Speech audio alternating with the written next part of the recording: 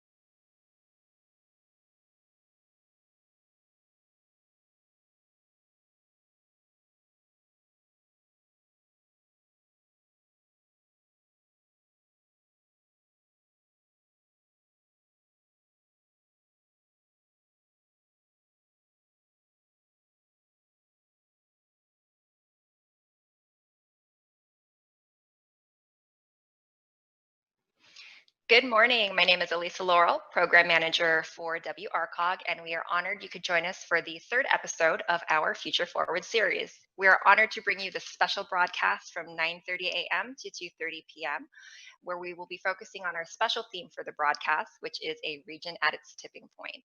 Dynamic discussions on talent, innovation, and place, TIP. So now before we jump into opening remarks, I want to thank our in-kind sponsor and partner for supporting this special broadcast event. A huge shout out and thank you to the Inland Empire Regional Chamber of Commerce. Thank you guys so much for your continued support.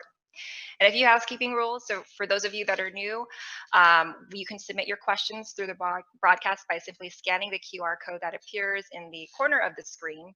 There should be a banner popping up, and then you just take your cell phone and you scan that QR code that appears in the corner of the screen, and we will be moderating questions in that respect.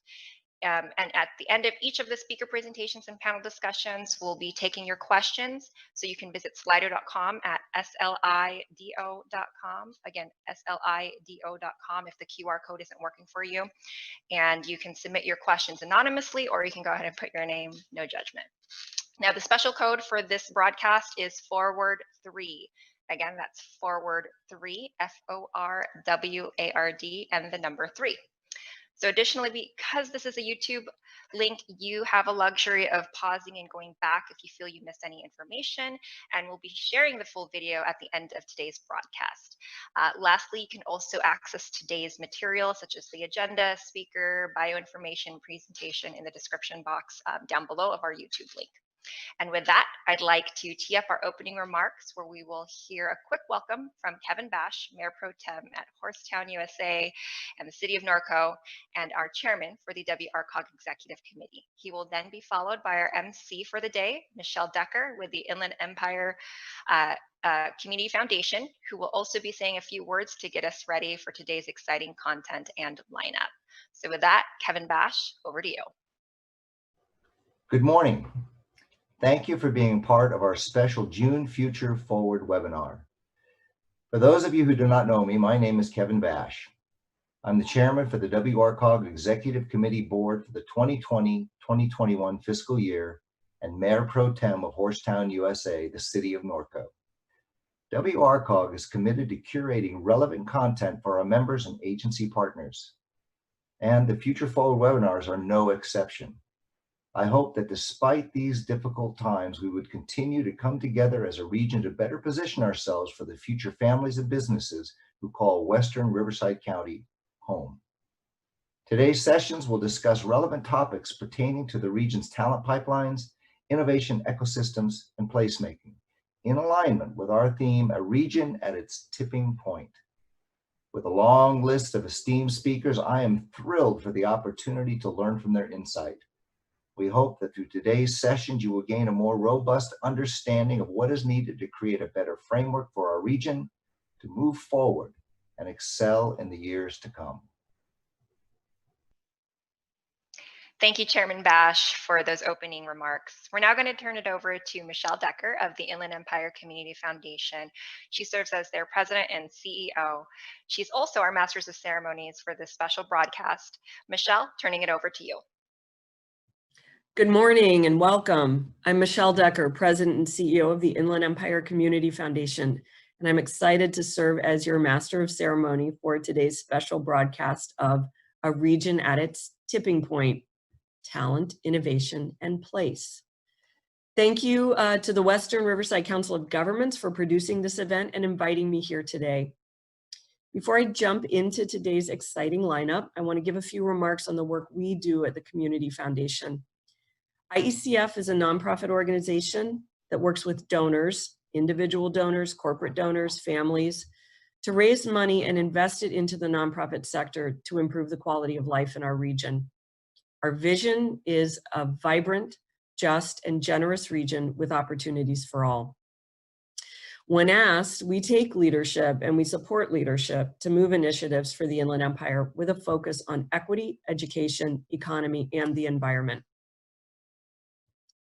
During COVID, we and donors from across the region created the Inland Empire COVID-19 Resilience Fund to invest in groups providing critical needs, nonprofits looking to adapt their services and operations with technology, and organizations undertaking financial restructuring as a result of COVID. Please consider going to our website and continuing to support our critical nonprofit enterprises through the COVID-19 Resilience Fund. And if not to this fund, please give to the organization you care about that has touched your life in some way or that speaks to your passion. And if you need help knowing who that organization might be, send us an email at info@iegives.org and we can help you find it.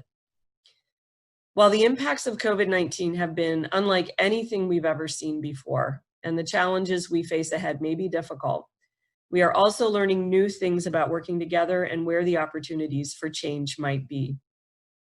I've never seen in my lifetime a moment more frightening or more ripe for innovation and change.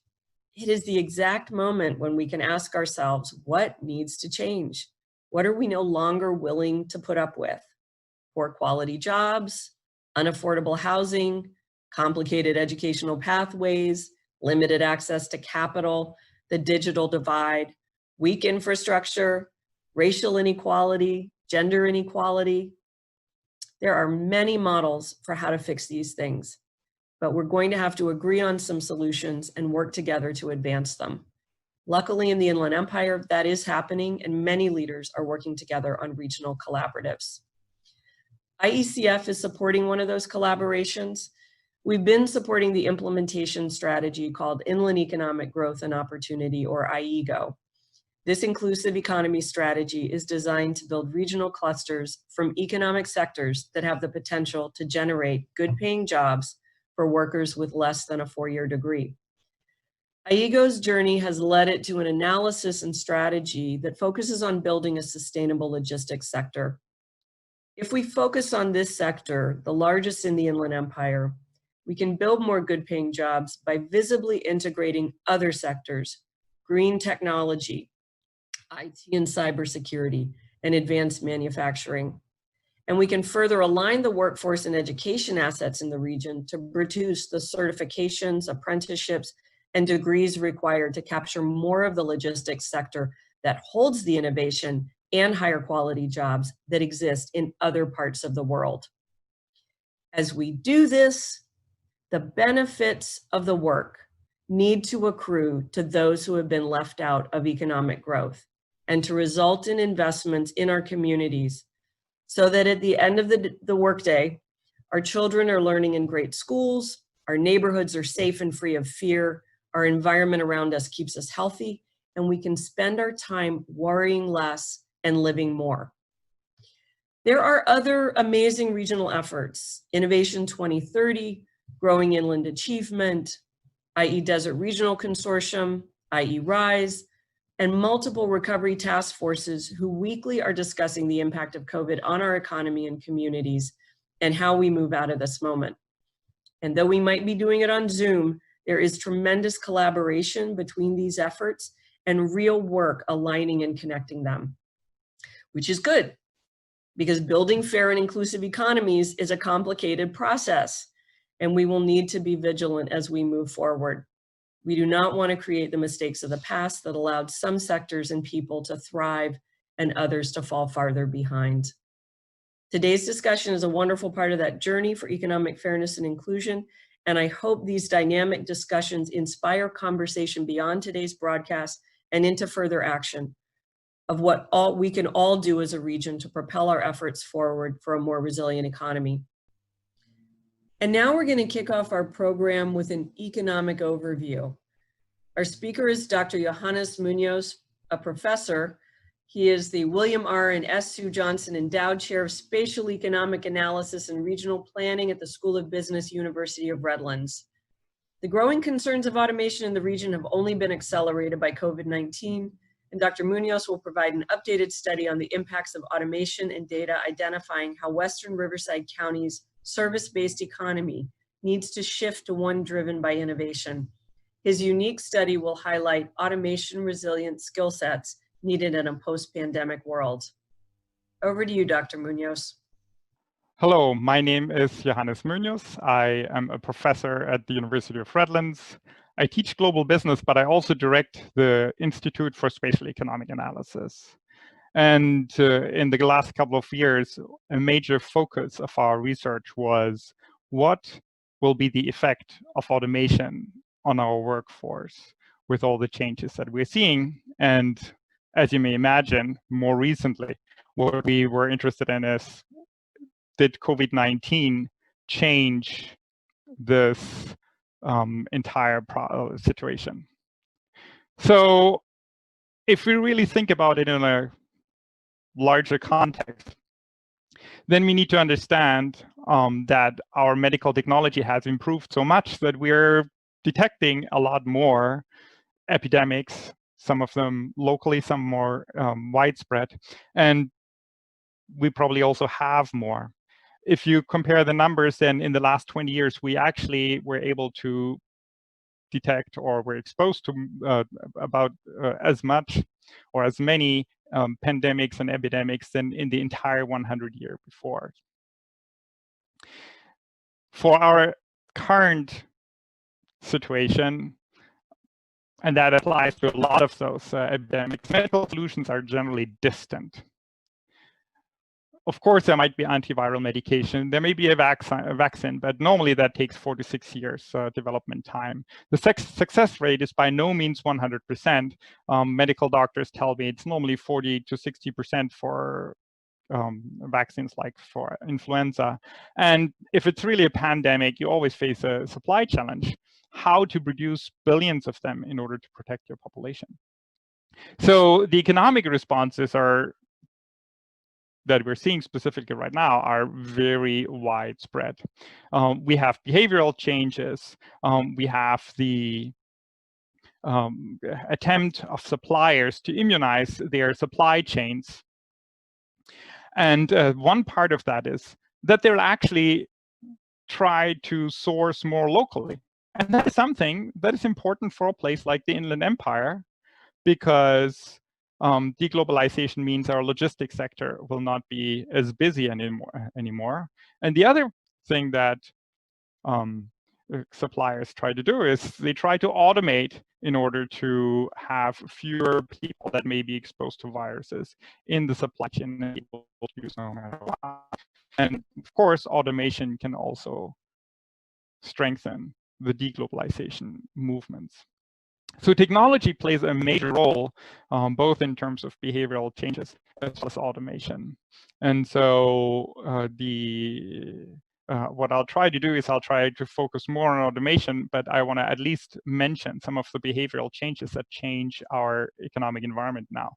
Everyone does everything online, shopping, meetings, they work from home.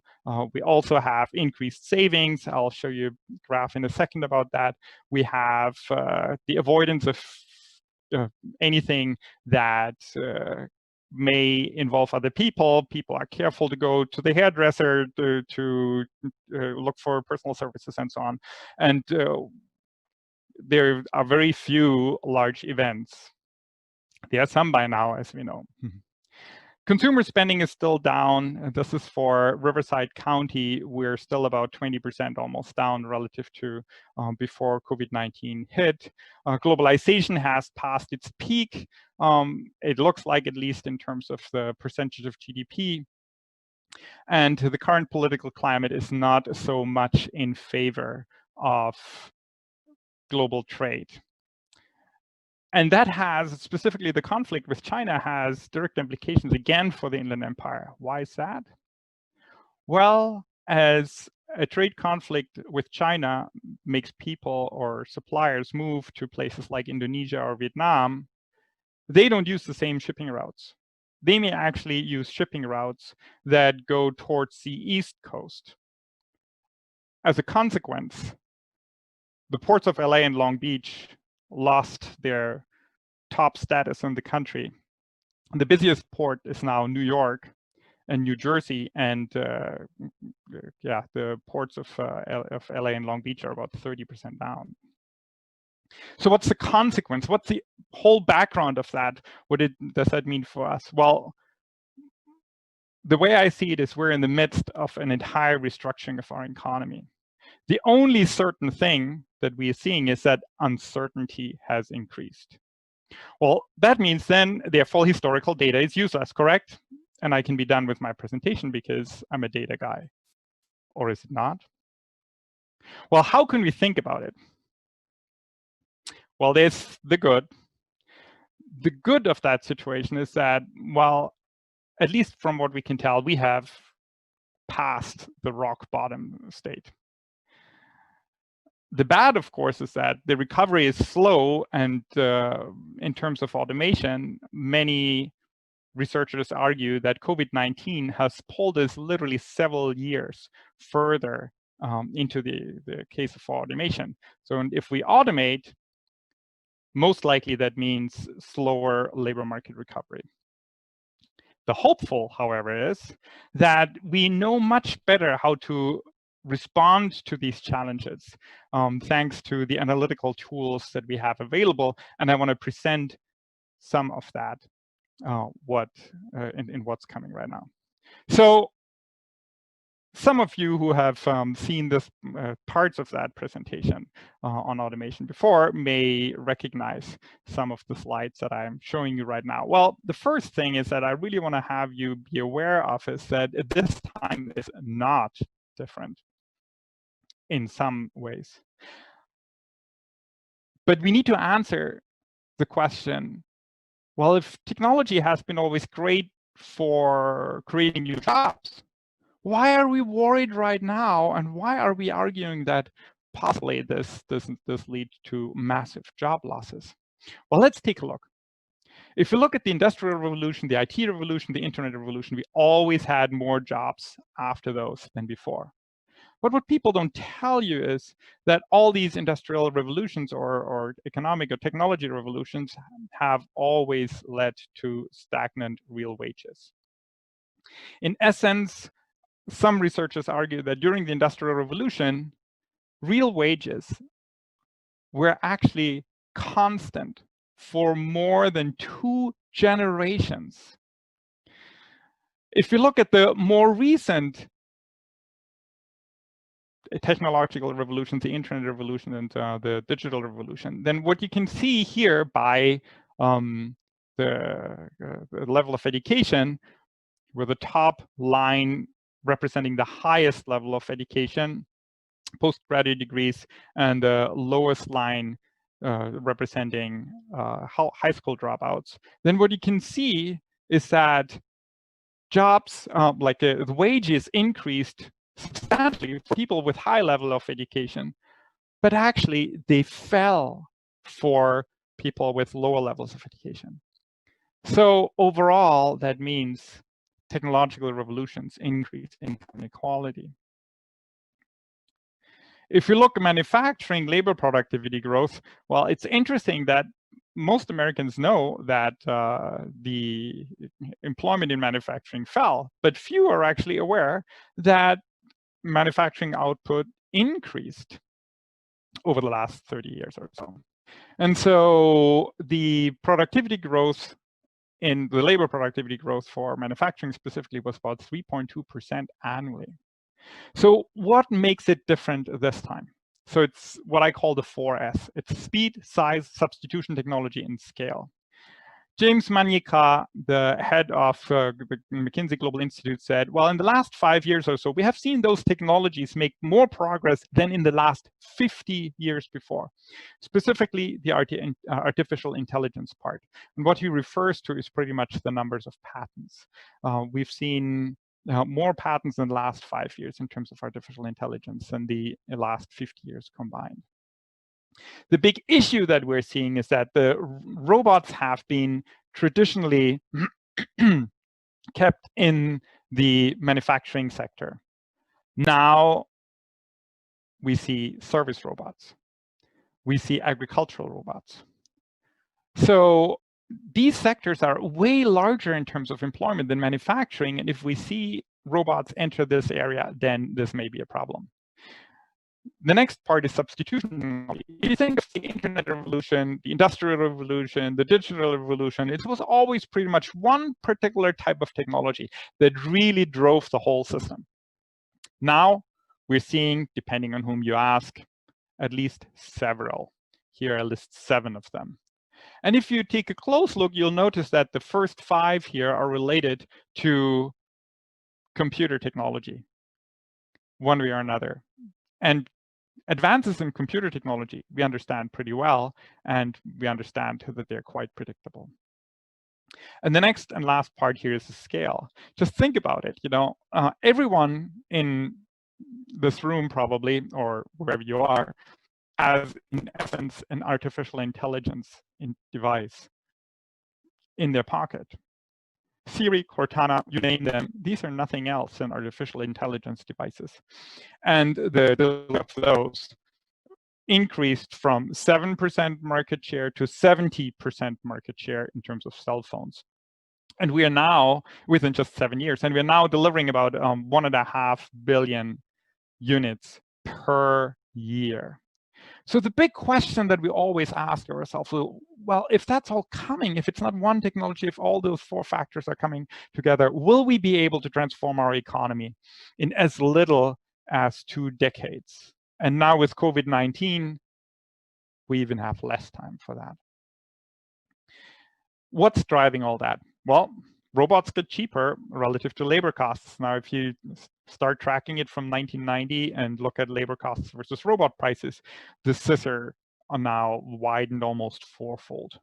How about Amazon? Well, Amazon in 2013 had 1,000 robots. In June 2017, they had 45,000 robots, and they're still increasing. This with a growth rate of 260% per year. Service robots, by the way, not industrial robots. How about industrial robots? What's the effect on jobs? Well, there's a famous study by Acemoglu and Restrepo published in 2017, where they showed that each robot in the industrial sector pretty much costs around 5.6 jobs. If we assume that manufacturing is going to, would have increased the same way, what you can see now with a light blue line on top, that would have been the manufacturing jobs increased if we had just smoothly sailed along as we did during the recovery from the Great Recession. This would have been our job numbers. Well, with the same amount of increase in robots as we had it historically, a 13% deployment rate per year, what we'd actually be seeing is a severe drop in manufacturing, which is the darker blue line that crosses in the middle. The dotted line is the increase in the number of robots. So you can see in this example, the projection, that's not a forecast, that's a projection forward. We would go from 12 million to 2 million jobs within 20 years with the same level of output or output increases in manufacturing. So if we look at certain types of groups, here specifically the young, less educated minorities in the Midwest, and we look at the employment increases that they've seen, here measured as the employment to population ratio, if we actually think of it in the way that, say, the recovery hadn't happened, would they also have seen such an increase in the employment to population ratio? And the answer is no. They would have actually seen a fall. And these are the first early signs that automation takes its toll. Well, I'll argue that we're already seeing what's coming, and what we see is what we're going to get. A study published in 2017 estimated that 47% of current total US employment could be automated in the next decade or two. So what are those automating robots like? Well, there's Flippy, the hamburger flipping robot. That is actually visible in, or you can visit him, her, it in Pasadena. Then there is the Amazon robots, these orange pods that you see down there that carry the bookshelves to the people who fill the carts. And this is, by the way, Amazon tomorrow. Why? Robots don't need any lights. You can switch off the lights in the Amazon warehouses. So Amazon tomorrow, when you switch on the lights, looks more like this. But is that really true that we can completely switch off the warehouse? Well, not quite. The Uniqlo's warehouse here cuts labor by 90%. Ford has a delivery robot that, in combination with their delivery trucks, that can take care of the 50 feet of delivery. Singapore Airport has an automated terminal that pretty much has only one person at the customs. The rest is all completely automated. And well, once you can pick strawberries with a machine, robots can do pretty much everything. What does that mean for employment projections? Well, a couple of years back, 3-4 years back, we did a study and looking at the geographies most at risk and put that on a map. And you can see that there are places like Silicon Valley that don't seem to be as hard hit. South Florida, hard hit. Las Vegas, really hard hit. Well, and us, not looking that great either. In fact, we're the most vulnerable metro in California to job automation. 63% of the jobs could be automated in the next 20 years in the Inland Empire overall. It's a little lower for WRCOG, as you'll see in a second. Why is that? Employment is concentrated in office and administrative support, transportation, material and moving, food preparation and serving, and sales and related jobs. And the historical growth in these industries was actually not that great. But the future automation risk is high. How high? Well, if you look at the first, the top 5, then what you can see is that it's literally, all above or close to 80%. We have a few shiny exceptions, and that's healthcare, education, and management for being lower in terms of automation probability. And these are actually highly rising job numbers here in the Inland Empire. My apologies. So the problem with that study is that it tells you something about technical automatability. It doesn't mean actually that everything that is automatable will be automated. Just think about going to a high-end restaurant. Is it really likely that you see a robot waiting your table? Before COVID-19, I would have like really argued, no way, you'll never see one. I'm actually not that sure about that anymore. Anyway, the big question for me and for us all was twofold. Number one was, well, technical automatability versus actual automatability. Are we going to see that at all? And so the answer was, we don't know what share of the technical automatable jobs will be automated.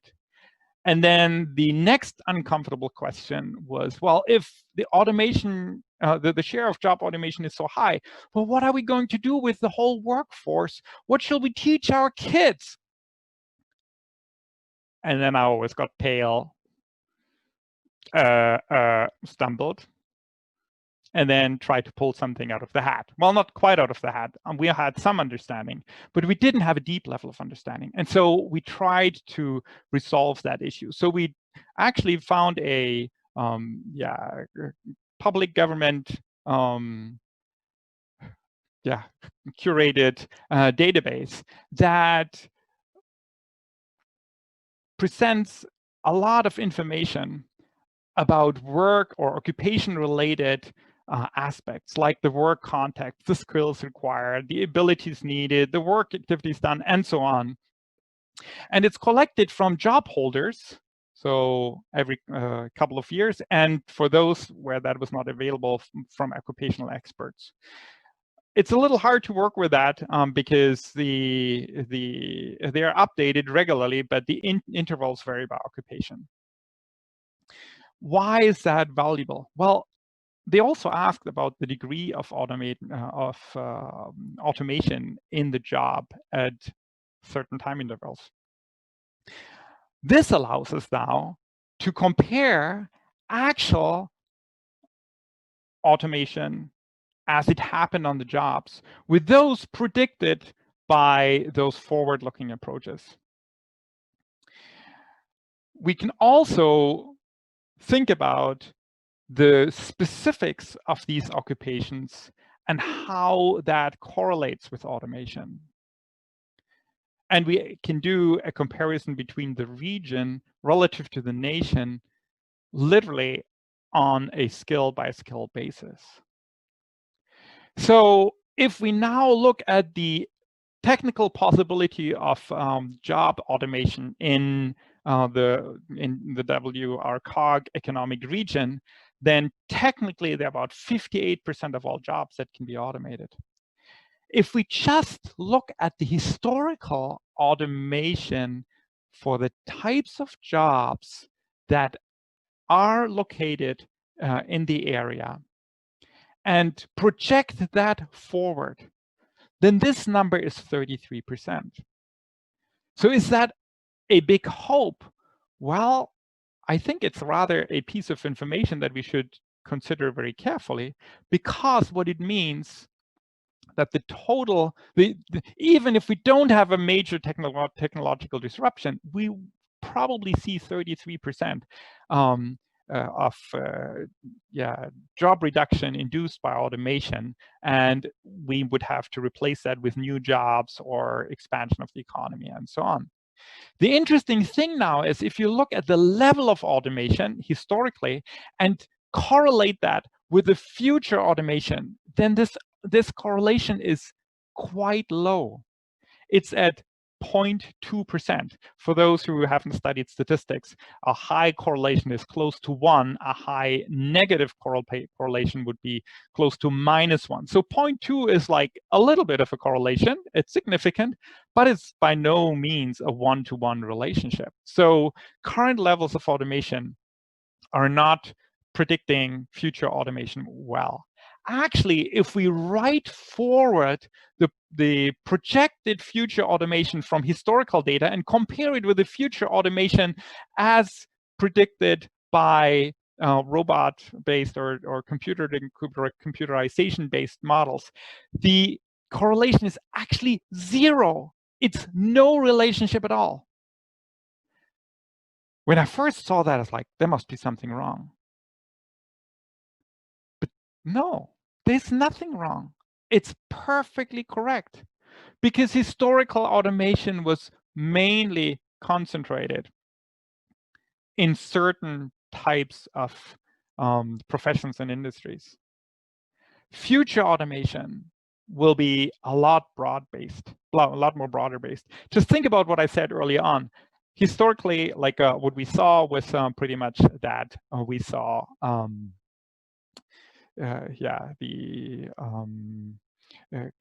robots only show up in the manufacturing sector, and now we're seeing them everywhere, including the service sector. And that's exactly what this correlation coefficient confirms. So the data is consistent with our observations. So the future is not a surprise. The future is entirely different in terms of automation than the past. And that allows us to identify the jobs which should expect the largest disruptions. And we also are able to establish a baseline scenario for moving forward. So if you looked at the historical, or the forward-looking predictions that I've done before, this is just a graph, you could clearly see that, for example, the light blue block, trade, transportation, utilities, would shrink in the next 20 years, while the middle green big block, healthcare and education, would increase over the next 20 years. But it would actually still lead to a shrinkage of the workforce despite population growth. Now let's compare the 5 largest occupation groups that are high risk in the future versus those that are what's predicted by simply writing forward what we've seen. And we can see that it's actually only the food preparation and serving related industry or occupations that we get to the same kind of conclusion. For all others, it's a little lower. So comparing those really means we get an idea of where to see the disruptions. Now, that has a lot of interesting implications. What if the historical trends simply continue? We can now see which jobs we should expect not to be as prevalent in the future. What change in automation growth rates to expect if there was a radical change? So, for example, a new type of technology coming in, as we see with mobile robotics. And finally, if COVID-19 really pushed us 5 or 10 years into the future, what is the new baseline? And we can use simply by the forward projections to tell us what to expect in 5 or like next year, based on our 5 or 10-year advanced scenarios. Now, COVID-19 has another aspect that I really want to point out, and that's really important in this context. Number one, it's, there are 2 types of industries that were always mentioned in the news. One was the essential industries, and the others were the so-called high-touch industries. How automatable are they? First, notice that essential industries and high-touch industries have a large overlap. Of the essential industries, almost 70% in this forward-looking projection are actually automatable. In the high-touch industries, this number is quite a bit lower, and historically we would have expected that those industries would not be affected as much anyway because of the personal touch that they delivered. So if we just look at the historical job growth in California, then you may half close your eyes and notice that most of the big arrows are inland and the small arrows are on the coastline. If you look at the recent drop, then what you see is most of the big drops are on the coast, and the small drops have been inland. So is that now good news for the inland? Well, if we look at automation potential, coastal versus inland, what you notice is that the red dots are inland.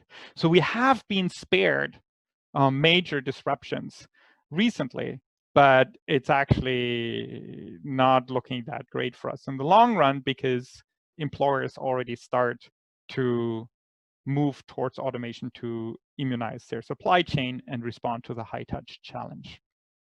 So the coast has probably seen the worst. The inland, not so much, possibly, because we expect faster rehiring on the coast and slower rehiring inland, because the inland areas are most susceptible to automation. Now, what about skills composition? The final answer to, well, what shall we teach? How shall we design workforce development? What kind of industrial policy should we do? So there is something that we really need to understand. we need to convert jobs from those where automation replaces tasks, because then wages go down, to those where automation augments tasks, because that's where wages go up.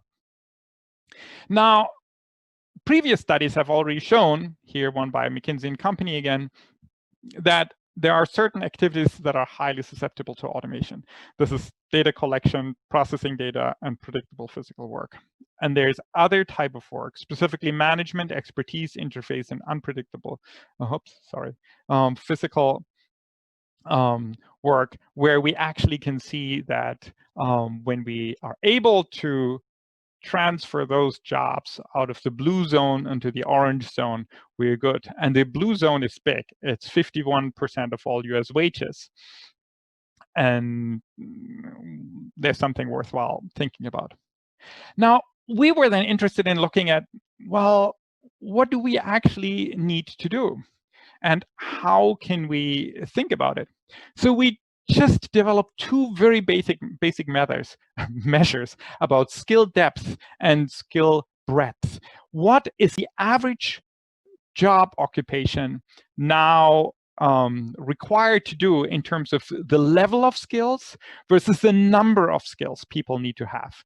And the interesting thing was that on average, both, if we compare 2000 to 2020, both the skill depth and the breadth were actually shrinking, and they were shrinking faster for those jobs that were high in skill depth or high in skill breadth. And they were actually rising for those that were low in skill depth and or low in skill breadth. So this means that as we face automation and as we face the future, we need to specifically think about the types of jobs that currently don't require a depth or breadth of skills, because these are the people that will need to be upskilled, and both in terms of level as well as in the number of skills they have. Now, we can break that down literally to a skill by skill perspective.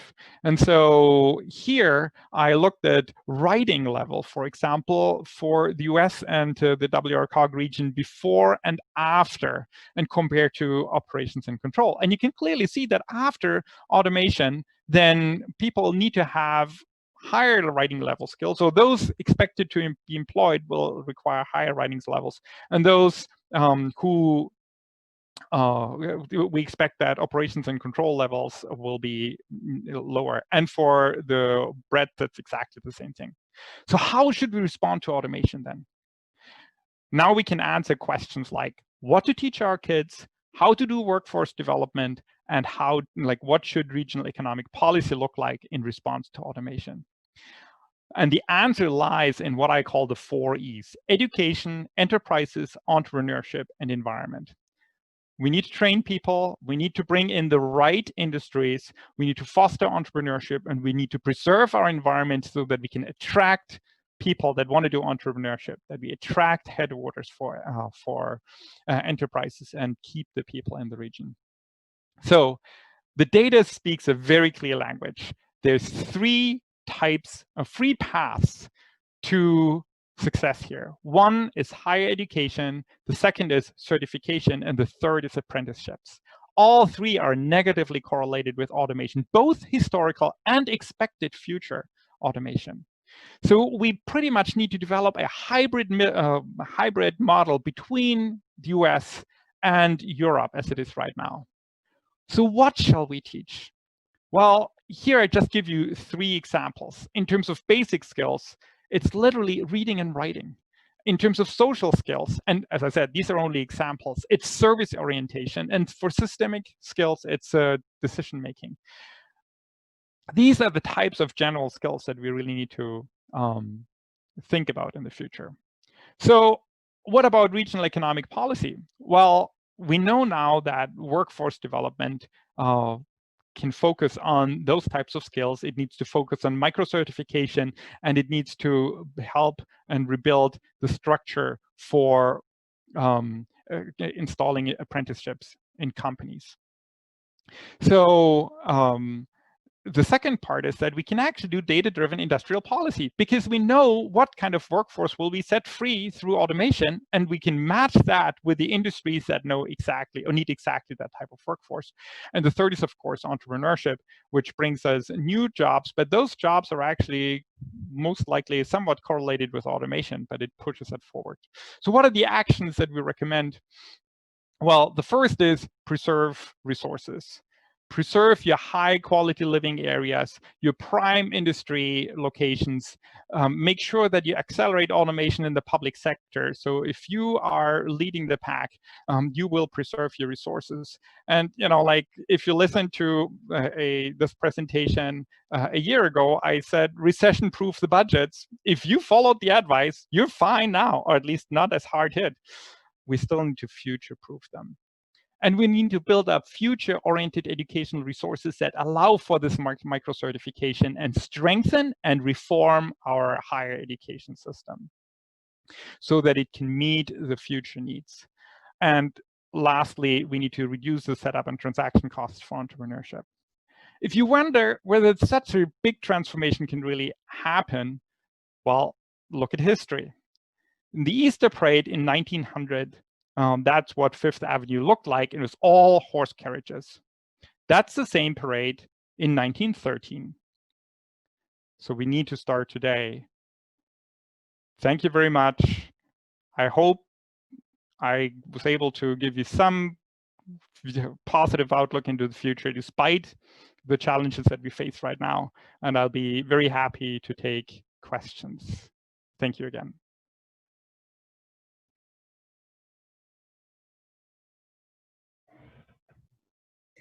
Well, good morning, Dr. Munoz. It's so good to see you, and thank you for tuning in to all of you that are on our YouTube live page. I'm really excited for the opportunity to moderate the live Q&A portions for today's webinar. And for those of you who do not know me, my name is Rachel Singer, and I work at the Western Riverside Council of Governments. And as a housekeeping note, if you would like to participate in our live Q&A, please make sure to go on to slido.com and then put in the code FUTUREFORWARD to submit a question. So Dr. Munoz, it's so good to see you. You talked about a variety of different challenges surrounding automation. So what would you say, if you could narrow it down, what would you say is the biggest challenge when it comes to practically addressing automation in light of COVID-19?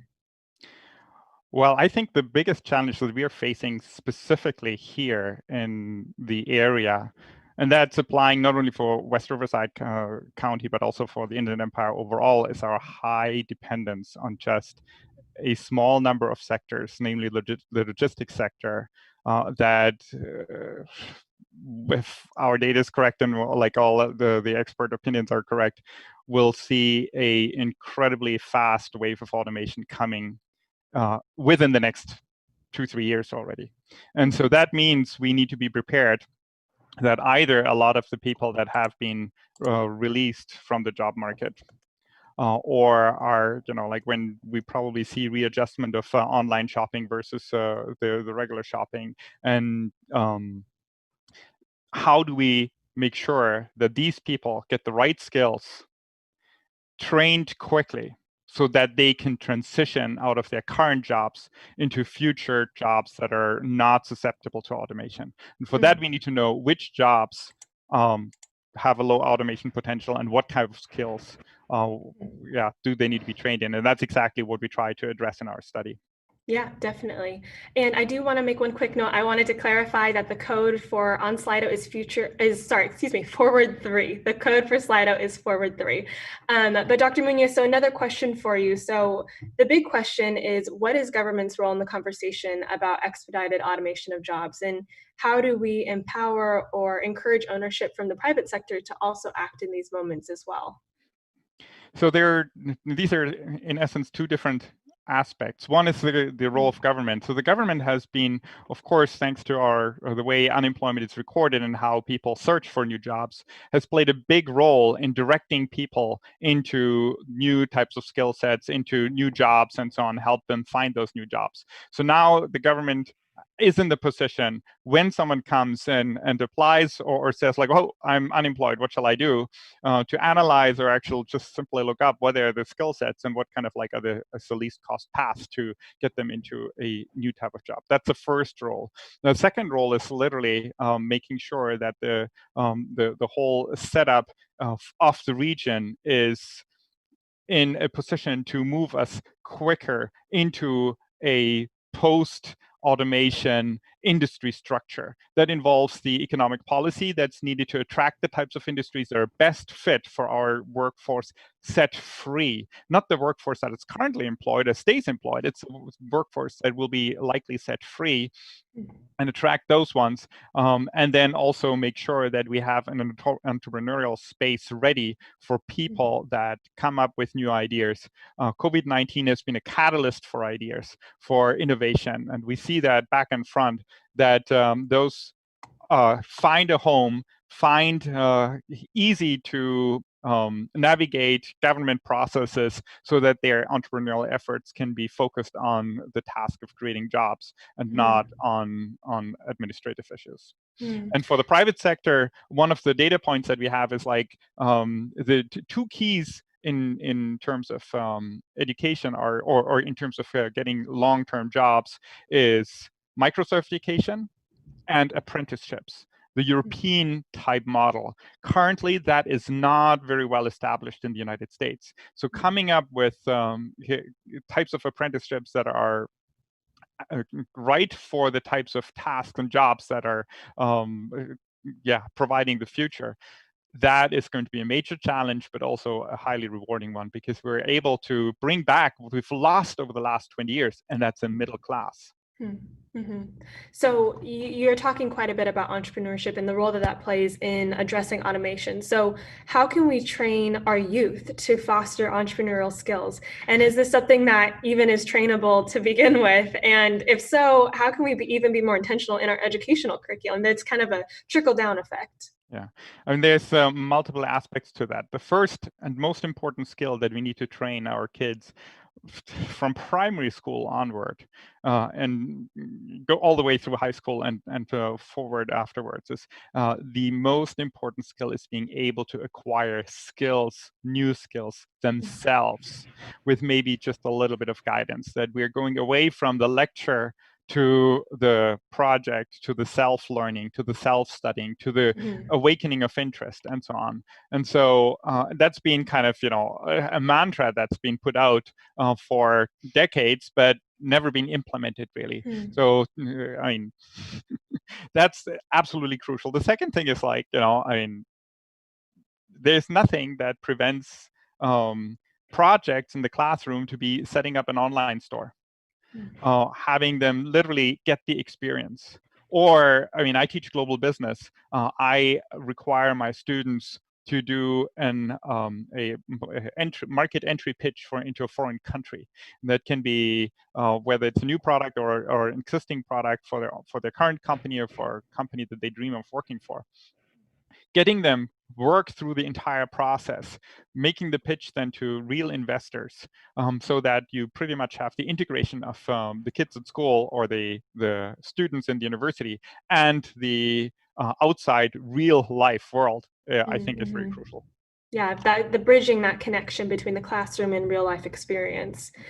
So we actually have a question from the audience. So question for Dr. Munoz. I'm curious about the government curated database you mentioned that has job skill information gathered from job holders and employers. Are you able to share a link or more information about the data source? Well, the database is one that's been actually used quite broadly by other researchers as well. It's called ONET, and you just need to Google it. You'll find it easily. The problem with ONET is that it's not very user friendly.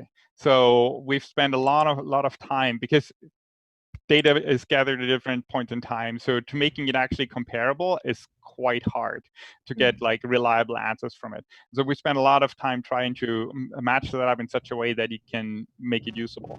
And so, but it's accessible to everyone. Awesome. And then another question for you. Let me highlight this really quick. What are some examples of jobs that are less likely to be automated in the coming years that do not require a college education? Oh, that don't require college education. Oh, so I actually I'd be happy to answer that, like by email or so, because I really need to look that up. So the standard answer is always, if I get that question, is which jobs are yeah, pretty much automation proof. Well, kindergarten teachers. That's like your ideal job. But so pretty much, yeah, if it's specifically without high school education, there's a whole bunch of them. But I don't want to just grab something and then I'm just not exactly sure which job requires what. But I'll put up a list on the email answer sheet then for people that are interested in that. Okay, and then we have a question actually coming in from Arnold San Miguel, so let me highlight that. Are there any examples of where public sector has funded a venture quote unquote capital fund to fund the efforts you described that the working poor may also invest to share in the future profits as a way to build wealth? I mean, there's the whole, I mean, I know a whole bunch of examples in Europe, actually. As you can hear from my accent, I'm from Germany, and that's been already hot in discussion at the time when I was a student, like 30 years back. And so, where particularly companies tried to have capital or profit sharing with their workforce, regardless of educational level. And so that people could actually not only invest in their company automatically when they entered the job, they stayed there for a while, they got a share in the company. And so here in the United States, specifically in California, we now have the for-benefit corporations that have the opportunity to do similar things. But there's a whole group of people that work on this, like the B team works on this, then Herat Sabeti is the person to look up here, and so he's driven that movement. That's there's a lot of effort going in this direction right now already. Mm-hmm. So we actually have two kind of more comments from Scott Brovsky. So I'm going to go ahead and just highlight them. Mm-hmm. But he says that we have a massive effort underway to build a clean tech startup ecosystem mm-hmm. in Riverside and the larger IE region by led by UCR and other key partners. Mm-hmm. And he's curious if you are in the loop of this and if you're aware, and if not, perhaps there's an opportunity to connect. I'm aware of this, and mm-hmm. And I have, I've been approached for contacts, but like my focus is currently specifically on automation in the workforce for like the clean tech sector is hugely important. Don't get me wrong. I actually work with two startups in that area myself here. However, what keeps me up at night is right now that we may face a situation where thousands of families in the Inland Empire will lose their breadwinner positions. And I focus my interest right now, or my work right now there in order to prevent this to happen. Mm-hmm. And I'm grateful for everyone who does this stuff on clean tech. So really don't get me wrong. Yeah. Yeah, definitely. Well, we want to just thank you so much for taking the time to be on our webinar this morning and for just your continued investment in the region, doing so much research regarding automation and beyond that as well. I'm going to close out our Q&A time with Dr. Munoz, and we are actually going to transition into our next focus on talent, and it's going to be a panel discussion. So stay tuned for that. Thank you very much.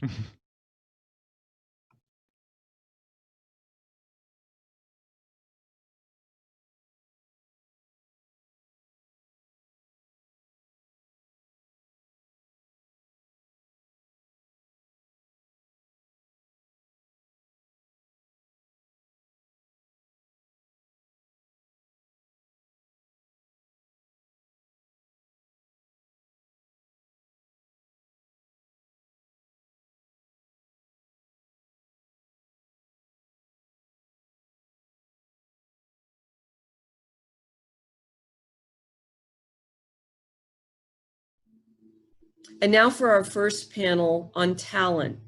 This panel will have a discussion on the talent and systems change necessary in the region to activate an innovation economy while growing educational attainment and developing resiliency in talent pipelines. The panel is moderated by Matt Horton, director at the Milken Institute. Matt, over to you. Well, welcome everybody to this talent development panel at the Future Forward Summit. My name is Matt Horton. I'm Director of Public Policy at the Milken Institute Center for Regional Economics and California Center. I'm really excited to be here today and joined by our esteemed guests on this panel. Mike Bishop with Cal Baptist, Anne-Marie Sakerkopf, Senior Director of Growing Inland Achievement, and Jane Oates, President of Working Nation and former Assistant Secretary of Employment and Training at the Department of Labor under the Obama administration. So as I teased out a bit at the beginning about talent and our focus here today, this panel will feature a dynamic discussion on the talent and systems change necessary in the region in order to activate an innovation economy. And I'm hoping we can dive into what we think about that in terms of an innovation economy. This whole Silicon Valley of fill in the blank gets thrown around a lot, but what does that mean in terms of enhancing access and education skills gaps and employer engagement? I think that'll be really interesting, especially now that I think we can't forget the elephant in the room, especially related to COVID and the massive amount of job displacement that I think we'll be seeing in terms of displaced workers and incumbent workers, and the need to upskill and get people back to work, and what that means for the longer term viability of the region and the state's economy. The Institute has worked a bit of this. You can see it in our standalone piece that we do every year, but Best Performing Cities Index, where we kind of measure how cities are doing across the country and in terms of economic performance and jobs and somewhat of how that's tied to workforce development. So as we get into this, I thought we'd open up with a bit of introductions, and I thought I'd let Mike from Cal Baptist start and talk to us a bit about how his background as senior director there at the Career Center, and then we'll get a bit into some follow-up questions and open it up to the rest of the panel and a general dialogue. So, Mike, talk to us about the Career Center and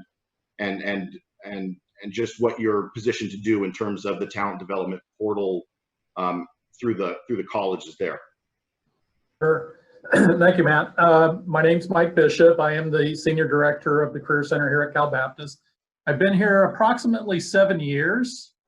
Prior to that, I was in industry. So I was with Honeywell and Stanley Black & Decker. In fact, I retired as a Senior Vice President over their security operations for North America. Thought I was done at the age of 57. And then all of a sudden received a ring from the university, said, hey, we need a little bit of re-engineering done at in our Career Center. Would you be interested in doing that? And I accepted that.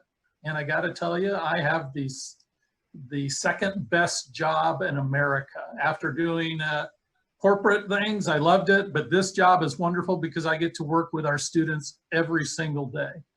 And really, what we work on hard is professional development with our kids. And it's representing themselves from a written standpoint with a resume. It's helping them to understand how to be strong in social media through a LinkedIn profile. And then how to carry on a conversation and represent and align the education that they've received with the job that they're going after. So a lot of times, students will get they'll have a degree in business or what have you, but the thing they struggle with sometimes is communicating that education they've received and talking to someone about how they fit into their organization. So we work on that very hard. Just to give you an example, 7 years ago, the university did about 38 mock interviews with students. We now do over 1,800 a year with students to get them to practice and to get them to represent themselves. So when employers see them, they love the education piece, but really what they realize is they have someone that can communicate well, work in a team environment, and work into their system in such a way that they know they'll represent the company that they're interviewing for well. We've been working a bit at the Institute on this Future of Work Forum series over the past year and a half or so. And one of the things about the COVID crisis is really made a realization on our part and others is that the future of work is really now in terms of the job displacements that we're looking at. And as a part of that series, we've been really focused on some of those core competencies, Mike, that I think you just talked about in terms of those soft skills that that you were alluding to. How did the university come to think more intently on cultivating some of those soft skills and how they affect other employment or industry sectors, and how they cross over? Well, a lot of it is talking to employers. So employers are our customers. So I think maybe one of the skill sets I brought to the university, I'm not the academic, but having been in the corporate sector, I understand the importance of relating to a customer. So the folks we talk with are employers. Say they are looking for students that just don't work in a bubble. They're looking for students that work well with others. And so those soft skills are important, and students need to be able to communicate. They need to be able to speak simply regarding some of the issues that they are working on. And when you can bring those things together, all of a sudden you have a really strong employee. So that's what our customers are telling us. That's what our employers are telling us. They want people that don't just isolate themselves, that can work well with others, that can team, that can be receptive to ideas from their fellow employees, bring those together and get a result that's pleasing and helpful to their organizations.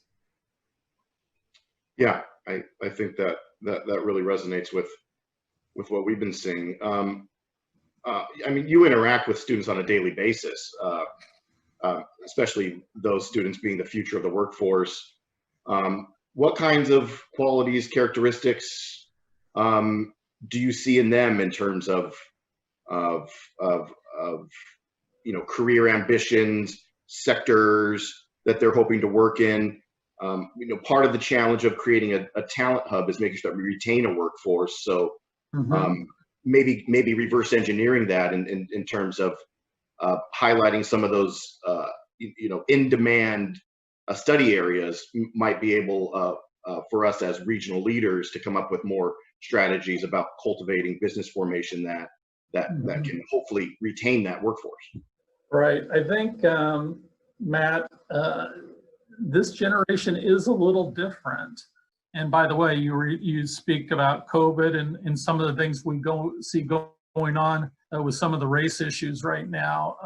Tom Brokaw might say this is the next great generation because they are being exposed to some crazy things over a 3-month period of time. And this is a generation to meet that need, because really what I see in them is they're selfless. They work well in a team environment. I think the students today are curious. I get asked a lot of good questions, and they're adventurous. So even when we see how they are having to handle COVID, and when we see some of the protests even going on in our country right now, it's not just 1 or 2 different races, it's everybody. And it's a lot of our young people who are out there protesting passionately about something they know needs to change. So that's exciting, I think, for our country. It presents an opportunity, but that's the type of employees that employers are looking for today. So they fit well together. Yeah. Anne-Marie, it says here in the bio that that Growing Inland Achievement is a cross-sector intermediary organization focused on improving the economic outlook of the Inland Empire. What does that mean in terms of talent development, and how is GIA looking to bridge that education professional attainment conversation between employers and workers in the Inland Empire, specifically? Yes, thank you, Matt, and thank you for asking me to serve on this panel. you know, it really is an interesting time we certainly live in, and I'd like to acknowledge Mike's comments first and say, you know, I think our generation now is really in a place that we are dealing with so many things, and yet I think able to address them in constructive ways. And so it gives us the opportunity for us to collaborate together. And that's what Growing Inland Achievement is really about. It's about how do we figure out ways to collaborate and coordinate our efforts to do better by our citizenry. You know, if you think about regional capital in the Inland Empire, we think about it as a collection of education, skills, training, abilities, experiences that people can use to support community and economic development.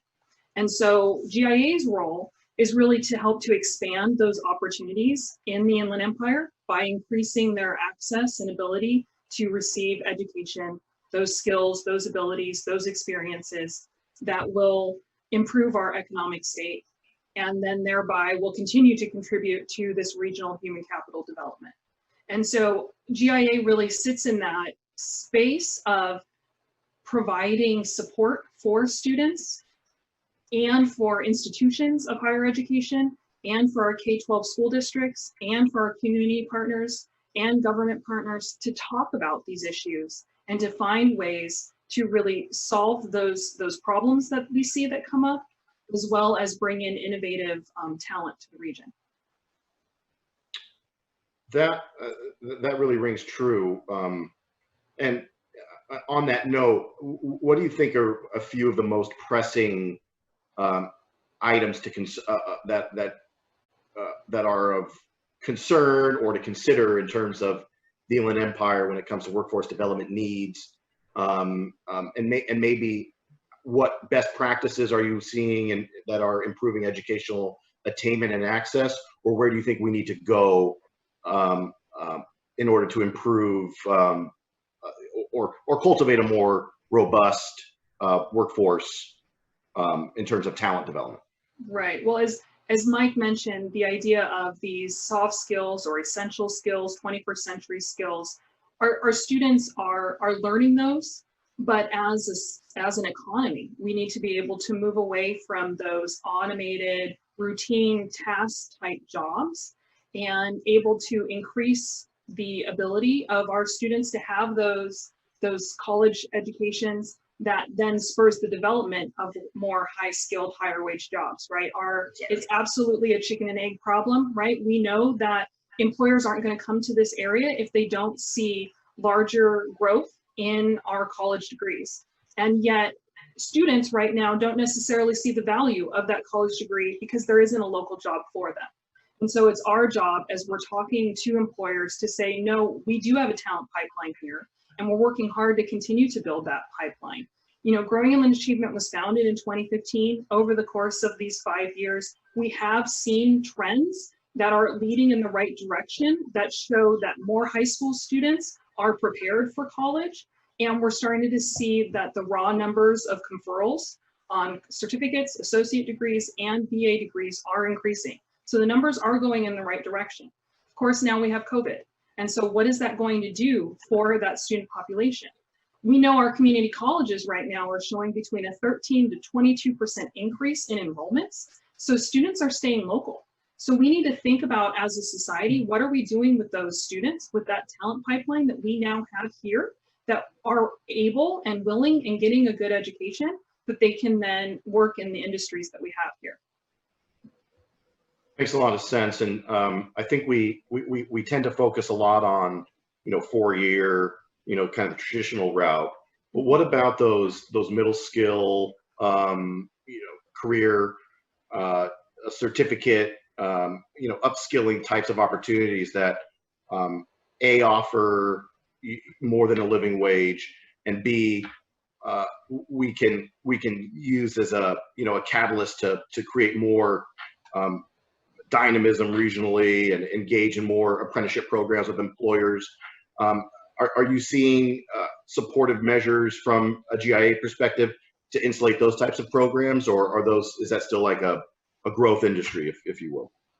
I think we're in a time when we are recognizing the importance of apprenticeship. We've seen large investments from the state and federal government into apprenticeship issues. We've seen a large growth in work-based learning programs. I think of like Generation Go in San Bernardino County with the Alliance for Education. Or I look at large training programs like the Intech Center that is thriving at Chaffey College, or the new center that's going in up in the high desert, and things that are happening at March Air Force Reserve Base. You know, we have a lot of amazing programs and opportunity for people. What we see at GIA is the ability to connect these on a larger regional level. And I know WRCOG is working hard to make sure that we don't only connect with other educational entities, whether they are, you know, nonprofit certificate granting organizations or the larger universities, but they all have a role. As I mentioned, we have a lot of, you know, talent here that needs a higher education. We've been doing a lot of research on what the need is in our space. When we look at the number of students and spots that we need in our community colleges and at our four-year universities, we could see up to 40,000 students turned away from our local colleges in the next 10 years because there aren't space for them. And so what do we need to do about that? Well, we think about work-based learning starting in high school. We talk about apprenticeships. We have a lot of students going into a gap year. And so we need to think about how are they getting that work-based learning? So we can do things like digital internships. We can do things that allow students to get those skills that they need, that then employers are able to hire them in those starting positions to then work their way up into, you know, higher level positions, starting that middle skilled area.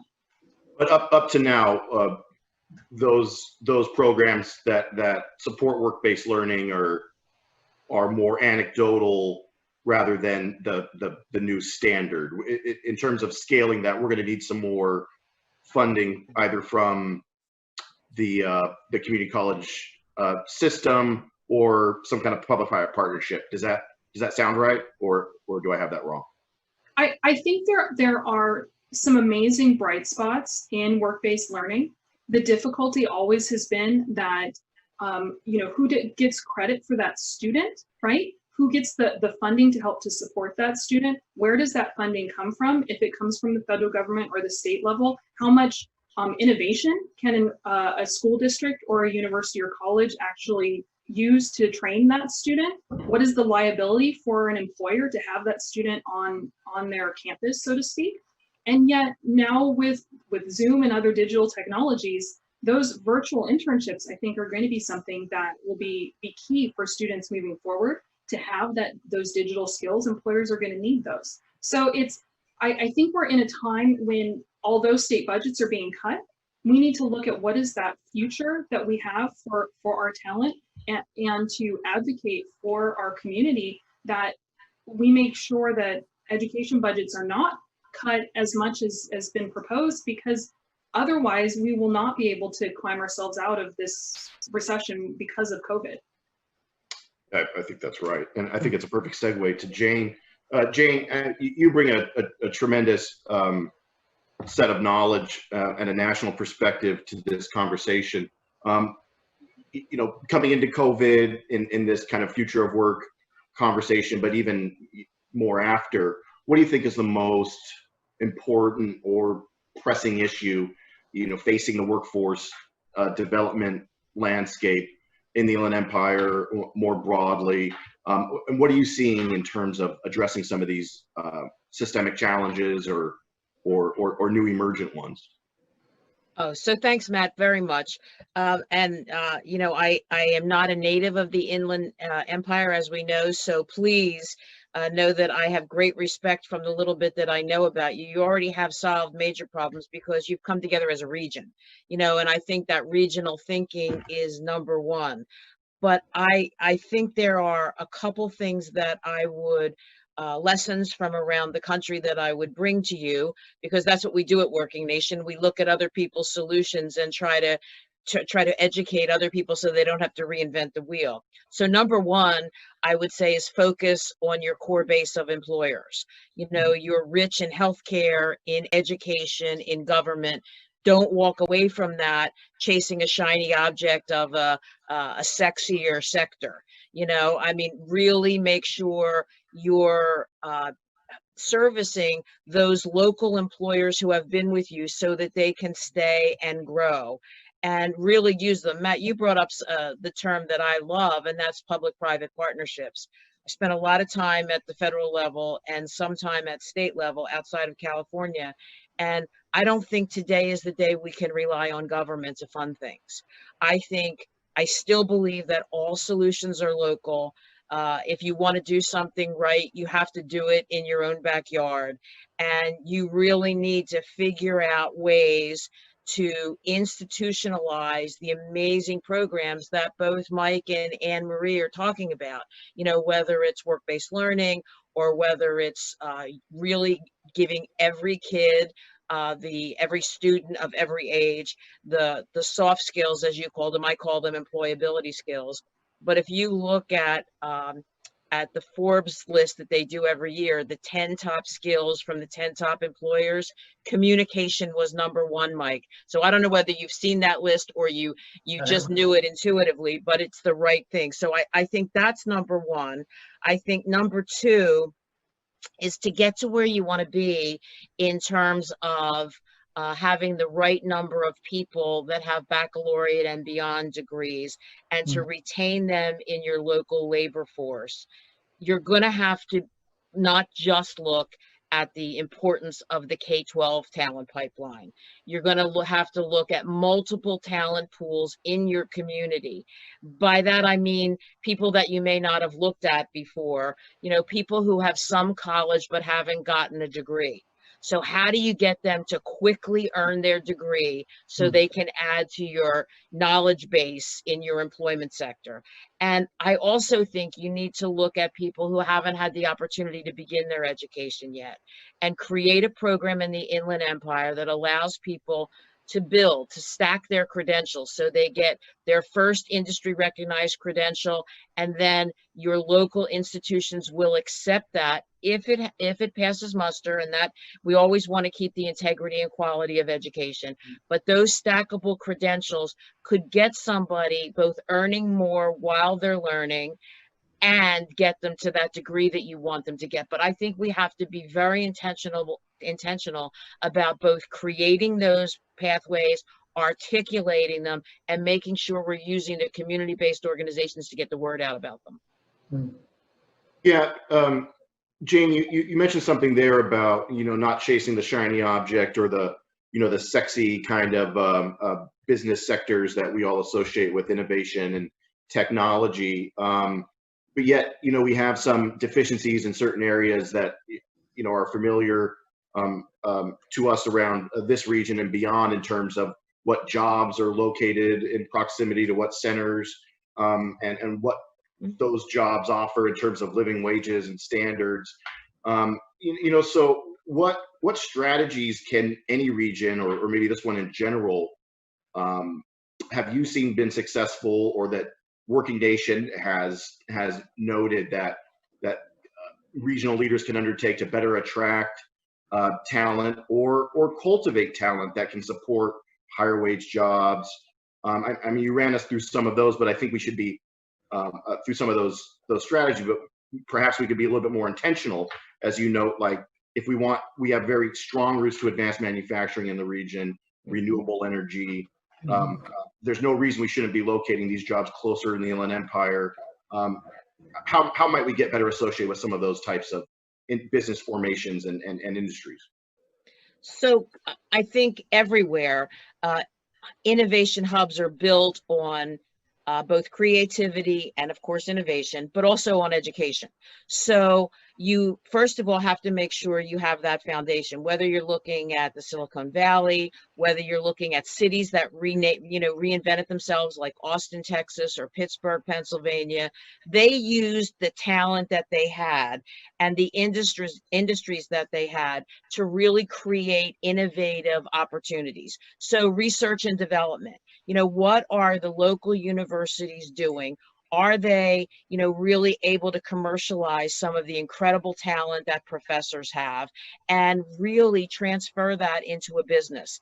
And then are there places to incubate those business within the Inland Empire so that as they become toddlers and are able to go from 1 or 2 employees and build out, that they have some infrastructure that they can lean on, sharing costs as well as sharing talent. And I think, when Anne-Marie was talking about the incredible work you're doing in K-12, inserting some entrepreneurship training into the K-12 system, into the 2- and 4-year college system, so people understand that that innovators, entrepreneurs aren't just born, they're cultivated. There are certain skills that we can give them. And finally, I would say, Matt, it's access to capital, right? We know that there's as much innovation in women as there is in men. There's as much in people of color as there is in Caucasians, but the access to capital for those individuals is not equal. We have to make sure that when somebody has a great idea and has created a great project, and COVID has brought that out, right? That they get access to money. We have seen amazing things. We've seen auto plants change over to making ventilators because there was a need. We saw pen companies start manufacturing the pumps in hand sanitizer because that's why we had the hand sanitizer shortage. So I would say, and this is really last, and then I'll give up the microphone here, but we have to be looking at labor market information every day, whether you're in economic development or education, or whether you're in job training. We have to be looking at what are the jobs in demand, and then what are the trends in those areas that abut us. So what's LA doing? What is the Silicon Valley doing? What's the Central Valley doing? So that we can see what those trends are and learn from them and adapt. Because to be an innovation economy, you've got to be nimble. Yeah.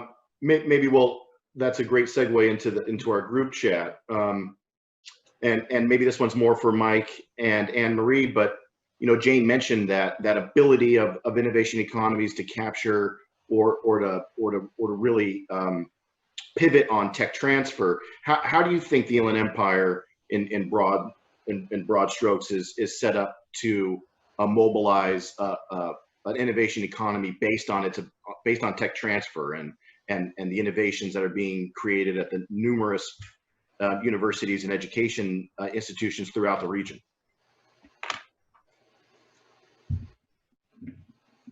Well, I would add that, Jane, in laying out what we need to focus on as a region, when she talked at the end there about the access to capital, yeah, I would say is probably the one thing that, those who are participating in this seminar today could really think about how we do that as a region.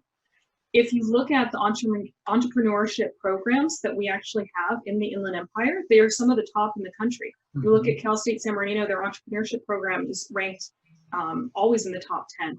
We have our Region 9 community colleges with entrepreneurship programs that are doing fantastic and have access for students who are, whether in business or not, right? And then those programs also go into our K-12 system. They're doing entrepreneurship in high schools, and several of our districts have won awards with their students with the innovative training. So I think we have the ability, we have the people here that can do this work. You think about COVID and how folks had to pivot to help their community. We had several of our students using their 3D printers to print out PPE for first responders, right? And they were raising capital on GoFundMe accounts that were funded through social media. So how do we help maximize that with access to capital when we have educators set up for training? We have the professors, faculty, and teachers doing amazing work with students, but then coordinating that with the business community, I think would be really the next big step for us. We have several large employers here in the Inland Empire that have come to CBU and laid out, here's what we need. And here's the type of information, here's what we need your students to grasp so we can bring them on board. So the word nimble, and I'm going to add the word flexible, are important with business and with education, and that when business has a request, if education can listen and say, you know what, we can create that. You know what, we can put together curriculum for that. In fact, we're going to do it, and it's not going to be, we're not going to study the problem for 4 years. We're actually going to take it on now and be ready to go. And in that way, it addresses what the employers need, and the employers are ready to go forward and say, we're going to bring those kids on board. So when I'm seeing that come from various employers that are strong here in the Inland Empire, I'm just going touchdown for us, touchdown for the other universities, because we can move quickly to get them educated, and those students are going to stay on board. But also I would say, and I'm not sure we get into this, but I just want to add it anyway. You know, we got to be flexible. Employers here got to be flexible, and they got to be creative, especially when up against the OC and LA County. Let me tell you, one of my sons and my son-in-law work for very good companies in Orange County. COVID comes along. The companies tell them, go ahead, stay at home and work. And they're watching the production and they're going, huh, they're doing a really good job working at home. You know what? You guys aren't going to need to commute anymore. We're just going to let you stay out there. We're going to pay you a lot of money, and you continue to work in the Inland Empire, and we're going to be flexible so you don't have to drive in that horrible commute, and we're going to still employ you. So that's a little bit of a challenge for the IE, where we're trying to keep people here, and the companies in Orange County are even making it easier for people to want to go there. So our employers have to be flexible. They have to be creative. They have to think of ways to keep students that are going to allow them to want to be part of their company. I mean, think about a company like Stater Brothers. If you brought them in here, big company in the IE, maybe the largest employer. You know, the average employees there have been there 17 to 20 years. You know what I want to know? I want to know why. I want to know why. And I'd like to benchmark what they do, because if we do that, employers are going to be able to retain the talent here in the Inland Empire and not be so worried about this topic of how do we keep the brain drain from happening of taking our kids away to other areas, and not that be a worry on every panel such as this. Yeah, I think pivoting off of that, that reflection, Mike,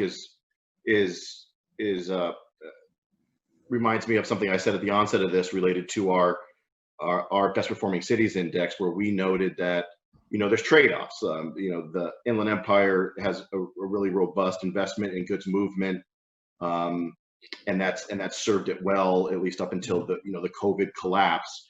But that industry comes with as trade-offs in terms of environmental impacts and some of the and what that has on the residents of the Inland Empire.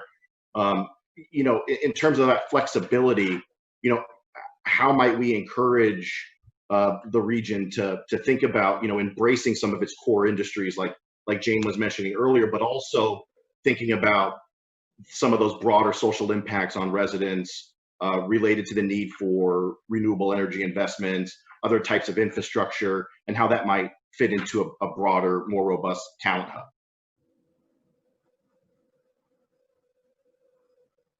You know, one of the things Jane mentioned in her comments was the idea of, you know, educating adults with some college, no degree. In our region, we have 25% of our population, 25% of 4.6 million people have some college, no degree. So who are filling those jobs at warehouses? These are adults who have some college, some coursework, but no degree.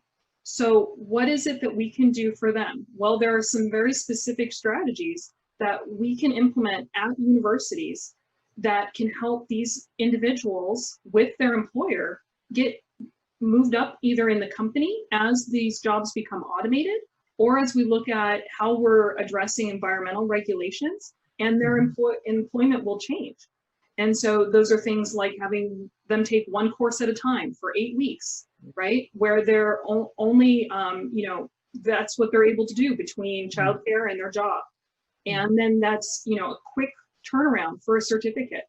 and build those stackable certificates to allow them to get that degree where they can then continue to move up in their company. And assessing prior learning, you know, if you're not already doing that, and if you are doing it, you should double or triple your efforts. A working adult gains so many skills on the workplace. And if they already have the academics to have qualified to go into post-secondary education, they're ahead of the game. So you could accelerate their path to a degree by letting them test out, you know, CLEP out of a number of, unnecessary courses for them to retake.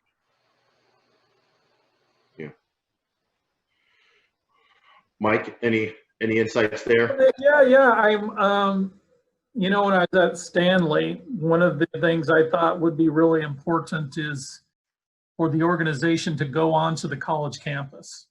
So you know what, middle level managers, executives, let's go onto the campus and talk to the kids. Let's understand their voice. Let's understand what they're looking for. And I thought it was a great idea. I go, how about that? This is a great idea. But then these managers and at all levels from our organization were reluctant to go on the campus. And I never thought of this, but they were almost clumsy in their communication. Yeah. Really not taking the time to understand the college student. And so it's a lot like sales. Well, the only way you become a better is to continue to meet people and sell your product, and all of a sudden you get better and better and better.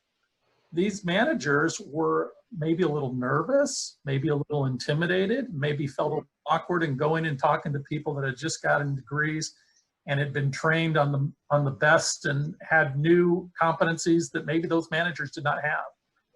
And so really, I think what needs to happen, there needs to be an intentional effort for employers to get out on the campus, teach classes, hold focus groups, and understand these students, because when we do, we'll learn their needs even better. We'll be able to draw upon them and bring them into our organizations. But that takes work. It takes focus. It's not a one-shot deal. It takes time.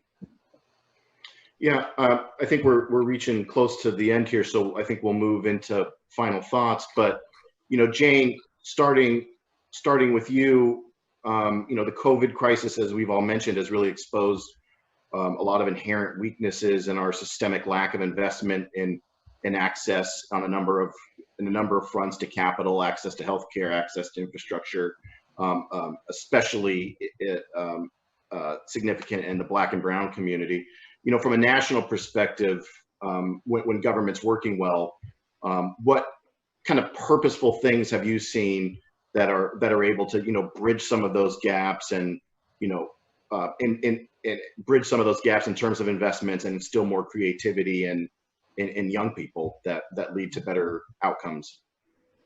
So Matt, you hit it. I mean, first of all, before we start talking about these great experiences online, we have to make sure that there's universal broadband and that every home has something better than a smartphone, whether it's a tablet or a laptop or a desktop. Every home should have a computer, and that should be a standard in the United States. Second, we have to make sure that people think they have access to opportunities, so that part of what Working Nation does is tell stories through video oftentimes, just so you see somebody who looks like you. And I'm not just talking about a 16-year-old kid of color who may not speak English as their first language. I'm talking about a 40-year-old who just got laid off in the hospitality industry and is probably not going back to their same employer. How do we show them that there is a place for them if they work hard and try and reskill themselves in government, education, financial services, logistics, whatever it may be? So inspiring people to believe in themselves is just as important to me as giving them the money to do it. Not that money's not always important, but they have to believe that they can do it. And whatever you could do as a community to reinforce the idea, even though your classrooms are crowded, and I know the Cal State and the community college system have waiting lists most of the time. So how do you take that space problem and fix it in your communities? Can employers do classes on the workplace where people are actually getting exposure to work while they're learning their academic class? Could the K-12 system open some space at night so that they could have college classes there? Because space is a big problem. And we as educators need to think that Monday to Friday was great, and I know in some places they didn't even have Friday classes, but we need to open opportunities, not only at night, but on weekends, to really make space for the people who need further education. Yeah. Anne Marie, Mike, 2 or 3 purposeful things that we need to think about specifically to the Inland Empire in terms of COVID recovery, access, enhancing access and investments. You know, I hate following Jane because she's so much of what I was thinking about, because those are key points for Mind melded, Emery. Totally did.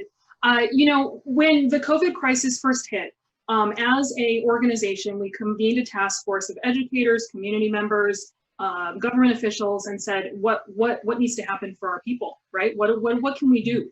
And so one of the things that came out of it is this iestudents.org. This website is a student-facing website with all kinds of resources for students, including free college support.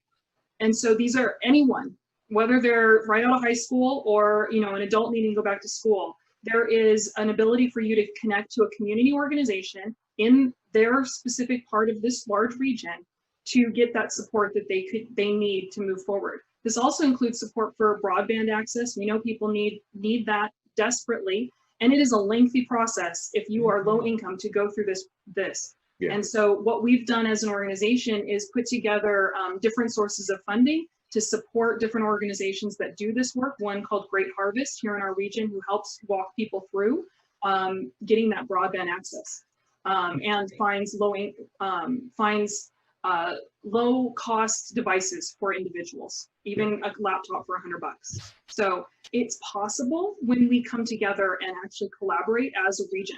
We have talent here and we have the ability to do well by our citizenry. And so it's really a matter of us all continuing this conversation. And it's not just a one-day event in this tipping conference. It is future conversations every day, working to do the best by the people that live here. Yeah. Mike, anything on 2 or 3 pressing investments, challenges that we need to address? Sure. One thing, you know, well, first of all, sitting between Jane and Anne Marie is an honor and a privilege, and I could listen to them all day. So right back at you. No, I love it. You know, you'd expect a career center dude to talk about internships, right? Right. Maybe 1 word or 2 on that. If you're an employer and you're thinking about that, make sure it's purposeful, make sure there's a job description, and make sure there are people there to coach.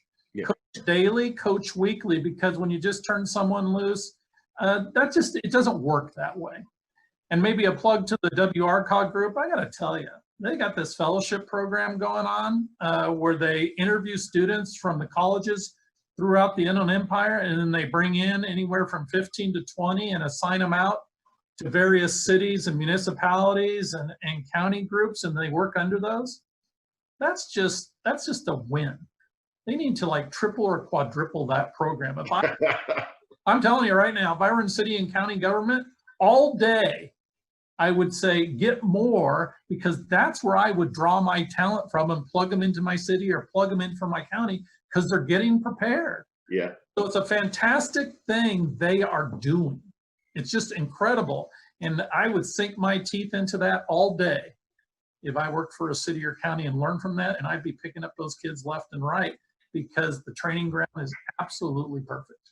No, that's tremendous insight. I think we got a lot out of your collective experience and knowledge here. I don't want Elisa to yell at me here, but Rick and the team at WRCOG are tremendous. I really appreciate working with them. And with that, I'd like to thank all of you for joining us today. Really appreciate your time and looking forward to questions from the audience. Great. Thank you so much. Thank you. Well, good morning again, Rachel Singer with WRCOG. As a quick reminder before we jump into the live Q&A, if you would like to submit a question, be sure to go to slido.com or scan the QR code at the bottom of the screen and type in the code #3. And as another note, if by chance we do not get to your question in the allotted time, we will be archiving them and then reaching out to the speakers individually to provide a written response, and we'll send that after the webinar concludes. But thank you guys so much for being on our panel today. To start off the live Q&A section, Anne Marie, can you just share about how we can practically foster what you described as regional capital? Sure, I'd be happy to, Rachel. You know, in our remarks, we were talking much more about entrepreneurship and getting capital for either small businesses or individual entrepreneurs. And I think practically, you know, if we can foster additional regional collaborations, one of the key components of growing inland achievement and other organizations in the region, to focus in on what are things that we can actually practically do together for joint applications. Many projects now require that collaboration, and recognizing that, you know, if we're willing to go out there and work on getting those funds, there are plenty of students here that we need to support, plenty of entrepreneurs that we need to support. We don't need to fight over those types of projects, right? And instead, you know, collaborate on those grant applications. You know, GIA is always willing to help support with grant writing, as are many other organizations. And working with our local businesses who oftentimes have funds that are dedicated for nonprofit capital building opportunities. And so, you know, if you as an organization can't apply for a grant, putting that information out to your colleagues and collaborators to say, hey, here's a great opportunity. So really being willing to share that information and always looking to find other creative ways to share with others so we can get more funds to our region to support our students. Mm-hmm. It's facilitating that conversation between entities. So Mike, we actually have a question for you that came in from the audience from Scott Brovsky. He works at UCR, and it says, Mike, how do you recommend that those of us in higher education do a better job of connecting our college graduates to opportunities with our Inland Empire-based tech startups? So he hears from dozens of graduates a month who don't even know to look in our region for tech jobs or internships. Good question, Scott. I think it's important that when you're talking to various employers, your Career Center talks to various employers, as do the Career Centers at some of the other fine universities in the area, whether it's RCC, La Sierra, Cal State University, San Bernardino. It's important that you get out into the community. Maybe that's through a Chamber of Commerce, maybe that's through WRCOG or whatever, and discover those employers.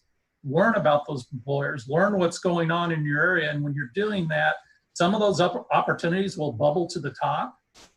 And when they're bubbling up, it's important that universities seize upon those, what they learn, and reach out to those employers so that they can then inform their students. And also, I think one of the other things as well, I would recommend highly people in higher education do connect with their Career Center. A lot of times there's a bit of a wall. And it's not intentional, it's maybe a little unintentional. But when you're talking to them, you learn what the Career Center people are gathering from outside. And that will help educators when they're talking to their classes to inform them what's going on in the area and where they can apply. So I think that's a good thing as well. Mm-hmm, definitely. So the next question is more for you, Jane. The idea of access came up a few times in conversation. So there's a lot of different components to access, a lot of what seems to maybe like a lot of different places to start. So my question to you is, how do we begin addressing the challenge of access in our community? Well, the first thing is to make sure that everybody in your community sees themselves as able and invited to get a post-secondary credential. And that could mean a degree, a 2-year degree, a 4-year degree, or it could mean going for a credential that gets them a job in 6 months to a year. So I think the easiest way to convince people that post-secondary education is for them is to have them try it. Dual enrollment is great. If your K-12 system can build on the progress you've already made in dual enrollment, whether it's through career and technical education or through academics, that really does it. And the second is to make sure, and this is not only for high school kids, this is for everybody in your community, regardless of age, who's thinking about going back to school, everybody should fill out a FAFSA. You know, in January when those come out, it doesn't cost you anything, get it done. You can see what aid you're eligible for, whether in terms of Pell Grants or subsidized loans from the federal government. And when you know that, you can go and look for programs that fit into financial capabilities. Definitely.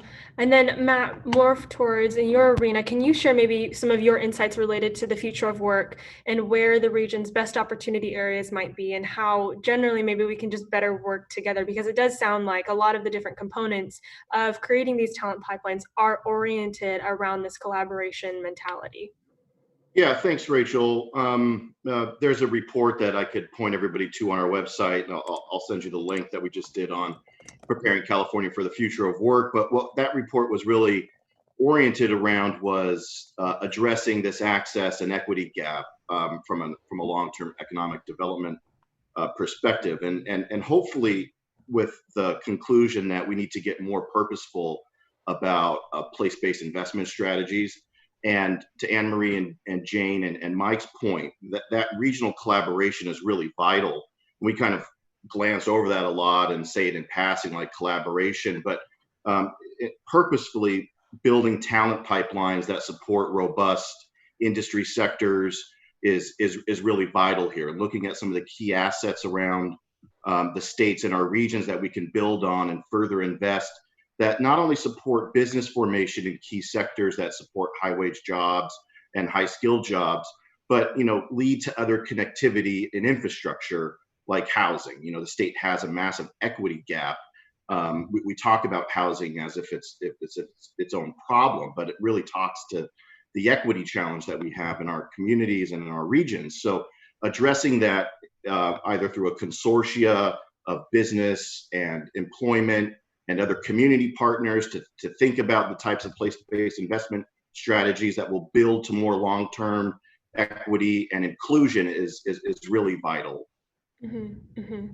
Rachel, Mike? I loved one word that Matt said, and I just want to shout it out: purposeful. This is not going to happen unless people really make it a priority, set goals, and measure those goals. It's just not going to happen. Definitely. Mike, we actually have a question coming in from the audience from Andrea Howard. And she says, Mike indicated that Inland Empire employers need to be flexible to accommodate remote workers consistent with OC firms. I think she's probably referring to your son. Do any panelists have thoughts on the need for more or better housing options and the role of livable communities to attract individuals to live in the IE and work remotely for companies elsewhere? Mike, maybe we can start with you. Well, that's Put you on the spot. No. Yes, I think she's taken that from when I was talking about my son and son-in-law.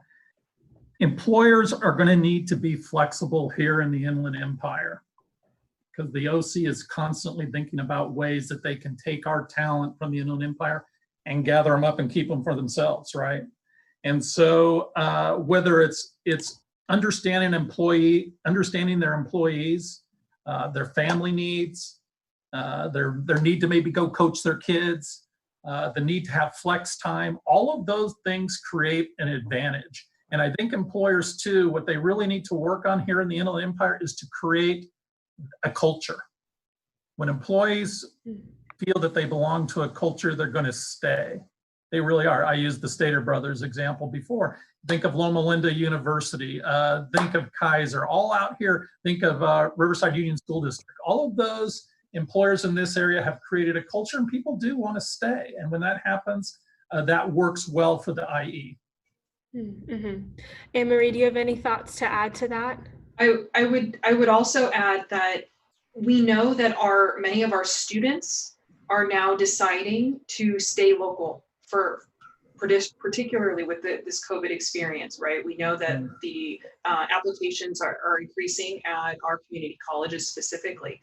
And so in the past, when you may not have been able to find that talent locally because there was not a large enough pool, we are going to have a large enough pool here.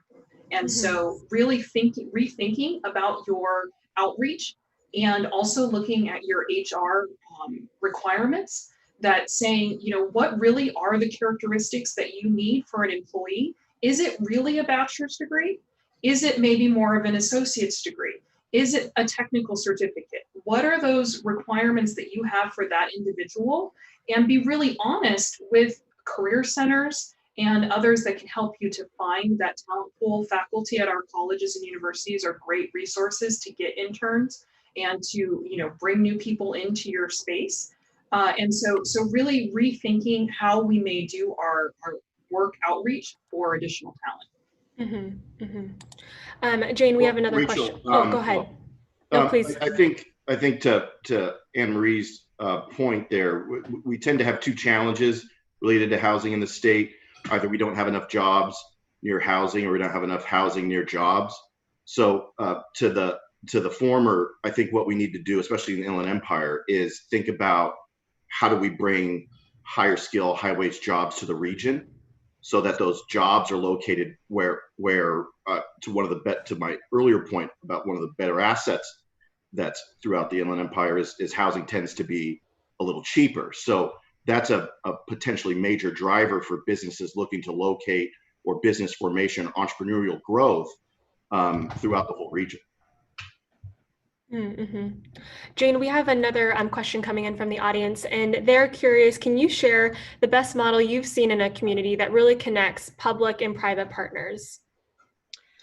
So I've seen a number of really interesting models in California specifically, and I'm from the East Coast, but in California, I really love what the San Diego Partnership is doing.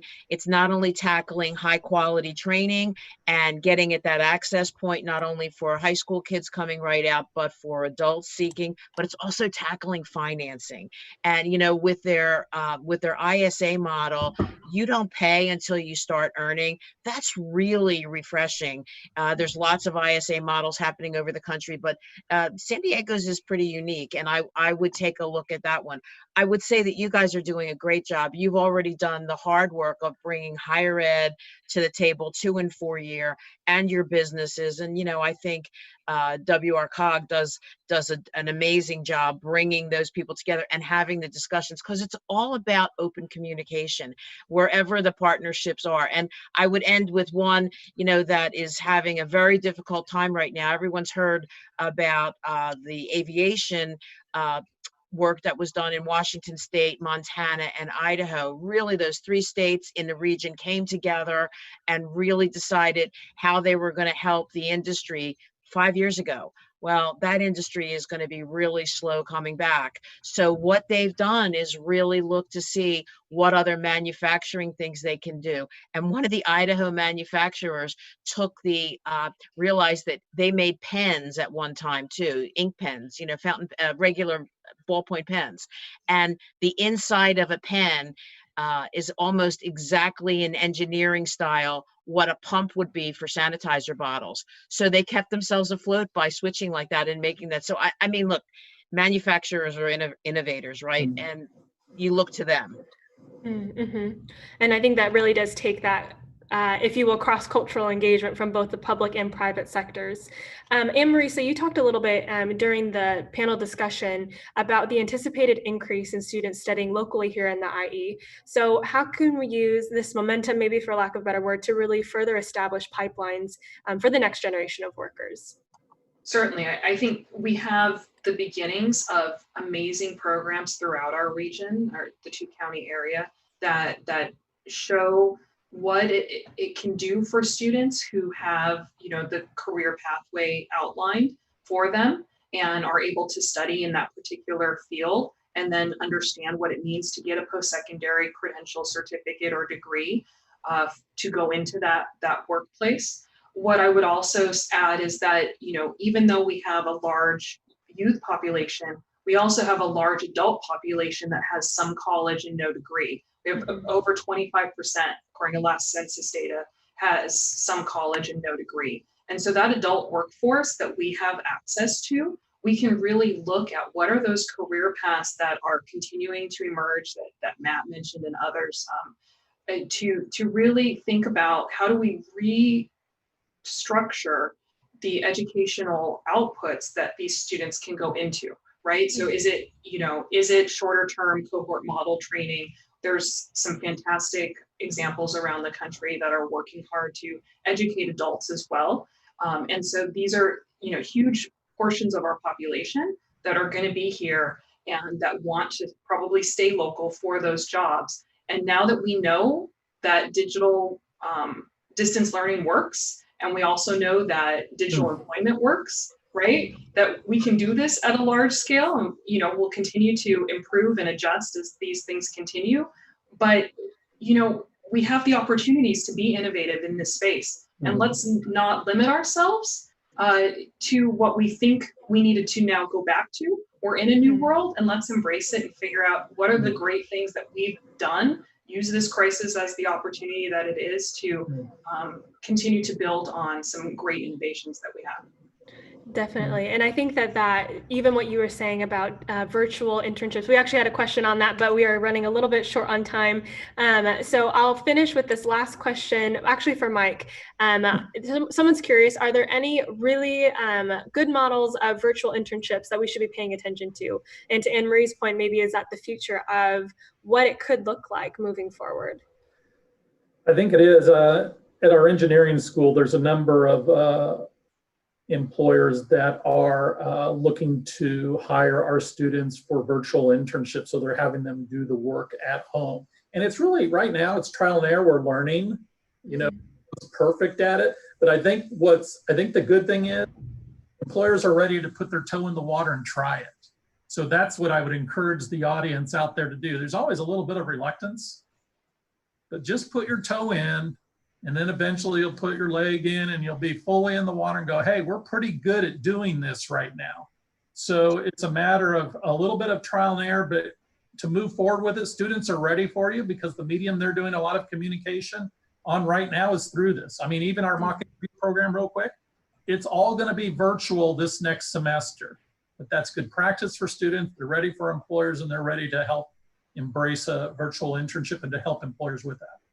Definitely. It's encouraging to see how our world is really innovating through the various disruptions and moving forward in that. But thank you all so much for participating in our talent panel and for being on our special Future Forward broadcast. I wanted to say thank you, and thank you for your continued investment in the region. So up next, we will have a Focus on Innovation Part 1 presentation. So stay tuned for that. Thanks, Rachel. Thank you. Thanks, Rachel. Thank you. See you guys.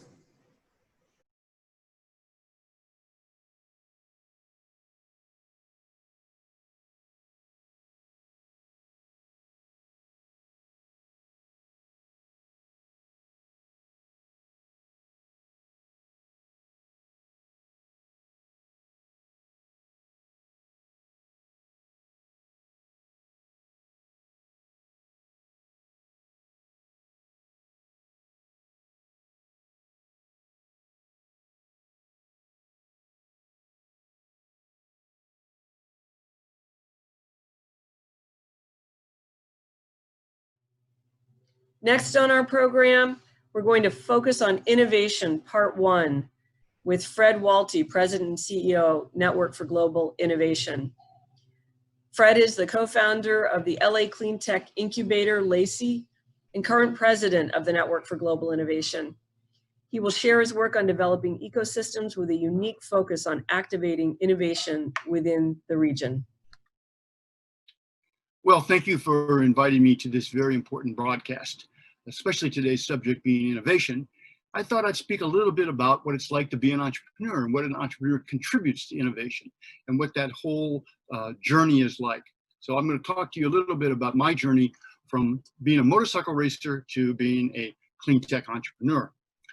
I think maybe what I'll do is start at the end. For 6 years, I was the CEO of the Los Angeles Clean Tech Incubator, which led the city of LA's effort to build an innovation hub around clean technologies and green economy. And we started in Skid Row, literally in a garage in Skid Row. And over a period of about 6 or 7 years, we built that program into a world-class innovation hub focused on sustainable technologies. And through that program, of course, I've had the opportunity to work with hundreds and hundreds of entrepreneurs. But if you ask me, well, who am I? What I would say to you is that I'm really, first and foremost, an entrepreneur. I just kind of like building things and starting things. And I've started companies in everywhere from software to RVs, as an example. And I spend a great deal of my time, at least pre-COVID, I spent a lot of my time traveling around the world and evangelizing the power of unleashing the entrepreneurial spirit into economic development and making the world a better place. So for you entrepreneurs out there, you know that we're kind of a little bit of a different kind of a breed. You know? Entrepreneurs are different. Well, how are we different? Well, first of all, we start things. You know, we often start things and we don't know where we're going to end. We don't know if we're going to be successful. I've started 11 companies. I didn't know when I started those 11 companies whether they would be successful or not, but I had a passion for the idea and I was willing to take the risk, and I just felt compelled to go forward. So the first thing entrepreneurs do is they start things, even though they may not know where they end up. The second thing, of course, is if you're an entrepreneur, you try things. That's kind of the name of the game, is we try to invent companies or invent things from ideas and creativity. And I like the quote from Thomas Edison, who said, I have not failed. I've just found 10,000 ways that didn't work. And that's really the entrepreneurial life, is that we try things and we, of course, pivot when we have to. But unlike much of the world, if we try and fail or find things that didn't work, we're not thrown in jail or disgraced from our families. Here in the US, we have an entrepreneurial background. We have an entrepreneurial culture that in fact says, okay, you failed once or it didn't work once, you have a chance to try again. But starting and trying is one thing. You know, the end result is we really have to build something, don't we? We have to build companies. And so that's what the entrepreneurs do. My 11 attempts at building companies in the software, internet, clean tech, RV, motorcycle business, one out of those 11 companies was successful, made a great deal of money, and the rest did not. And so I think I probably have lived the agony of defeat and the thrill of victory that entrepreneurs go through. But the fulfilling nature of building a company is one that is hard to describe for those who haven't tried or haven't done it. In LACI today, there are entrepreneurs that are working on building battery technology and energy efficiency technology, ag tech, transportation companies. So there's a full range of companies that we're working on. And finally, start, try, build is okay, but generate, that's really what we need to do. It's generating as in money, generating revenue. In fact, the companies at LACI have generated about $250 million of new revenue for the city of Los Angeles. And as you probably don't know, but all net new jobs created in the United States in the last 40 years, all of those jobs were created by companies of less than 5 years old. So entrepreneurs not only start, try, build, and generate money, but they also generate jobs. And they're the best way, in fact, of creating jobs. But, you know, I didn't really know when I was a young kid what I wanted to do. I didn't have the slightest idea, actually. When I was, you know, most of us when we were young, we were trying to figure out what to focus on in school. You know, like everybody, I didn't really know. And so and my family had no history of being entrepreneurs. My dad was a factory worker, and my brother and I were the first ones in our family to have a college education. And so when I was trying to figure out what to major in school, my dad gave me my first piece of advice, and he said, "Son, the only way to make something of yourself is to become an engineer." And so, because I love my dad and I didn't have a better idea, I said, okay, I'll try to become an engineer. And I was fortunate enough to be accepted to 2 universities, one Harvard and the other University of California, Berkeley. And I went to Berkeley because that was a better engineering school, of course. Well, things didn't really work out that well. I didn't do very well at Berkeley for a number of reasons, 3 of which were sex, drugs, and rock and roll. I got into that, of course, and having fun.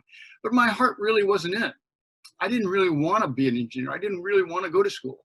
What I wanted to do was become a motorcycle racer, because I had motorcycles and I'd like to go fast, and I was brought up in Indianapolis, so it just seemed natural. But I was frankly petrified of dropping out of school and becoming a motorcycle racer, not the least of which is because my parents had worked so hard to get me into school, and I felt that I'd break their heart and probably be disowned.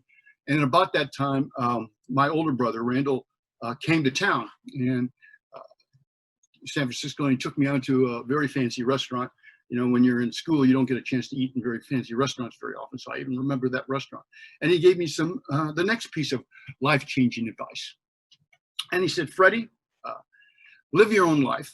Don't worry about what others think, but take responsibility for what you do, however it turns out. And I took that advice and I dropped out of school. And I went and started to become a motorcycle racer. It took my mother a lot of years to forgive my brother for giving me that advice.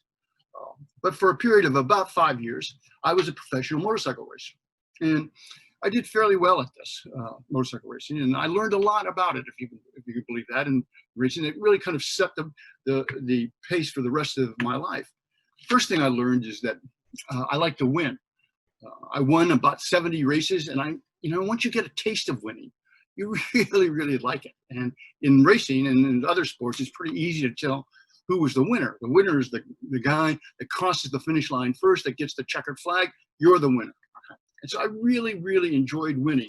And that focused my mind on always trying to win in life. Of course, the other part of racing is that when you make a mistake in racing motorcycles, you fall off usually. And when you fall off, you often break bones. And so I had to pick myself up a lot of times, literally and figuratively, and get back on the bike to get repaired, repair my motorcycle. So I became pretty determined on how to succeed in terms of never giving up and always picking myself up after mistakes. So I was pretty successful at racing, loved it, but guess what? I realized I was never going to get to the top of the motorcycle world. There is, by the way, a top of the motorcycle world, and there, I wish to this day I could have been there, but that just wasn't in the cards for me. It wasn't good enough. So I decided to go to another, perhaps even more dangerous occupation called advertising. And so I entered the advertising world. I worked at global advertising agencies in New York for big advertising agencies, big accounts. And no, it was nothing like the television show Mad Men. There was no drinking at lunch or none of that. It was a lot of hard work. And, I was a kid literally fresh off of racing motorcycles. And I didn't know anything about the business world. And here I was in Madison Avenue, competing once again against young people who had Ivy League educations, were really well-connected, smart, bright, dressed well. And I was really petrified on whether I could, in fact, succeed or not against them. I was scared. And so my father gave me the next piece of really world-changing advice. And he said, son, don't be so afraid of failing that you don't try. And after he told me that, I just kind of relaxed. I said, all right, I may not fail, but I'm going to give it a heck of a try. And I became a very determined young man in the business world. And in fact, that launched my business career. I became very successful in the advertising business, very successful in business, and I climbed the business ladder as a result of all of this experience and learning that I gotten to that point. And looking back on my career, I've really been fortunate to take part in 3 technology revolutions that have really changed how we live and how we work. And I'd like to just take you through a little bit of them. The first one, of course, was the personal computer. Yes, there is something before the iPhone, and it was called the Macintosh. And this changed everything. You could literally iterate. You could draw things. It was just a wonderful piece of technology that changed everything. And I was able to. I ran the Apple computer account on a worldwide basis. It was a very big account, very big job. And Apple in those days was very, very successful. Yet I learned something really importantly from them. And I learned that, arrogance can be a killer. Because Apple was arrogant. Apple thought they had everything together. They didn't really have to tell you why their product was best. It was just going to give you the power to be your best. And that's all you really needed to know. And no, Apple didn't really have to pay attention to any of the competition. For instance, that little company called Microsoft. and the fact that they were introducing a piece of software that looked a lot like Apple's software called Windows. Wasn't nearly as good, but Apple didn't really think that they had to address that. All they had to do was, we're Apple. We are the best, the brightest. They were the best, the brightest, as they probably are today. But because they didn't, because they were arrogant and didn't take their competition very seriously, Microsoft and Windows ate Apple for lunch, and they almost went out of business. Steve Jobs left the company, and they came very, very close to going out of business. The second technology revolution I've been a part of was the internet, of course. By this time, I had achieved some kind of a reputation for understanding technology, about understanding where technology, how it can impact and change businesses and lives. And I was the creator of one of the very first interactive divisions of an advertising agency. And at some stage of the game, I formed one of my first companies, which was an interactive, an internet architect, where we worked with large companies to figure out how to use the internet. And this was in the mid-90s, so nobody really understood anything about the internet, and it was never going to be very big, of course, because nobody would even use their credit card on the internet because it would be way too dangerous. So we started this little company in out of my house in the Hollywood Hills, and we got our first big break was we got a big client called Universal Studios, and Universal Studios hired us to analyze their business and to tell them, is there a future for us in the internet? And so we spent 6 months, and we literally met with the entire Universal Studio management team and all their divisions, and we analyzed it. And because this was really an important assignment for us.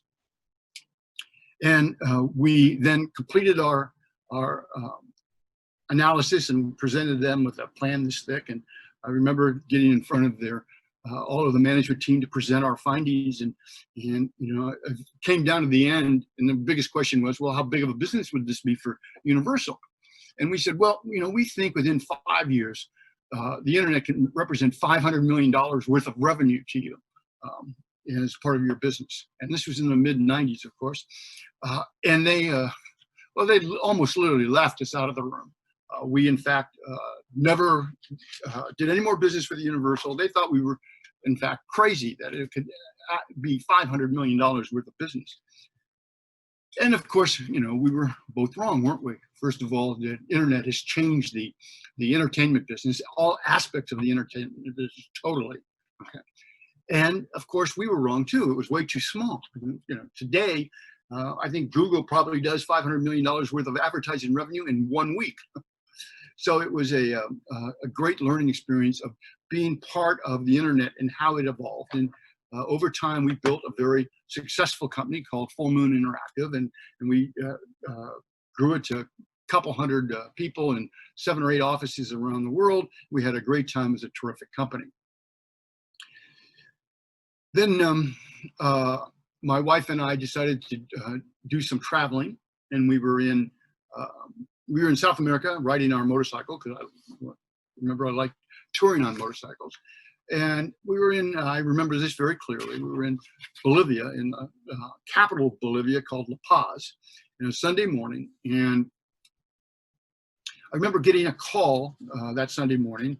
I was a little slow to get the call because we'd had a pretty fun evening before, because it was Carnival in Bolivia. And so I got a call from the City of Los Angeles Mayor's office, and they asked me, would I be interested in creating, helping them build a clean tech incubator to help City of Los Angeles build a green economy. And I had no intention of leaving my motorcycle. We were kind of in midstream, but this was really kind of a unique opportunity. And it was a unique opportunity for a couple reasons. First of all, it allowed me to live my personal dream, which is to do something good, because what we were focusing on was not a new iPhone app, but in fact, to try to fight climate change and build a green economy. And the kinds of products and technologies we were going to build would do good, would be good for not only Los Angeles, but the world. How can you not have fun helping entrepreneurs build things, okay, and create things? And so doing good and having fun, those are two really important things in my mind. And then, of course, the third thing is make money. And yes, you could do all three of those things. Do good, have fun, make money in one thing called clean technology. So I accepted the challenge. It took me literally 3 weeks to ride my motorcycle to a port where I could ship it back home. Got back to Los Angeles and started to on the journey of the third technology revolution, the clean technology revolution. And I think it's a revolution that's still just beginning. It's actually a huge opportunity for those of you out there thinking about, well, what do I want to do with the rest of my life? I would highly recommend that you think about clean tech. It's a very broad business, of course. It's everything from sustainable energy generation to storage to transportation to agriculture to the built environment. And the good news is it's still a very, very fast growing business. In fact, it's the fastest growing business in the world for the last 5 years. Just one of those sectors, that icon there with the picture of the windmill, wind power, has been growing at 30% a year for the last 5 years. There are people who predict that all of our renewable energy, all of our energy will be from renewable sources within the next 10 to 15 years. So it's really a huge opportunity, and it's one that allows one to have fun, do good, and make some money. So I'd like to take you through a very quick case history of how we did that for Los Angeles. You know, the city of Los Angeles asked us to build a incubator, and we started, as I mentioned, in this bus repair garage in downtown LA. This is the very first day. This is what the building looked like. And I can remember standing there. I'm the one with the camera here. And I'm saying to myself, what did I get myself into here? So this is in 2011. We built a nonprofit, formed a nonprofit with the city of Los Angeles and other stakeholders in LA. We had 3 people, and we recruited 2 companies in the beginning. But we had no experience whatsoever in incubation. We didn't know what incubators really were supposed to do. But we did know, and so we had to kind of invent a new way of going about it, because we knew one thing, okay? And perhaps the most important thing, and that's what we knew what entrepreneurs needed to build their businesses, because we had been and were entrepreneurs. So our whole theme was for entrepreneurs, by entrepreneurs. And we recruited very experienced people to help our portfolio companies with very practical kinds of items. So we had a team of very experienced entrepreneurs who really understood the nuts and bolts of building a company. And then we built programming. I really call it kind of like a real world university. This is not something that you can learn in business school, although I highly recommend going to business school. The kinds of things we would look at is, well, how do you evaluate a term sheet for an investment? How do you form a board of directors? How do you really get into market? And how do you develop a pilot for a Department of Water and Power? So we had the right people, and we had good programming. And of course, eventually we had to have the right facilities. So we moved out of that bus repair garage after 5 years. And we built a specific facility for clean tech entrepreneurs, focused on a prototyping center, chemistry lab, electronics lab, all of the various things that clean tech entrepreneurs need to succeed. And we built that and opened that up in 2016. And the results of that program to that time have been pretty good for LACI. We've generated $620 some odd million worth of long-term economic value for the city of LA. We've helped over 120 entrepreneurs. And they've attracted $228 million worth of investment. It's also worked out pretty well for the city of Los Angeles. The city of LA has more clean tech startups than anywhere else in the country. It has more clean tech jobs in terms of growth. We buy more cars, so that we have a real ecosystem that supports clean technology entrepreneurship and growth. In 2017, I decided that I'd taken the organization as far as I could take it and wanted to take it. And I was really focused on another part of this. I really believe that all of our companies had great technology, but perhaps their technologies had a bigger market outside of the US. So I formed a company called the Network for Global Innovation. The Network for Global Innovation is this network of incubators, accelerators around the world. In fact, we have 28 members in 14 countries. We work in probably another dozen countries. So we, with entrepreneurs around the world to help them get to market and to help the ecosystems in these various markets build up. And so that's what we've been working on recently, is the Network for Global Innovation.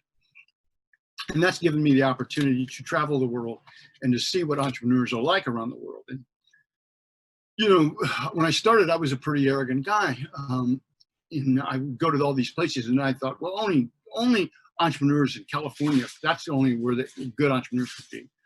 But I'd go to places like Ethiopia, which is a very developing country, and I'd find wonderful entrepreneurs there too. And so I became a believer that what we needed to do was support, to unleash the entrepreneurial spirit around the world to, in fact, attack climate change in a much more aggressive manner. And that's what we do for in the Network for Global Innovation. So I'd like to leave you with a couple of the thoughts in this journey and what it's mean to me, and hopefully what it can help you.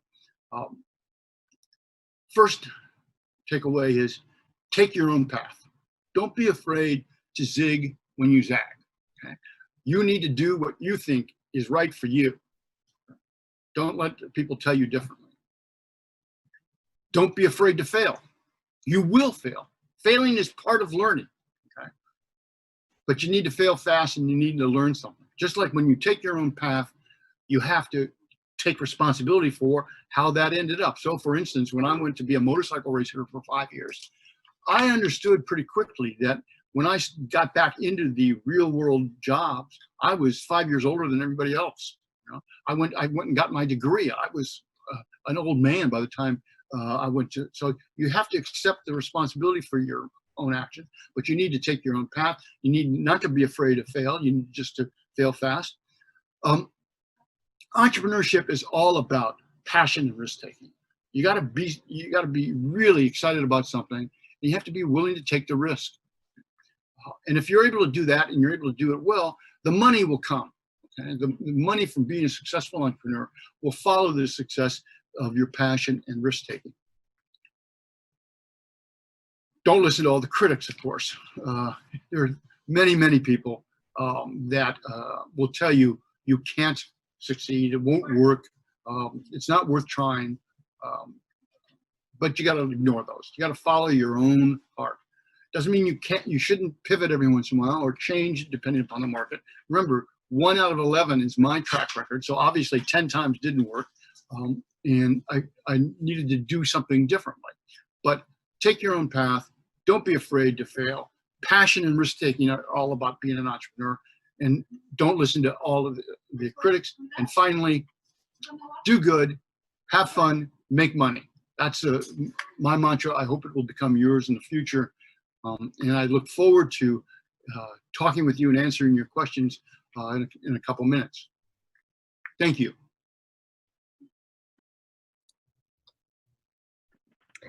Awesome. Well, hello again, everyone. Rachel Singer with WRCOG. And just as another reminder for those who would like to submit a question, be sure to go to the slido.com app or scan the QR code at the bottom of the screen and type in the code #3. And if by chance we do not get to your question in the allotted time, we'll be archiving them and then reaching out to our speakers, and in this case, Fred, to provide a written response, and we'll send that after the webinar for additional information. So Fred, thank you so much for being a part of our broadcast today. To kick off the live Q&A section, I'm curious, and I want to pick your brain a little bit about the entrepreneurial experience of start, try, build, and generate. So what is local government's role in really fostering these efforts? Oh, you're going to start with a tough question, are you? Okay, so I think local government has a number of roles to play. First of all, I think local government, if they want to be entrepreneurial, they have to not only talk the talk, they have to walk the walk. They have to be entrepreneurial. So for instance, in city of Riverside, it's a very innovative approach to one-stop shop to get a permit done. It's a very unique, innovative approach. Well, I think that kind of spirit of being innovative within your government is really important, because that signals to people that a government is willing to take a look at and consider new ideas and new approaches. Of course, the second thing is that we have to welcome entrepreneurs, don't we? You know, we have to make it known that the leadership of a city wants entrepreneurship, wants innovation, and is willing to go out and help that and put together programs. Just like we have programs to help attract certain kinds of real estate projects and so forth, cities need to put together programs to attract entrepreneurs and innovation. And part of that, of course, is the third part, which is always the toughest part, which is investment. And in addition to investing roads and in building infrastructure and roads and so forth, we have to invest in innovation infrastructure, which is helping the programming and the access to investment of organizations like Excite and Marietta Incubator. They need as much support as they possibly can.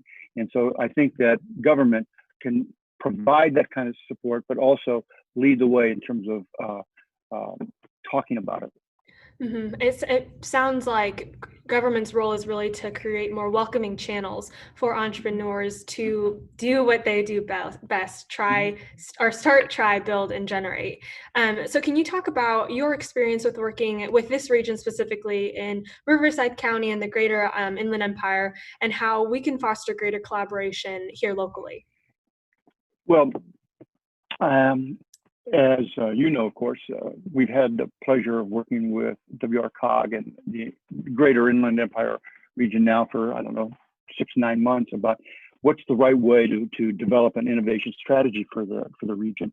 And one of the things that we did was, of course, we took a look at what the assets were that are available now. And, you know, I'm from Los Angeles and many people from LA, you know, we only see the Inland Empire as we drive through it, and you know, we don't really know a lot about it. And this gave me the opportunity and our team the opportunity to really get to know what's out in the Inland Empire. And I was thrilled. I was surprised. I was thrilled. You know, there are 1,000 technology companies looking for investment.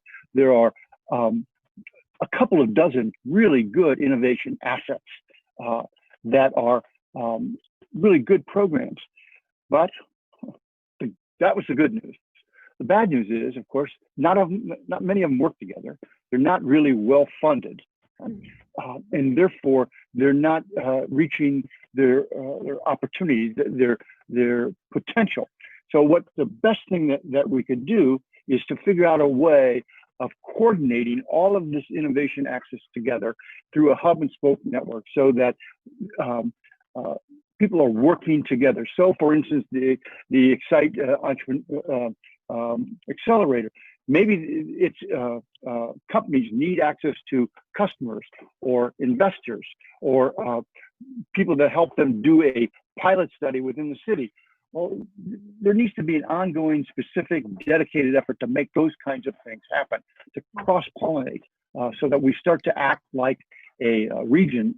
That would be my biggest recommendation in terms of what we have to do in terms of working with our current assets. We don't need to reinvent the wheel. There are some new things we need to do, of course, but really it's how do we harness what we have, how do we coordinate it, and how do we drive it towards an innovation economy for the future. Mm-hmm. And so now with your experience in LA County, obviously, and then also now with Riverside County, what are some of the differentiating, I guess, identifiers or benefits of the IE as opposed to LA? Well, it's just a different place. You know, LA is much larger, both in physical size and population, depending upon how you want to measure it. It's between 5 and 10 million people. And that has its challenges because there are lots of different constituencies within that.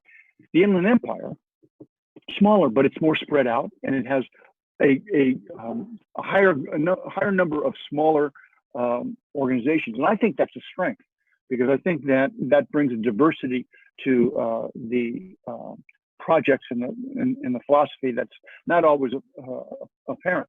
You know, the Inland Empire has a heritage and tradition of underserved communities, and that today is a strength. What we need to do is take advantage of that and bring that into, so that entrepreneurial ventures reflect thinking, reflect those capabilities and that point of view. And I think that's unique. I think it's different, and I think it's a real potential. Mm-hmm.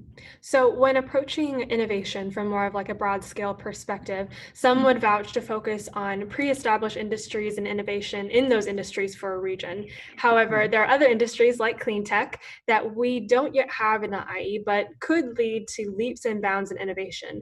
So do you think that it's most advantageous for the IE to pivot and see what a future in clean tech could look like?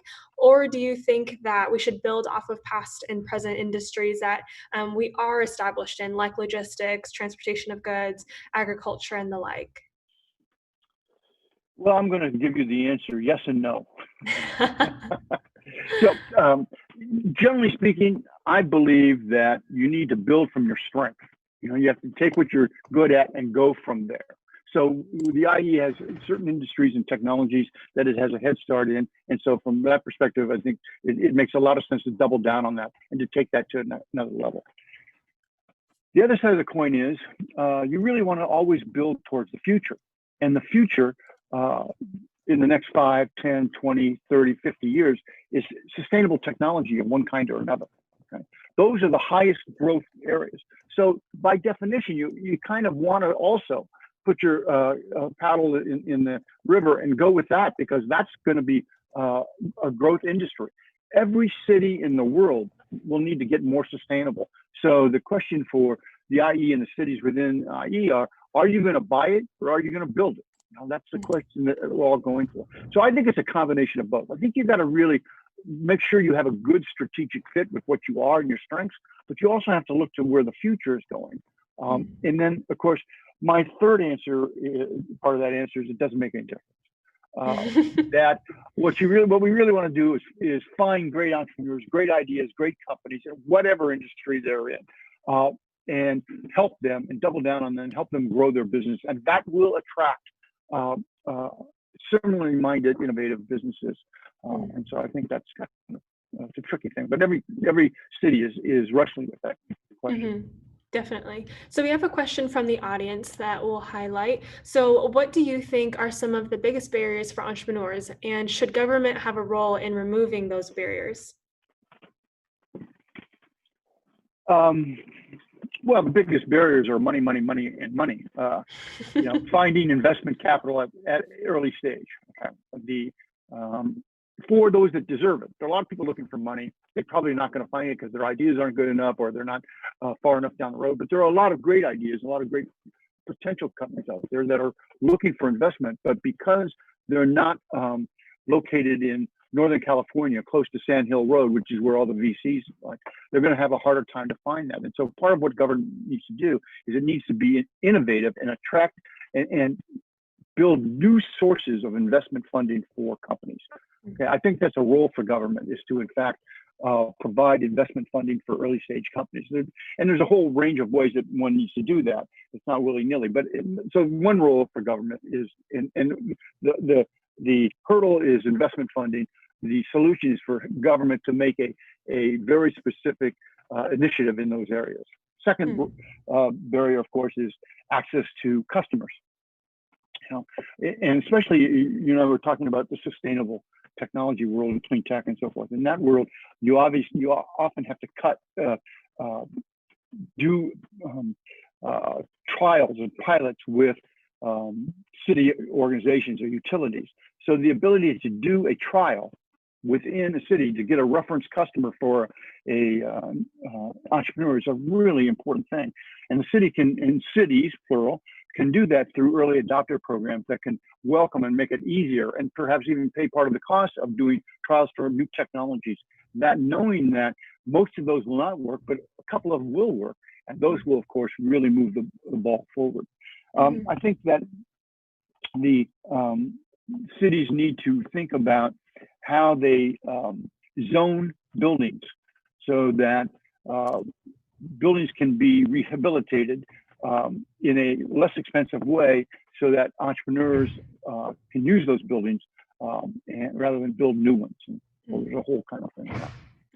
So I want to zero in a little bit on what you said, the first point, which was investment funding as a barrier for entrepreneurs. So as a very basic question, do we in the Inland Empire have that investment funding even available? Like, do we have, similar to what you were sharing about LA? Well, the answer is yes, you have it available, but you're not, chances are it's not being harnessed in such a way. The Inland Empire is a very wealthy community. Okay? It has a lot of resources, a lot of institutions that have made money, that have significant capabilities, but they haven't to date been targeted and tailored towards early stage investment, and that's what needs to take place. What I think the misnomer has been, and it's been when I was talking to folks there's this misnomer of thinking that if we could just get a venture capitalist to get on an airplane at San Francisco and fly into Ontario and have him come out and take a look at our companies, that he or she would make that investment, and that's it. Well, that's just not going to happen. It just really is not going to happen. But we really have to conclude that we have to build our own. We have to roll our own investment funds and vehicles. And there are a lot of really interesting new ways of doing that that are not hugely expensive, that reduce the risk, but in fact give the lifeblood of investment to the area's entrepreneurs. Thank you. Thank you for answering that question. So we have another question from the audience. How can we better train our youth or inspire them to choose a path of being an entrepreneur? And this even goes back to the conversation earlier with Dr. Munoz when he was talking about entrepreneurship as a way to address automation as well. Well, this is a favorite subject of mine. That it's a favorite subject. It's not one that I necessarily am an expert in, but you know, entrepreneurship is more than just building companies. In fact, that's just one outlet. You know, when you come back and talk about what entrepreneurs do, and they start things and they try things and they try to build things.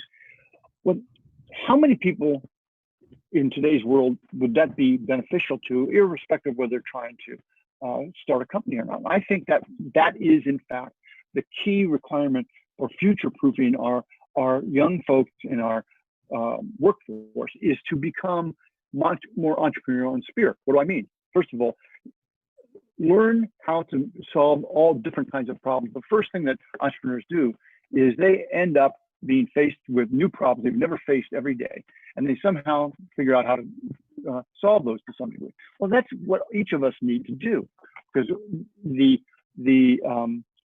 my dad, as I mentioned, was a factory worker for 20 years.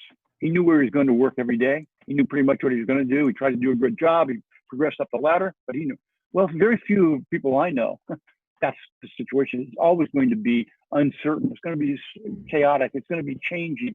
And so part of being an entrepreneur is having the confidence through experience in solving those problems that come up, so that one becomes much more flexible on what the situation is and what the environment is like. So I think, and I don't think you start that in college. I think you start that in K through 12 and STEM. I mean, I think it's a real mindset change. I would agree. It's a posture of how you approach challenges. Let me just one more thing, and then I'll shut up. Okay. So as I mentioned, my family was from a factory working, and then my brother was the first part of our family who started his own company. He was an aerospace engineer, and he started his own company. And you know, all of a sudden, I realized that the family outings were taking place at his house, not mom and dad's house, because his house was bigger, and he had nicer cars. And all of a sudden, I said, "Oh, well, maybe I could do that." Gee, if my brother succeeded as being an entrepreneur, maybe I could do it. Well, now that's true for everybody who doesn't have family members who are entrepreneurs, they don't know they can do it. So part of what needs to be done is to show examples and to have role models to let young people know that it's a possibility. Then, of course, training and help and mentorship is important. Okay. I told you it was a favorite section. Those are great points. And so I kind of have a follow-up question to that, because the idea of risk, I think, is very intimidating to a lot of people. So what inspires you to be courageous in spite of risk and to take those next steps towards something that has the potential may not turn out exactly how you envision it to be? It's called cost control. I've lived my life within my means, so that I was never far in debt, so that if I had to lose my job or if I could take a risk, I could in fact live for a week or two or whatever. So cost control is a really important part of it, is being able, it's hard to take a risk if you can't feed yourself, okay? But if you know you have a little bit of time, okay, it's easier to take a risk. Because of that, I have never, ever been afraid of being fired. Okay? Now, I didn't want to, and I've been fired a couple times, but I wanted to do it. I wanted to do what was right, and I had the guts to do that, partially because I knew I had a little bit of savings, but if something went wrong, I could still feed my family. So cost control is really an important part of this whole thing. So another question from the audience, let me highlight it. What was the most difficult part in setting up Lacey? What were some of the best practices that you learned? Well, the most difficult part was to convince people it could be done, because back in those days, nobody really understood that the creation of new companies was in fact the best way of creating new jobs. So when we talked to folks about helping to fund this organization as an economic development strategy, they didn't understand that. They thought that an economic development strategy was, in fact, community infrastructure and so forth. So getting the word out was a really important part. And I tell the story often that in the first year, I went through 1,500 business cards. And I'm doing the math, it's 4 or 5 a day, because I went to everybody I could even think of, and spoke in front of any and every group, talking about what the advantage of, what the vision, why we should be doing this. So marshaling people to, in fact, make that happen was a very difficult thing.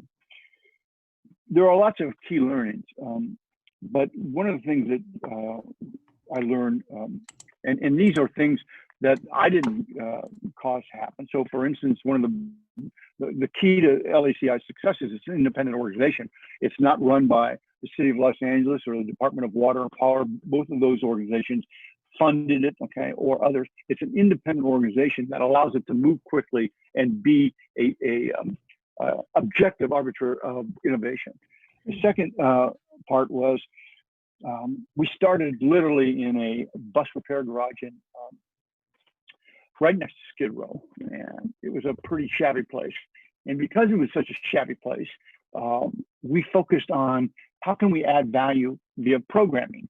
So we spent the first 5 years on programming, on how to help entrepreneurs, and we ignored what the physical surroundings were.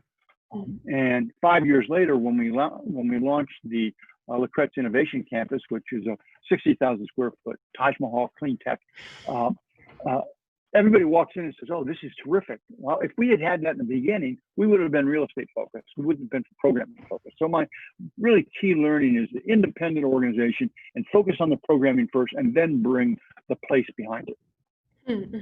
So in regards to the success that that really propelled Lacey forward, you said it was the fact that it was an independent organization. Can you talk a little bit about what that setup was and how you brought public and private industry to the table to really create this kind of an engine that pushed Lacey forward? Well, Lacey was a brainchild of the previous mayor of Los Angeles, Antonio Villaraigosa. He set the long-term vision for the city of Los Angeles. And because of that, the mayor's team really started to drive the creation of LACI.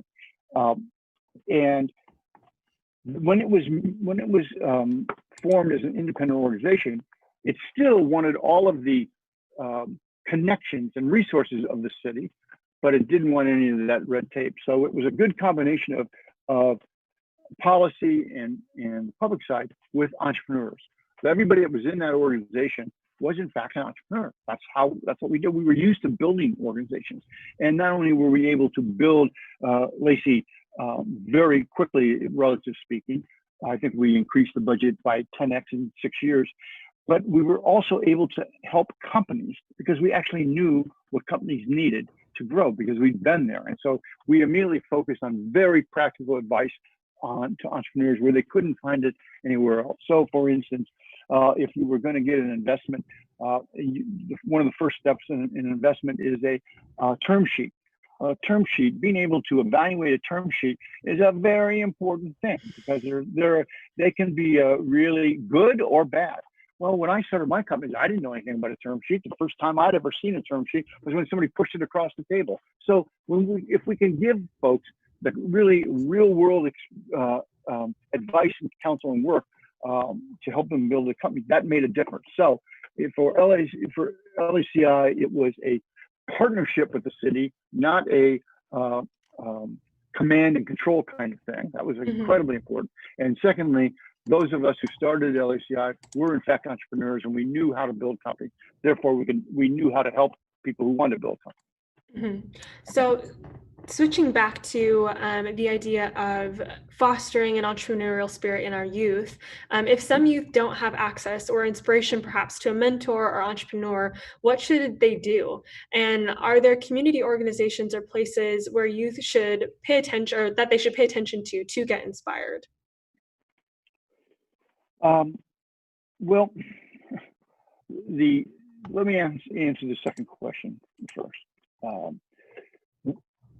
I believe the biggest reason that technology entrepreneurs and companies have a much lower percentage of women and people of color in them is not because of capabilities, but it's really because of being around and being aware of and being able to participate in those programs, which are generally not in the same areas that those folks live. So being able to reach into the communities where people of color live and reach into the communities where women are connected, okay, is a key to, in fact, helping them become entrepreneurs. So at LACI, I formed the very first Women in Clean Tech Entrepreneurs Task Force, and that was the beginning of, well, how do we start to really open this place up for women? And we hire women entrepreneurs and residents, and now we have while we're not where we need to be, it's a much more diverse organization because of those kinds of. But you have to make the effort, and you have to reach out into those communities. In terms of the first question, that's probably more difficult to ask. You have to, no matter what color you are or what sex you are, to be a successful entrepreneur requires a degree of determination that's not common.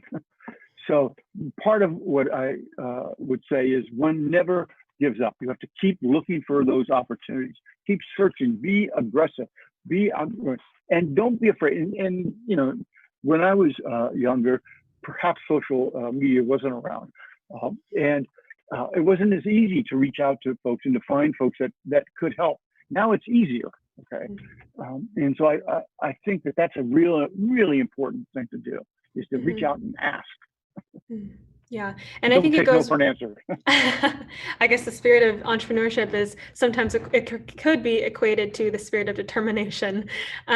So I think it comes back to the ability to storytell and show people that it is possible. That actually goes back to something that Jane Oates, who works at Working Nation, she was on our talent panel. She was talking about really being able to show people who look like them or are maybe representative of a particular culture that, hey, this is possible and this is what it can look like for you. So the last question in wrapping up for our live Q&A time is, it's kind of going to put you on the spot a little bit, but do you have a favorite company that was fostered out of Lacey? And if so, what made it so special? Oh, I have many favorite companies, so I'm not going to say which one, but I will tell you what they all were, same kind of characteristics. they all had a management team that really was curious about learning and were willing to learn and to learn from their mistakes. We all make mistakes, especially when you're trying something new. And too often I come across young entrepreneurs who are, I don't know how else to say it, arrogant. And while it's a fine balance of being confident enough to go do something nobody else has done, but you have to also be receptive to ideas and learning. And the favorite companies I've had are management teams that were really curious, really quick to learn, and were totally dedicated. And I don't really care what kind of company they had. And in fact, in the early stages of these companies, it's very difficult to make a bet on what technology is going to work or not. You really make a bet on the management team. And so I think that resiliency, commitment, and curiosity is really, really important. It always goes back to the people. Well, awesome. Well, thank you so much for taking the time to be on our Future Forward webinar today, Fred. We're thankful for just your investment in the greater Southern California area, but then more specifically Riverside. And now before we hear from our next speaker, Dr. Jeannie Kim, we wanted to show a quick year in review video that highlights the work that we've done at WRCOG in the past fiscal year. We are so honored to continue to serve our members, and we're excited for what's next. So take a look. Excellent. The Western Riverside Council of Governments, also known as WRCOG, is a regional government entity that strives to help its 23 member agencies work together to address important regional issues that transcend political and jurisdictional boundaries. Our sustainability framework guides and anchors the mission, identifying 6 goal areas: transportation, energy and environment, health, economy, education, and water. To the credit and leadership of WRCOG's members, fiscal year 2019-2020 was marked by major milestones for many of WRCOG's diverse programs. The Transportation Uniform Mitigation Fee Program, a creative initiative to fund critical infrastructure to accommodate population growth, completed its 105th and largest project to date, the Cajalca Road Interchange. Like all TUMF projects, this improvement will better connect the region and support transportation needs. WRCOG's grant writing program, which helps members prepare competitive grant applications, continued its success, yielding a 50-to-1 return on investment, with approximately $33 million being funneled to the region. The Regional Streetlight Program also reached a major milestone by completing its retrofit of nearly 55,000 streetlights to LED technologies. This will result in about $70 million in savings over 20 years. The Riverside County Habitat Conservation Agency launched a new program this past year called the Riverside Communities Partnership Program, which promotes environmental sustainability and collaboration through partnership with the AmeriCorps National Civilian Community Corps. WRCOG also continued its long-standing effort to invest in the future local workforce by administering the 4th round of the Public Service Fellowship Program, which provides 9 months of hands-on training to young professionals interested in public service. Notably, WRCOG's Clean Cities Coalition also helped coordinate the first ever SoCal AltCar event in the Inland Empire, which is nationally renowned for encouraging the education and use of alternative fuel vehicles, thus bringing new opportunities to the region. And lastly, Western Community Energy, the community choice aggregation, launched in April and May of 2020 in 6 participating jurisdictions, providing a choice to residents in the energy supply they receive, while also enabling local control over rate setting and customer programs. All of these achievements are only a glimpse of the many notable milestones reached by the region this past year. As we look forward to 2020, we are grateful for the opportunity to collaborate with our members and partner agencies. So, what's next for WRCOG this next year?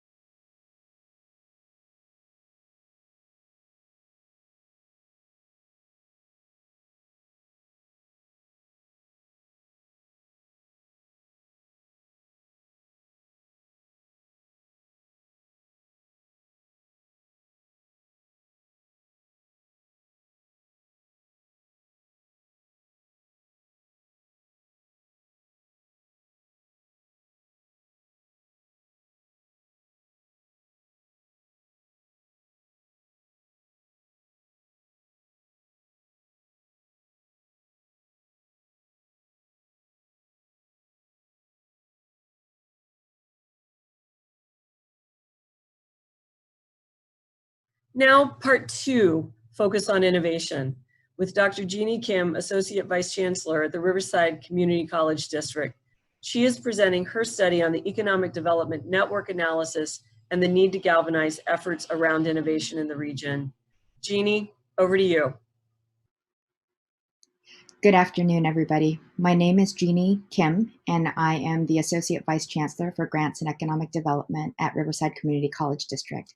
And it's my pleasure this afternoon to be able to present to you some key discoveries as we did a first ever network analysis of our Inland Empire Desert Region ecosystem for economic development. The study was actually brought to us by Innovisor, a company that I contracted with based in Denmark. They do these kinds of network analyses for a variety of different companies around the world. And the point of the network analysis was really to understand why it is that people work together, how is the network actually structured, and what's actually occurring as a result of this interaction between individuals. And that's the typical nature of a network analysis when we're doing it within a company. In this particular network analysis, what we were trying to examine was to understand what is the nature of economic development and workforce development within the Inland Empire and Desert Region.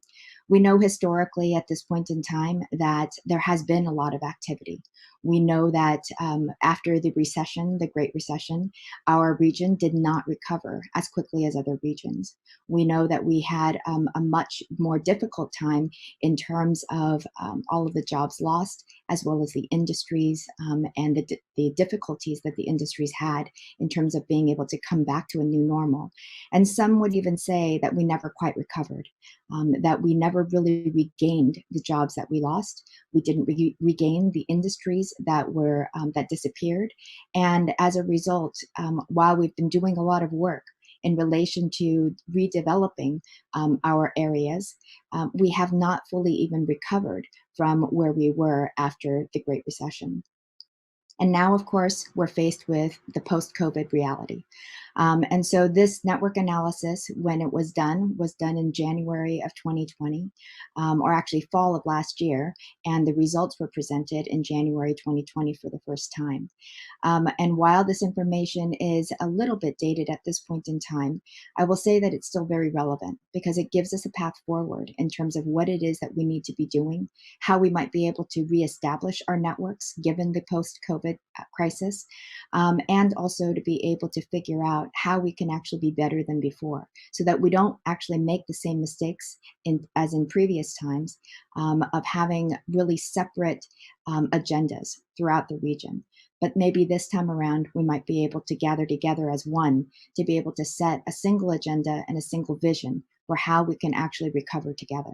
So without further ado, I will go into the actual findings of the Economic Development Ecosystem Report. So the data foundation for this was actually emails sent out and a survey that was sent out to individuals, companies, and also everybody that was involved in any kind of workforce development or economic development activity throughout the Inland Empire and Desert Region. We had over 250 people that were surveyed, and we received 143 completed surveys and 82 partial surveys. You can see here that there were a number of individuals that were from the Riverside area primarily. The San Bernardino area was second, of course. And then we had the Palm Desert, Rancho Cucamonga, etc. But you can see that we had actually a very good response rate in relation to the geographic demographics and making sure that we had a wide representation from within our region. In terms of the findings, what we found from these individuals was that there was an assumption. And when I first arrived here in the Inland Empire, people were telling me that A lot of the issues that we found were a competition over resources, that the Inland Empire didn't work cooperatively between the two counties, that Riverside County and San Bernardino County had two separate agendas, and that people couldn't see eye to eye. But these were not necessarily what the findings actually show us. One of the key problems has been that we have a lack of sustained depth of efforts. And the other issue is that we have actually a lack of time to accomplish what we're trying to accomplish. So while it may have been in the past that we were competing over resources or different priorities, and that even the competing priorities are considered an issue, they were not as prominent in terms of why we couldn't actually sustain our interaction within economic development. It was really because we just couldn't sustain our deep efforts, that everything was on a very cursory level, at a very topical level, instead of being something that had more depth. And a big driver of that was the fact that there is a lack of time. And you'll also see that there are actually a lack of individuals that are participating in this full time as I get further into the survey. The next slide will show that the work with economic development can be perceived as being a little bit frustrating at times and challenging. However, as you see from this slide, you see that 46% of the words in this word cloud are primarily positive words. 31% are neutral words, and 23% may be negative words or challenging words. But people did find, as much as things were exciting, as much as things were frustrating and challenging, they also found that there was a lot of opportunity, that there was great excitement and creativity, and people were very rewarded by their experience in working in workforce and economic development. The individuals also found that the work is very innovative, and that while it is challenging because of the complications, there's definitely a lot of potential. So you can see all of these words, and on the side to the right, the numbers of individuals that identified each of these words. And so you can look at that a little bit more at your leisure.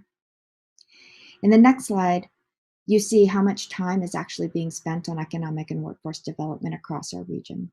And while we had over 250 people actually participate in the survey, you will see that the individuals, 26% of individuals actually spent 20% or less time on actually working on economic development. And there were only about 45 people that were actually working on economic and workforce development full time. Now, this is across the K through 12, through all of the economic and workforce development agencies. It does encompass, as I said before, the businesses, as well as the broader arenas of workforce development. So it is a very broad swath of individuals and respondents that did participate in this survey.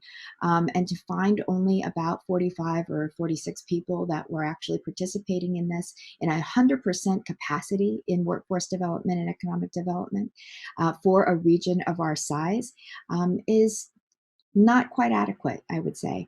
And so, you know, it really does speak to the reason why we cannot sustain our deep efforts, and why things have been far more on a cursory level, and why things are very much at the surface instead of us being able to develop really deep relationships, as well as deep efforts to sustain the movement forward.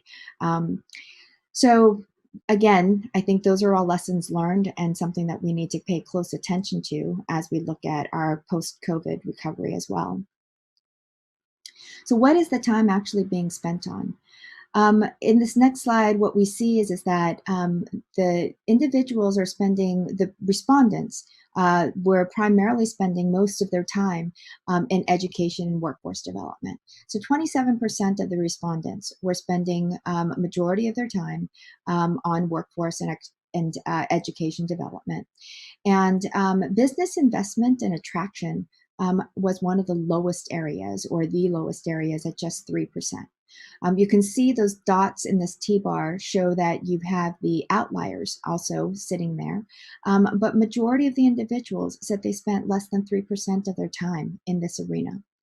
Business development and acceleration, only 7% of the time, and 4% of the time being spent on business retention, 3% of the time being, time spent on providing employment opportunities, 4% on innovation and research, and 15% on relationship brokering and facilitation and coordination, and then a 3% in the other category.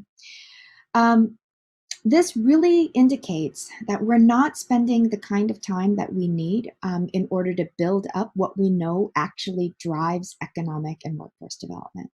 So while there are a lot of education components, and yes, that does help in terms of the workforce development, we need to make sure that we're also spending time in the business investment and attraction and the development and acceleration arenas and business retention arenas in particular.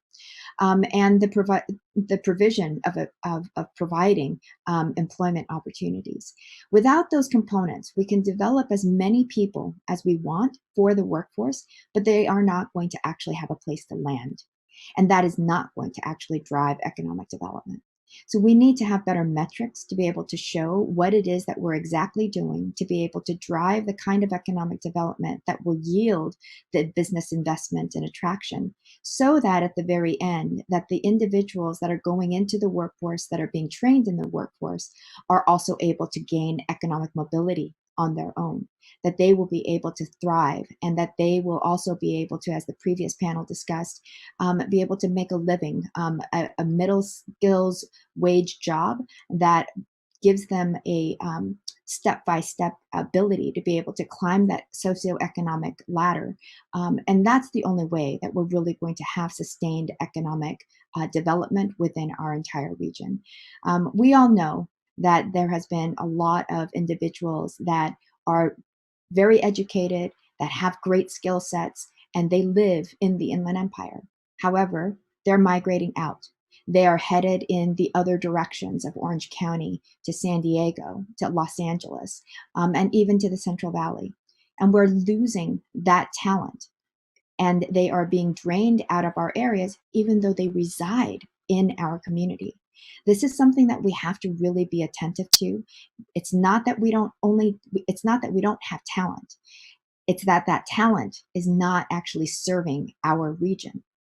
So what can we do to actually pivot on that particular point and be able to attract the businesses that are critical to being able to, again, increase the economic mobility and create an environment where economic development, businesses, companies, individuals can all thrive. In this next slide, you'll see the kinds of industries that we are actually spending time on. So the industries right now are primarily around advanced manufacturing, advanced transportation, agriculture, air quality, business entrepreneurship, construction utilities, cybersecurity. You can read the rest for yourself. And what we're seeing, though, is that first off, these areas were identified as a result of the various studies that have been done around what are the industries that we should be focusing in on. But you can see that they are still less than 20%, well, under that 15% bar of where the industry, the time that we're spending, and it's dispersed across in terms of the areas that we are talking about. But again, it doesn't even hit the 20% mark in terms of the dedicated time that we are giving to any one of these industries. And yet we talk a lot about advanced manufacturing, logistics, transportation. And there is definitely a significant amount of time that's being spent on business entrepreneurship. But do we really have the yield? Do we have the metrics to prove that this is making a difference in our community? I'm not 100% sure. We also have a lot of construction and utilities in our area, but here again, we're only spending about 4% of our time in relation to that industry. Healthcare is a big area for us. We are actually one of the region's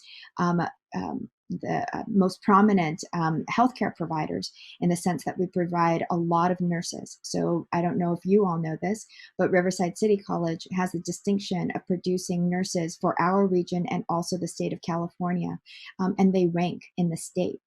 We have a premier program. We also have Loma Linda University and UCR and all of our medical institutions that are, again, generating and the workforce that's necessary for the healthcare arenas. And yet we haven't really developed this arena as far as we possibly could, potentially. And I do know that there are plans in place and that there is movement to revitalize the March Air Force Base with a health community, with a business park, and that will hopefully continue to thrive, and that will be on target and on pace given what we've actually just gone through with COVID. In relation to the organizations in this next slide, we see that the people are currently interacting with, and again, these are the respondents, are interacting with Riverside Community Economic Development Agency, UCR is here. So the larger the square or the tile, the more individuals are interacting actually with those organizations. And I know some of these are a little bit difficult to see, but we do have an actual report that can be made available. And I believe can be sent actually to all of you post this particular webinar. But we can see that San Bernardino County Workforce Development Department, the County of San Bernardino, all of the entities that should be represented are relatively represented here. And so we are engaging with one another across the entirety of the various different organizations and types of agencies, both public and private, as well as government and nonprofit. And you can also see here in this next slide that people want to interact more with the following organizations. UCR is identified here as the top with 13 individuals identifying it as a entity that they would like to work more with. And then the Riverside County Economic Development Agency, and then San Bernardino County and the EDA there, as well as the different counties. And of course, WRCOG is also listed here. I think one of the things that is interesting about this particular slide is the variety of institutions and the desire for more interaction with the various different entities. And so these numbers that are here, and also this is true for the slide previous, is that, again, it indicates the number of individuals that identified this organization as one that they would like to work more with, and in the previous slide, one they are already working with. And those are how the tallies were done. In this next slide, we now get to the actual network. This is a very busy network in the sense that it is quite dense. And you can see that all of the respondents are actually highlighted here in orange. And you see the red circle here that shows that that is the core of our network. But this actually, the network is represented with the black dots with over 700 individuals. So you can imagine that we have, even though we only had 250 people or so actually respond to the survey, they identified 3 times that number in terms of who was actually a part of our broader network that is working on economic and workforce development.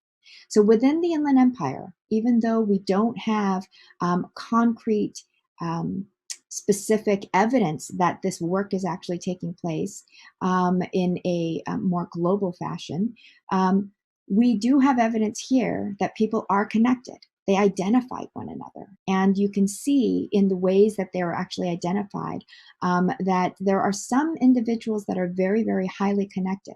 And so the larger the orange circle, and you'll be able to see this a little bit better in the next slide, but the larger the orange circle, the greater the connections, the more connections that they have to those black dots and to the other orange dots that are there. And you can see in this slide that you have individuals that are sort of fanned out, and you actually even have some satellites where there is an orange dot in the top right corner here, and a whole bunch of individuals that are just surrounding that one dot. That network, along with all of the little 4Zs up on the top left, and in the bottom left, you've got another sort of a smaller network with one individual and 8 or so individuals. And then these 2s and 3s that are here on the bottom of the right screen indicates that there are individuals that are not connected to the network. And then the fans that you see around the actual outside of that red circle also indicate that individuals are connected, but they're very loosely connected, maybe by just one other individual. So you can see that there's an orange dot in this bottom right-hand corner. And then you've got this individual with, again, a ton of people that are connected to them. And then they are connected to one person in the center of within that red circle. What this indicates is that this network is actually quite fragile. So while we have a dense core in the middle, this network is fragile because if that one individual leaves, that fan disappears. So those other 15 or 20 so individuals actually get separated from the network, and they are not tied back in to the core or anything else that's actually taking place. This is the reason why we have not been able to sustain the efforts that we have actually put into motion. The nature of our network, while robust on the surface, is not deep enough. There are not enough points of contact for all of the work that's actually taking place. And therefore, there can be a lot of overlap, and there may also actually be this perceived sense of competition because we're all doing similar kinds of things, but again, not really getting to the depth level that is actually required for sustained economic development to be able to be the result. So now here in the next slide, slide 13, you see the density of the network here again and who our respondents were. So again, 9% were business owners, and we had business owners act as individuals in the network, as well as business owners being the point to senior managers in the public sector, but not necessarily to middle managers. And the reason why we actually included this particular slide was there was a lot of questions about whether or not businesses were represented in this actual network analysis. And so I'm happy to report that we were able to do this. We are hoping to be able to do this network analysis again in the future. And in so doing, we hope that we'll be able to capture more business voices in a direct manner. So now onto the actual core of our ecosystem here on slide 14. So again, those that are in black are those that were nominated but did not respond, and the orange are those that actually did respond. So now when we actually peel away the noise within the network, you can still see that we have this density. And this core is represented by 218 people who were nominated by at least 2 different respondents. You can also see that there is this divide, this white space between 2 relatively large size networks, one on the top left and then the other on the bottom right. And this divide that you see, we call it a gap within the context of network analysis. We are basically seeing that there are some individuals that are sort of sitting in that divide, but again, they are connecting the 2 sides of this network together. So you have one individual here in the black dot that is right here in the middle of the 2, and they are actually a single holder of a very large portion of the core network on the bottom right. And they are the one person that's connecting into a larger larger network core within the top left portion of this network that is being displayed. Again, if that one individual leaves, the network scatters. There are other individuals, but we can see that there are just maybe 3 or 4 individuals that are actually holding the entirety of this core network together. Now, those of you who are cognizant of the various changes that have already taken place within our region, especially within our public sector, may already recognize and realize that it is quite possible that two of the individuals that actually are represented here in this network are no longer within our region. So at this point in time, I would dare to posit that our network may be very fragmented, and we are actually experiencing that, at least in my department and in our area. We are trying to create the bilateral communications with both counties. We are trying to create a system where all of us are actually working together. But again, key individuals at this point in time are missing, and those positions have yet to be fully filled. And the economic development arenas are still sort of scrambling as a result of those missing individuals. So again, it just goes to illustrate the fragility of our network, and that at the end of the day, it's the individuals that make the difference, and it's the individuals that actually create the network that we need in order to be able to get things done. So in this next slide, you can see, what the actual barriers in our ecosystem are for getting things done. Tenure in the region, so how long an individual had been in the region, had no bearing on whether or not they were effective in terms of being a network builder. The hierarchy actually did make a difference, and I'll come back to that in a little bit. The geographic divide, it was non-existent. That divide in the ecosystem in terms of the network that I showed you previously actually is not a result of a ongoing battle between the two counties, for instance. It is not division by geography. And it's also not a division because of function.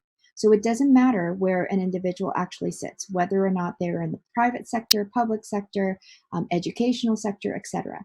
The function and the role that they were playing did not make a significant difference in terms of barriers. We're actually really good at doing across the aisle kinds of collaborations. Now, this issue of hierarchy is a really interesting one. The people are basically looking up.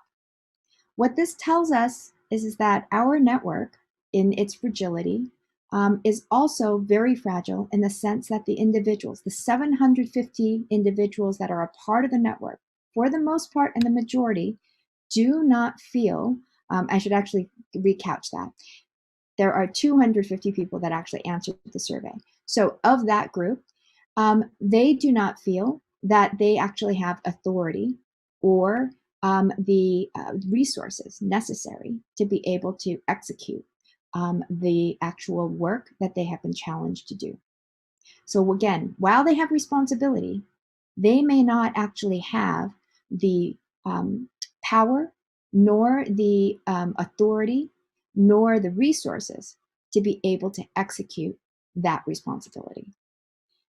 I don't know about you, but for me, that's a nightmare. That means that individuals are out there trying to get things done, and literally they may be spinning because they're waiting for higher ups to be able to provide those resources. They're waiting for higher ups to make the decisions, and they're waiting on people constantly. And we all know what happens when we're waiting on higher ups. There is a bottleneck, and there's only so much information that can flow in and flow out. And if that's the case, again, our network becomes stagnant. Now, as I indicated previously, if we actually lose those individuals in those higher up positions, then we're in a whole lot of hurt. And I fear that that's part of the challenge that is facing us now in this post-COVID environment. So in the next few slides, I'm going to tell you a little bit more about our individuals. So who are these people that, again, were identified as being the core? So in this slide, you'll see how the actual ecosystem works with our members. And this is a slide that was put together by Innovisor and how they actually do the analysis around network viability. And so you have in the far upper left-hand corner, the overutilized go-to people. The far right-hand top corner, you have the core members in the yellow.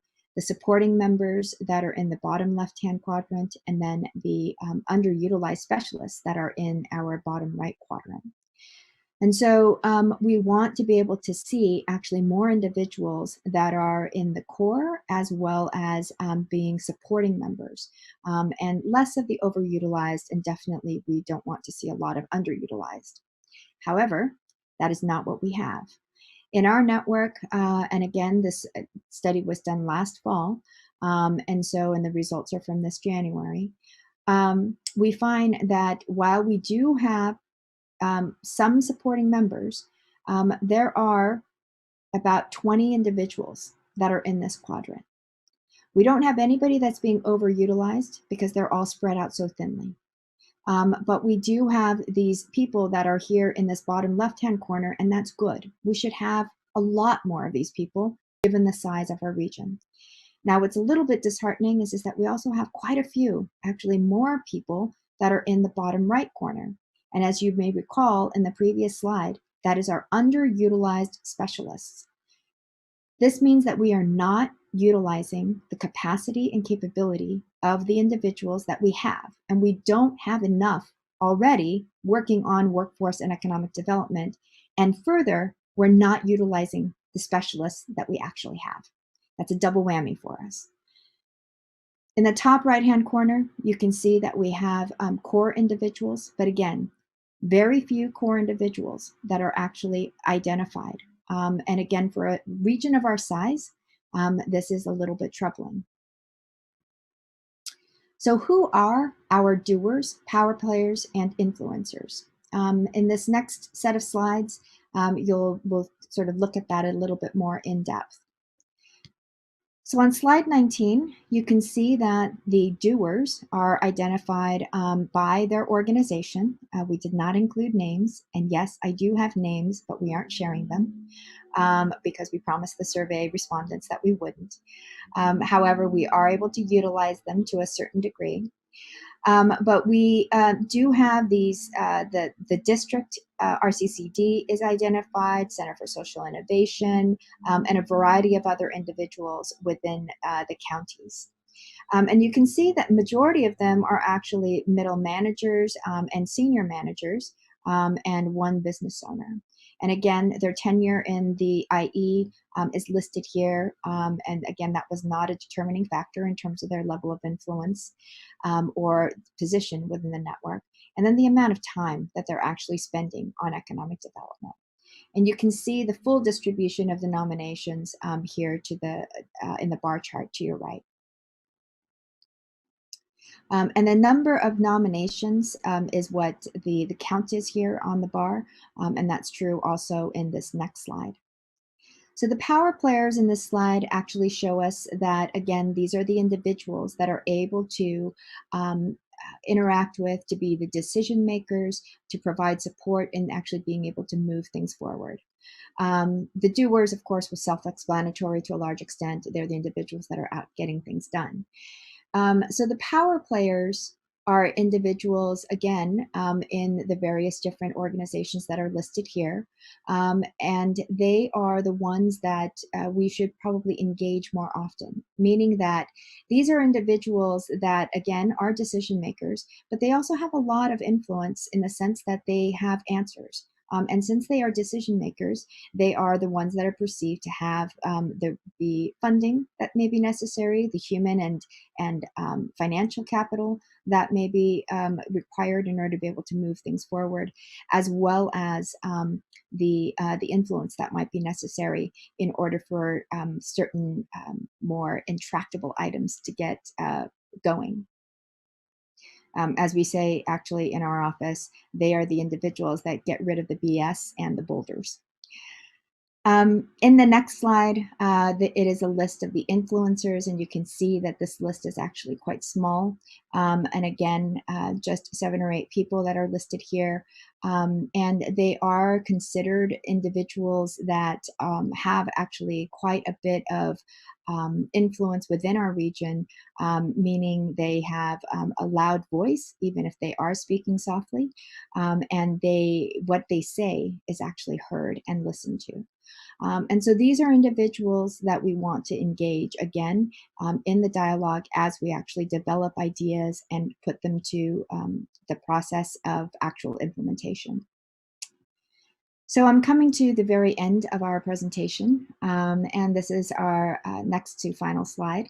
On this recommendations list, these are still relatively draft, in the sense that we need to actually test them out and see whether or not it actually will work. And of course, as we were about to start moving forward in this arena, we were hit with COVID-19, and so we were not able to progress as far as we would like. But I will say that we have not stagnated. So the main things are that we need to develop a strategy for ecosystem and use it for prioritization.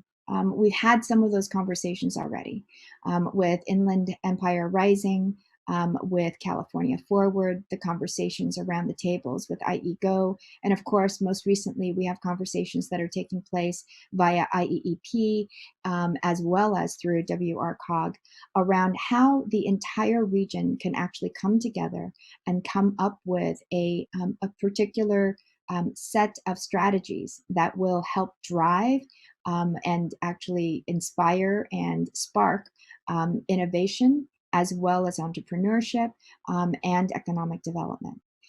Now, because we are actually coming into resetting into a new normal, a completely new normal than what we actually envisioned, it's quite possible that some of the individuals that are a part of this particular slide deck and help to feed this information that I'm presenting to you may not actually be in their respective positions. We know that there have been a lot of layoffs. We know that it has hit middle managers in ways that we did not necessarily experience in previous recessions.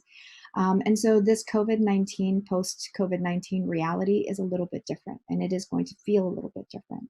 So one of the challenges that I see in developing these strategic priorities is again, making sure that we have the brain power, the brain trust, as well as the actual leaders. Because again, we may be in a position where we have to identify new individuals to step into positions, and we may need 1, 2, 3, 4, 5 people to step into a place where only maybe one person stood previously. So that is one component that I think we have to really consider. We do definitely have to involve our power players, and we need to communicate across the ecosystem, especially to our influencers, but also to the entirety of the network. As a result of the study, I do have the email addresses of those that wanted a copy of this study, and therefore we are able to reach out to them. And we have a plan to be able to do that. And again, we are a little bit delayed in that process because of COVID-19. However, I think the communication component is really critical. And the more that we're able to do this together, the better able that we will actually be able to fully implement depth-oriented strategies that are sustainable and will help us to fully recover from COVID-19 crisis, as well as maybe even make inroads into areas that we've never been able to do so before. So building a structure that supports our strategies is going to be really important. So again, identifying and refocusing the roles of underutilized specialists is one that I'm going to really highlight here. I've talked about the other items previously. But I think, again, identifying who the underutilized specialists are, and again, I do have those names of the individuals, but developing a way to be able to grow our people intentionally and deliberately, I think is what this particular piece needs to speak to. Whether or not you all know who the underutilized specialists are in this survey, it doesn't really matter. What matters is that you are actually investing in the people that you have in your organizations. They need to be a part of the conversation. They need to understand the context. They need to understand all of the different opportunities that are being talked about, that are being discussed, so that they can also plug into those opportunities to be the drivers of change. They need to be empowered. They need to be given the resources, not just the responsibilities. They need to be held accountable, but they also need to be given the opportunity to be held accountable. We can't be the single decision makers up at the very top echelon. We have to be able to push that down. And a good strategic plan, a good strategic core of individuals that can help lead that effort are going to be critical in terms of how and whether or not we actually recover from post-COVID in the way that we would like to. So, and that last bullet in relation to engaging the ecosystem to ensure buy-in, of course, that is almost a no-brainer. And as you saw in the previous slides, we do spend a lot of time relationship building and investing in one another to be able to develop the relationship. But it's still not enough. We need to do a little bit more of that, and especially across the various different organizations that are especially represented here as a part of this particular broadcast. So I hope that you found this survey and this study helpful and beneficial, and I hope that we will have an opportunity to actually be able to engage in person at some point in time. However, at this point, I would love to be able to answer any questions that the audience might have. And in this last slide, of course, if you have any questions regarding Innovisor, their information is here, and you are welcome, of course, to be able to contact them as well. So thank you again for this opportunity, and I look forward to the questions that you may have.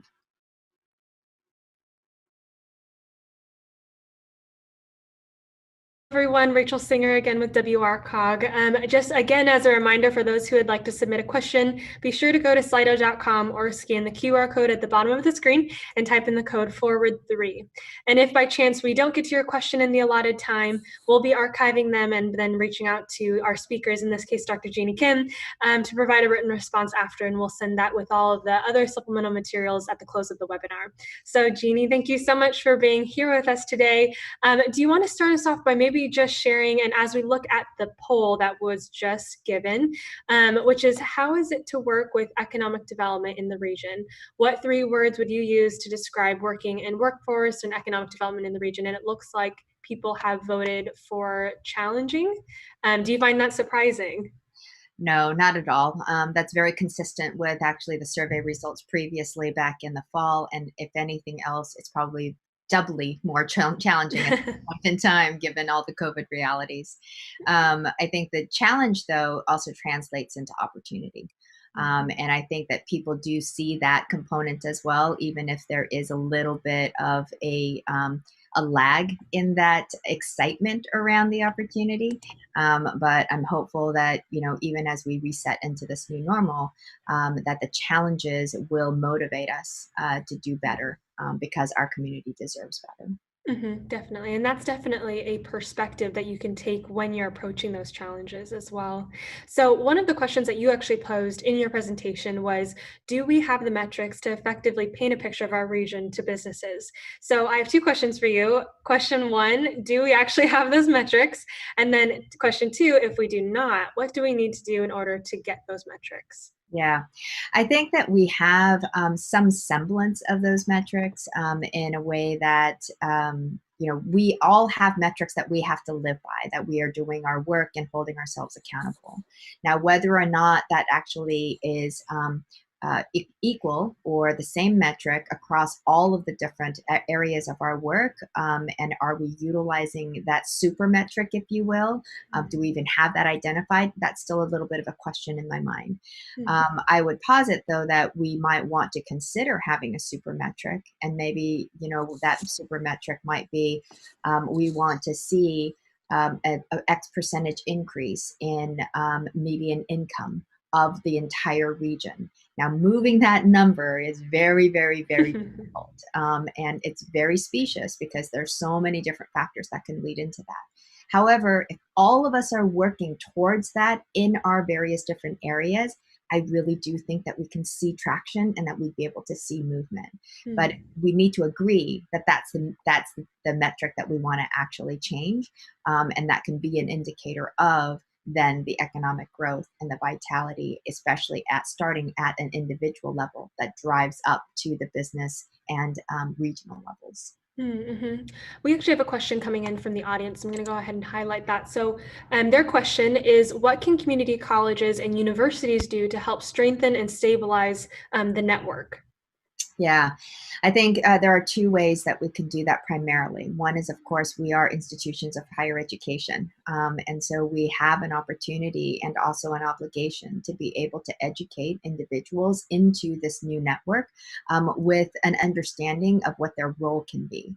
So in the presentation, I talked about, the need for accountability and the level of responsibility that individuals are actually given. Again, however, we don't necessarily provide the resources necessary for them to be successful.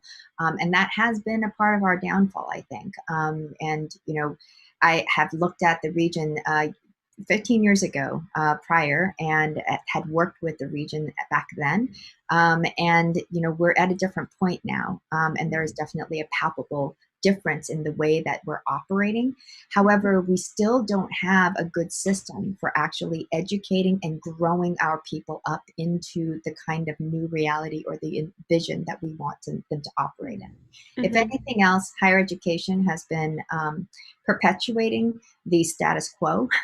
And we have to stop doing that. We have to really ask ourselves, what is it that we really want to accomplish as a result of what we are doing? So one thing, and this is maybe a little bit outside of the scope of what the original intent of that question was we need to really look at our curriculum from the perspective of how do we actually right the economic injustices that our way of operating has actually perpetuated. So because higher ed institutions maintain the status quo, even as much as we would like to be the forerunners and harbingers of innovation, we do really help to keep things just going. We're not necessarily pushing out to that outer edge. So if we could figure out how do we look at this question of economic justice, starting at that student level and educate around that with all of the different components that are necessary from skills to theory and philosophy, then I think we can do something in relation to equipping people to strengthen the network, to understand that they're a node in that network and what their relationship is. And that network mentality will then help to be able to create a broader frame for us to all be able to work together. So it's a languaging and a culture component. Yeah, definitely. And I really appreciate even the authenticity of your answer, of recognizing the role that universities do play and can play in the future of what that opportunity does look like for them. So we have another question from the audience, and it is, how do we better engage private industry and connect education with companies? Yeah, so I was just having this conversation earlier today, and actually with my group from the economic and workforce development arena. So both in the county as well as within just RCCD. And I have said again and again that our system of how we connect to companies is broken. Higher education never actually finished the bridge from education to workforce. It is a bridge to nowhere as far as I'm concerned at this point in time, meaning that we say, if you get this education, you should be able to get this job. But we did not create a bridge that allows for it to actually manifest for a lot of students. And especially in the community colleges, they need more support than just an if and should. They need directed guidance. They need pathways that are clearer. And so that industry partnership is really critical for making that actually happen. So what does that actually translate into? The industry partners, higher ed needs to get better at being able to understand the fast-paced nature of what industry is having to actually deal in. We need to build our curriculum to meet what the industry demand is. And the industry has been telling us this since 1984, when the Pew Charitable Trust actually did a Pew report and it indicted higher education because we weren't meeting needs then. And we did it again in Spelling's report in the late 1990s and still got indicted again. And so this has been the problem all along, but our processes, which are based in really, good foundations of wanting to have strong curriculum and academic freedom and, to be able to do all of those things, has actually slowed us down. and in our ability to be able to develop and distribute curriculum that is needed right here and right now. And so that particular divide has to get bridged. But how do we actually do that? We have to have industry at the table with us. So just as much as we're making an investment in developing that curriculum, we need industry to be at the table with us every step of the way, and to make the investment of time. And it is going to require their resources to make that investment so that we have a stronger return, right? And that's going to require relationships, trust, and time and energy, and the brain power from the industry in showing us what it is that they would really like from our graduates.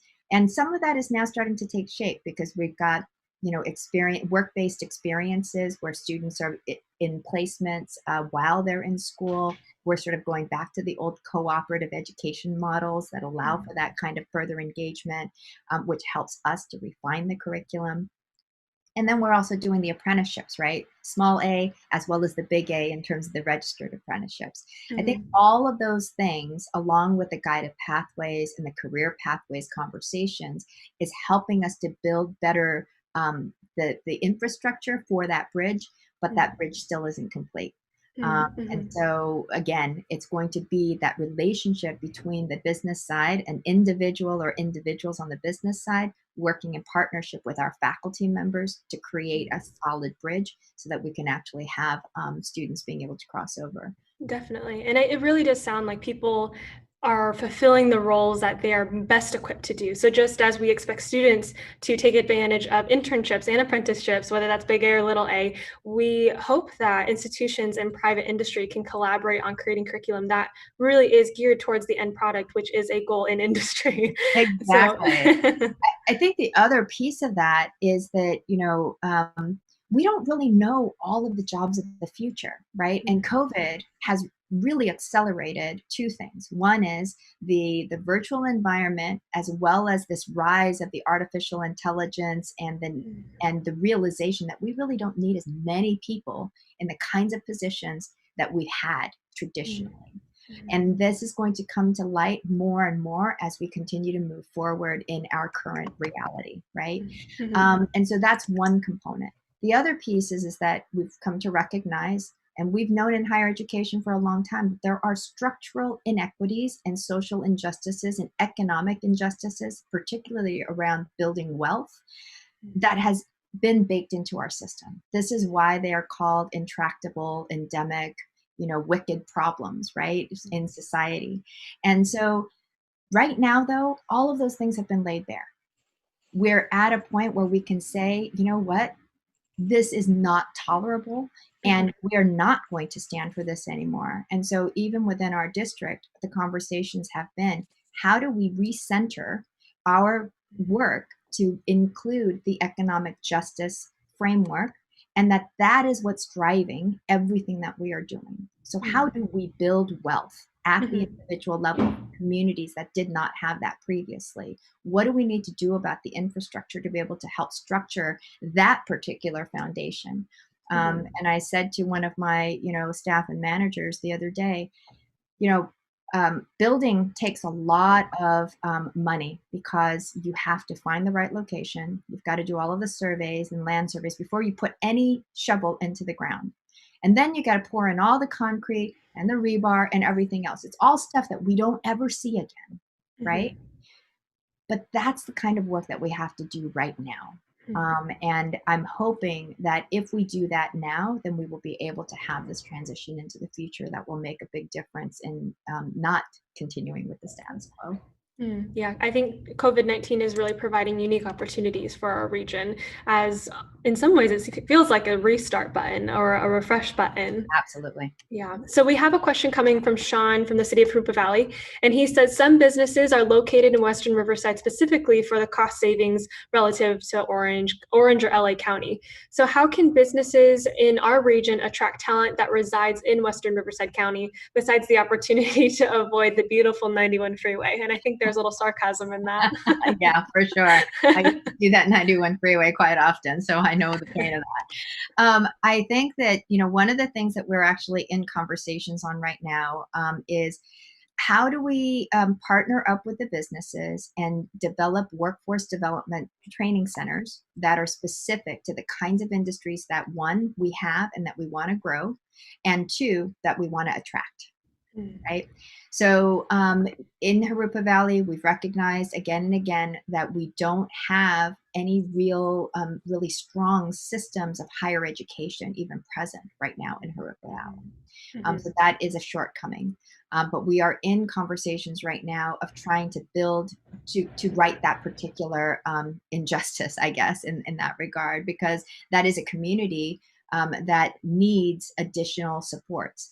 And so we want to potentially establish a workforce development center, again, partnering with the businesses that are there, and to really grow up our workforce, but not just in terms of being individuals that would go and work for other people or for other businesses, but also to be able to build their own businesses. So it's about middle skill, upskill of the employees, but also with this eye towards, again, helping them to move into business ownership and to become job creators themselves and be partners to the other businesses that are there. So if we can build out a network along those lines with that kind of vision, I think that there's a lot of potential. And I don't know who that business individual was, but please give me a call, because we're actively looking for business partners, particularly in Harupa Valley, that might want to join that conversation and building that network up. Definitely. So we have another question kind of regarding, I think, what they're referring to as the network or the system. So their question is very broad, but it is, what is the ideal system? In your mind, what's the ideal situation and system? Yeah, the ideal system, and as I explained in the network analysis, is one that is as robust as it is shown on our system, like in the network map that I displayed, but it also has more overlap. So right now there are, the connection points are centered around maybe 20 to 25 people. And that's at the core. If we lose those 20 to 25 individuals out of our network, the network almost dissipates. The connections become very loose. There's the density of that core network sort of disappears. Right. That means we have to spend that much more time developing new relationships, establishing trust, figuring out what everybody is supposed to be doing and where everybody is supposed to be.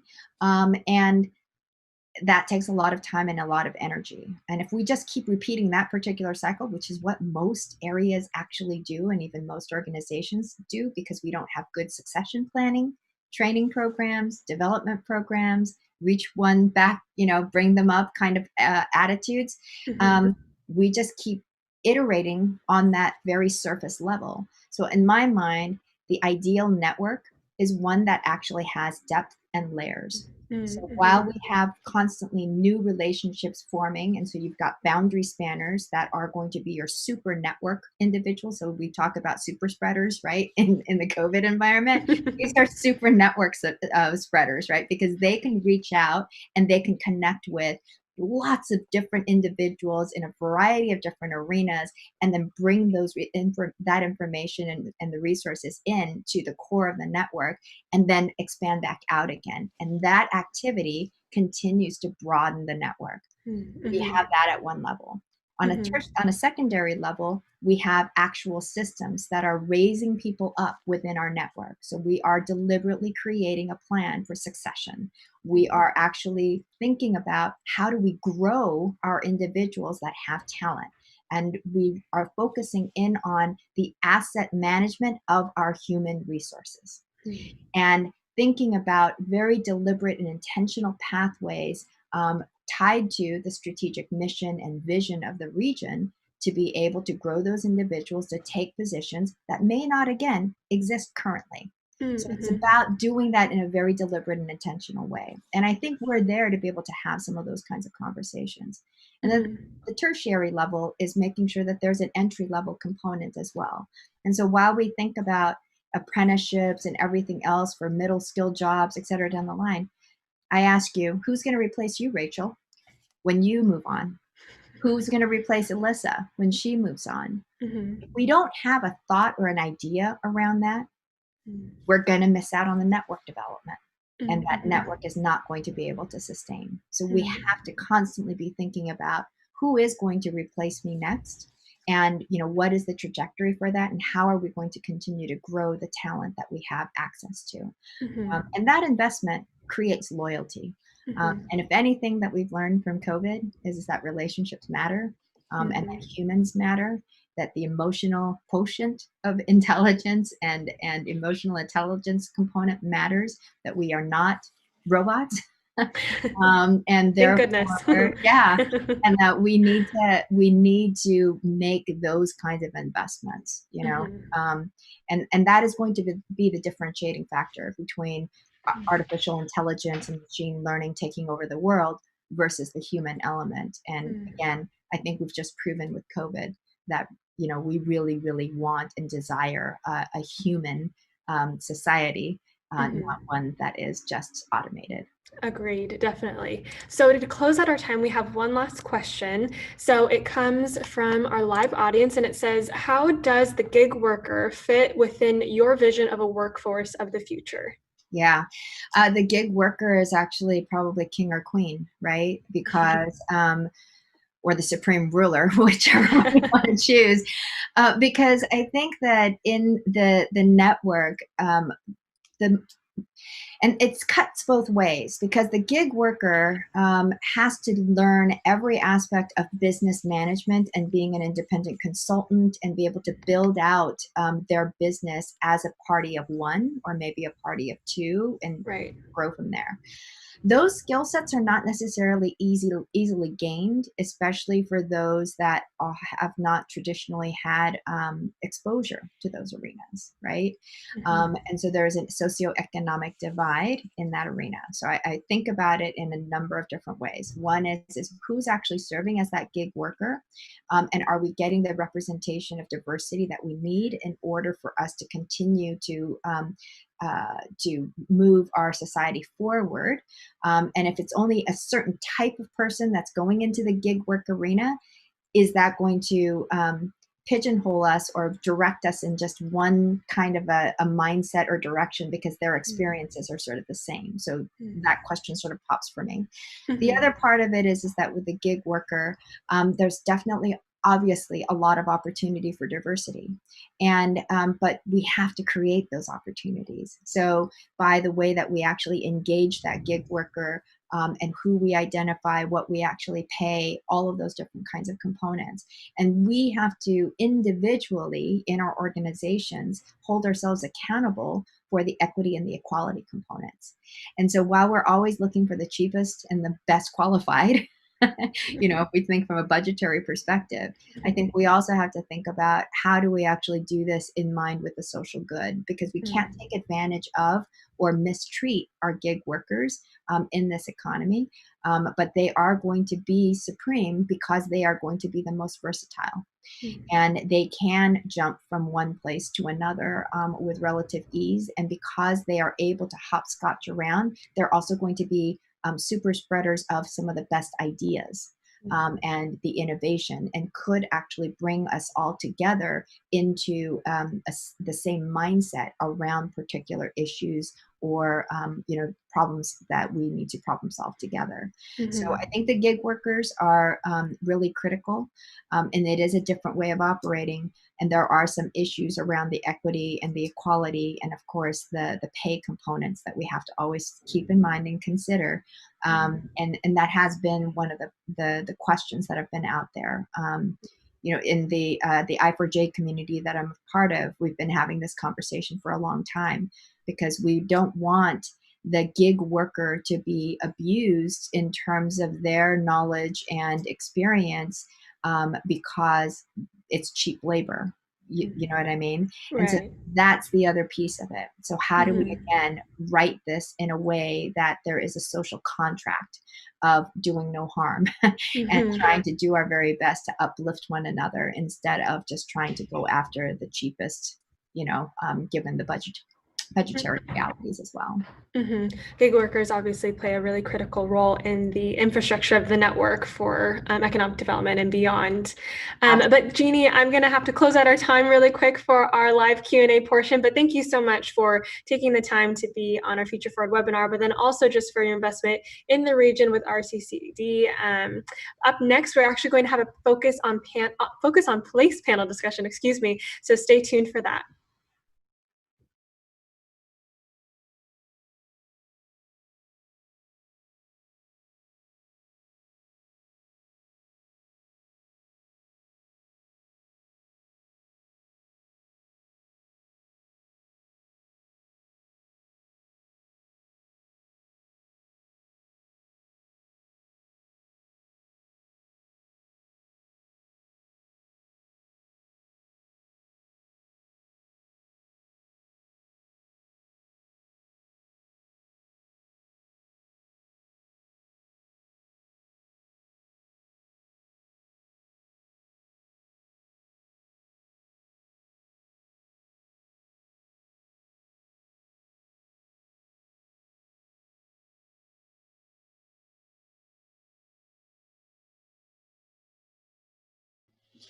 Our last panel is going to focus on place. This is a discussion on how places and spaces shape our communities and how there is a need to reimagine retail, mixed use, and other land use opportunities. What will future cities and communities look like, and how can we ensure the highest and best use of our existing areas? We're going to be moderated by Dr. Wallace Walrod, Chief Economic Advisor with the Orange County Business Council, and a number of wonderful panelists. Over to you, Dr. Walrod.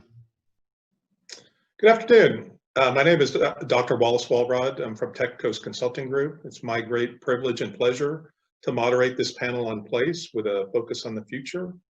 Some questions we'll ask during this session will include how communities can reimagine retail, mixed use, and other land use.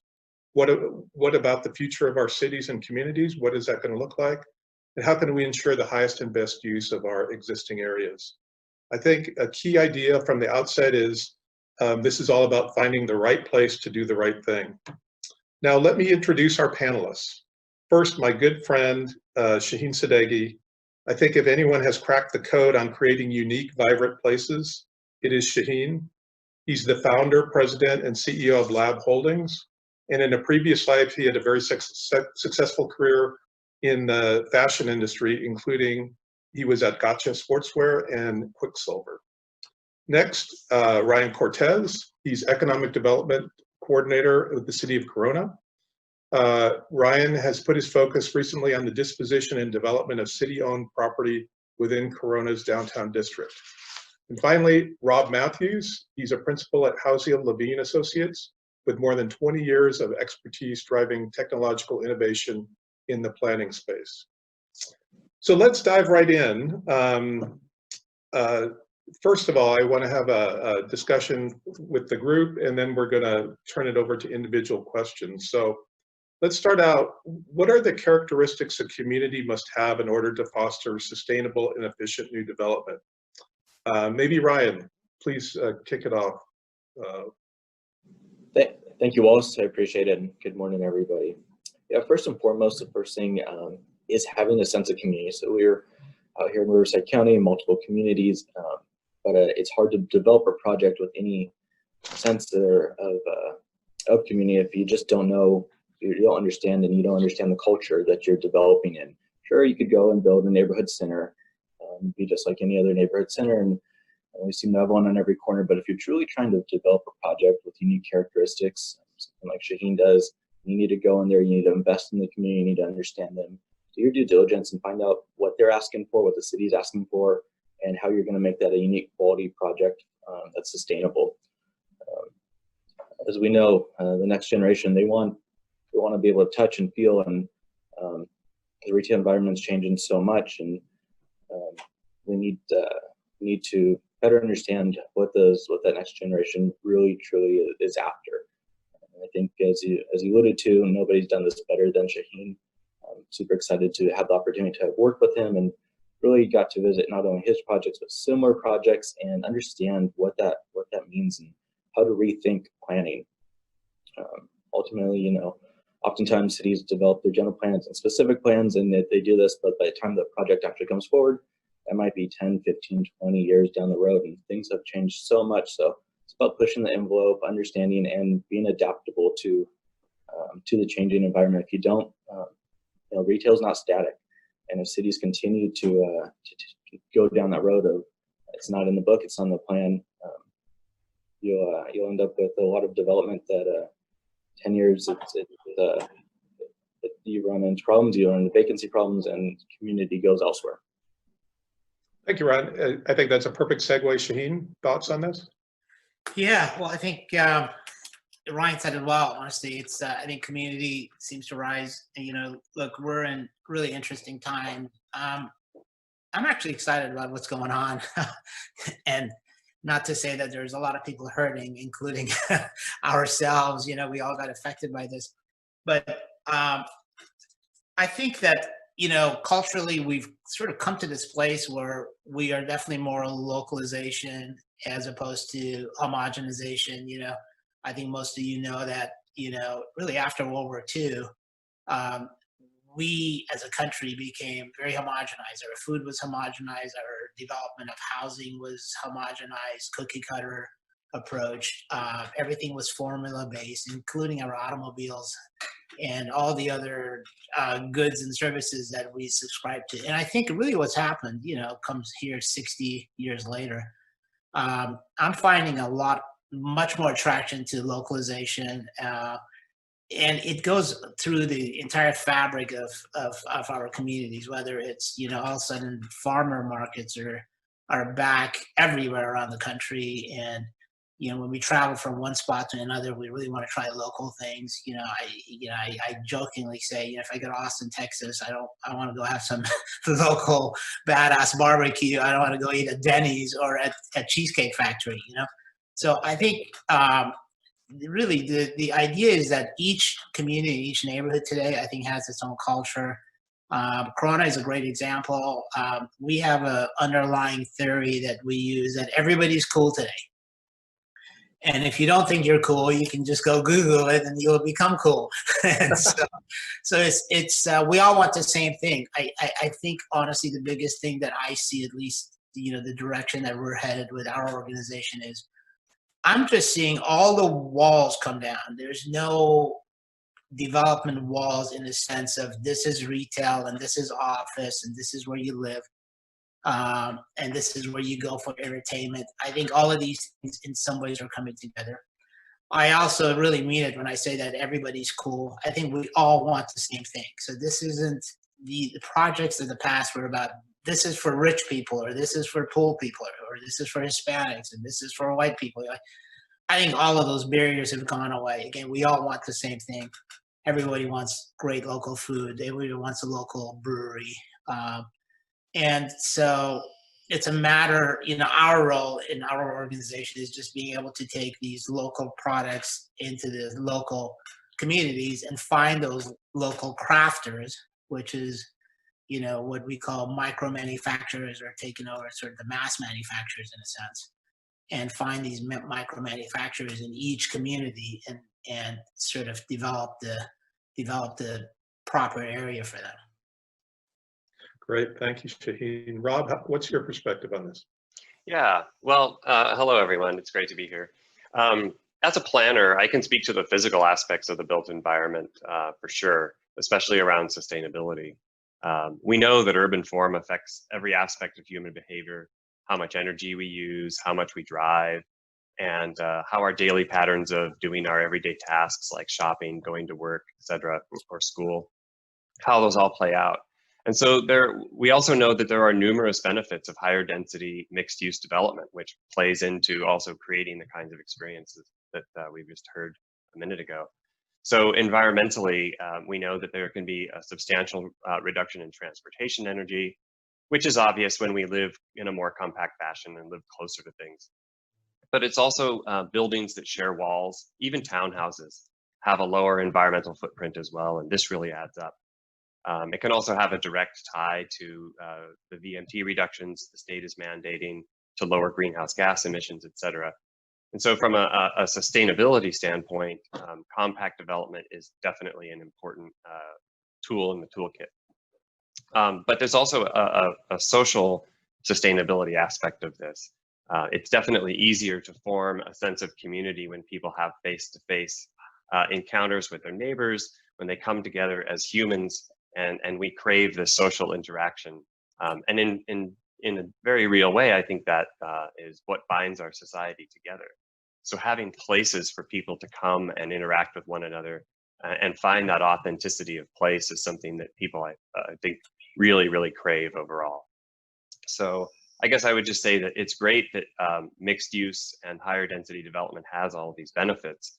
But the really good news is that there's tremendous demand for this. We see it all across the United States. People want places that are pedestrian oriented. They don't know, I think very few people would ever say they want to be in a mixed use area, but there's an inherent understanding of what that feels like. So I would just say overall, I think that the development patterns are really important, and it plays directly into how we envision these retail and office and places where we live. Thanks, Rob. Let's move the discussion to a discussion about what's unique at this time about the Inland Empire, and what do you think the future of sort of smart growth and development are in the region? So whoever wants to kick that off. Yeah, I'll go ahead and kick off also. Right. So I've been a big proponent. Right now, we're at a critical time in the Inland Empire. We still have available land to develop, not necessarily here in Corona. In Corona, we're a bit of a built-out city, as are some of our surrounding neighboring cities, but as a whole, as a region, we're at a really critical time. I've been a big proponent of continuing to push job growth in order to build a sustainable community, develop sustainable projects. We need to continue to push job growth, and there's been a lot of discussion on. I sit down with planners and economic developers across the region, not only in Riverside County, but San Bernardino County. And a lot of communities now are, oh, we're a bedroom community. We're just going to build more master planned residential communities. And I pushed back and said, no, we need to really think about not only commercial and retail development, but how are we going to land the jobs so that we can give our residents a lifestyle. Spending 3 or 4 hours on the freeway every day, which is realistic for some of the people out here and folks out here who are commuting into the Los Angeles or Orange County job markets. That's not a sustainable lifestyle. And last thing those folks want to do when they get home is go out and enjoy their community, and ends up becoming a bedroom community. So how do we change that narrative? How do we share that the labor force is out here, and really it becomes a marketing play around it? So we're hard at work at that. Still making the effort and pushing that narrative and trying to change that. But right now, I really truly feel that we're at a critical time, and that the rest of the region needs to put a focus on creating sustainable jobs. Thank you. Rob or Shane? I can jump in on this. So again, I think this sort of takes me back to the point of, looking at all of these situations without any walls.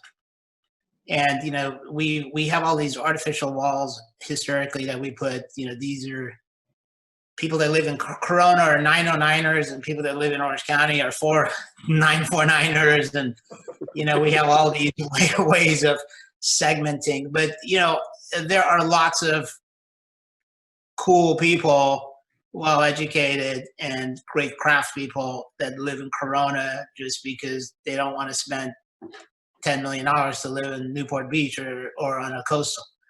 And again, they want the same products, they want the same services. And I think the part that I'm a bit disappointed about is the fact that, I still look at it as precious land and precious, particularly the areas that are historic. I think there's parts of Corona that really sort of excited us, because I kind of like it because it's, nothing has happened there for so long. I just look at it this just amazing opportunity of bringing some of that culture back. The challenge is, if you really think about it from a human scale and not necessarily in terms of a developer, the reality is when I go home in the evening, if I lived in Corona, like the last thing I want to do on a Friday night is take the family back in the truck and get back on the 91 freeway, and then get on the 55 or the 57, and then get on the 5 and the 405 and the 73 to go down to a beach community to get something to eat.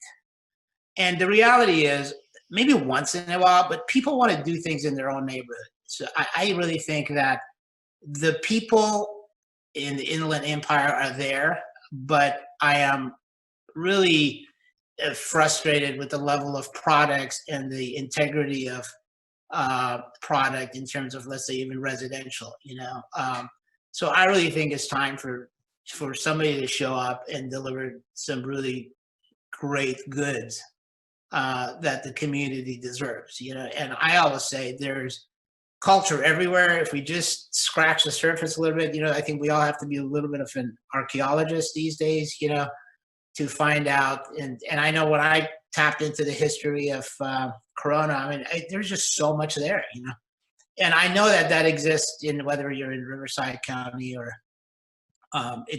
anywhere in Riverside County, I should say. So I think the whole thing equates to opportunity in my eyes. It really does. Thank you. That's a perfect term for you, Shaheen. I think present day urban archaeologist like fits. So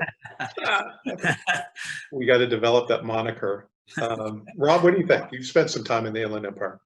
Yeah. So I would say that looking at available land and space, we need to do exactly what was said and look for those opportunities. I've seen a lot of interesting ways in which large fields of parking surrounding retail centers have been transformed into dynamic mixed-use areas. That's just one example. This also happens for office parks as well. For example, here in Pasadena, there's a major new development springing up around the Parsons headquarters building.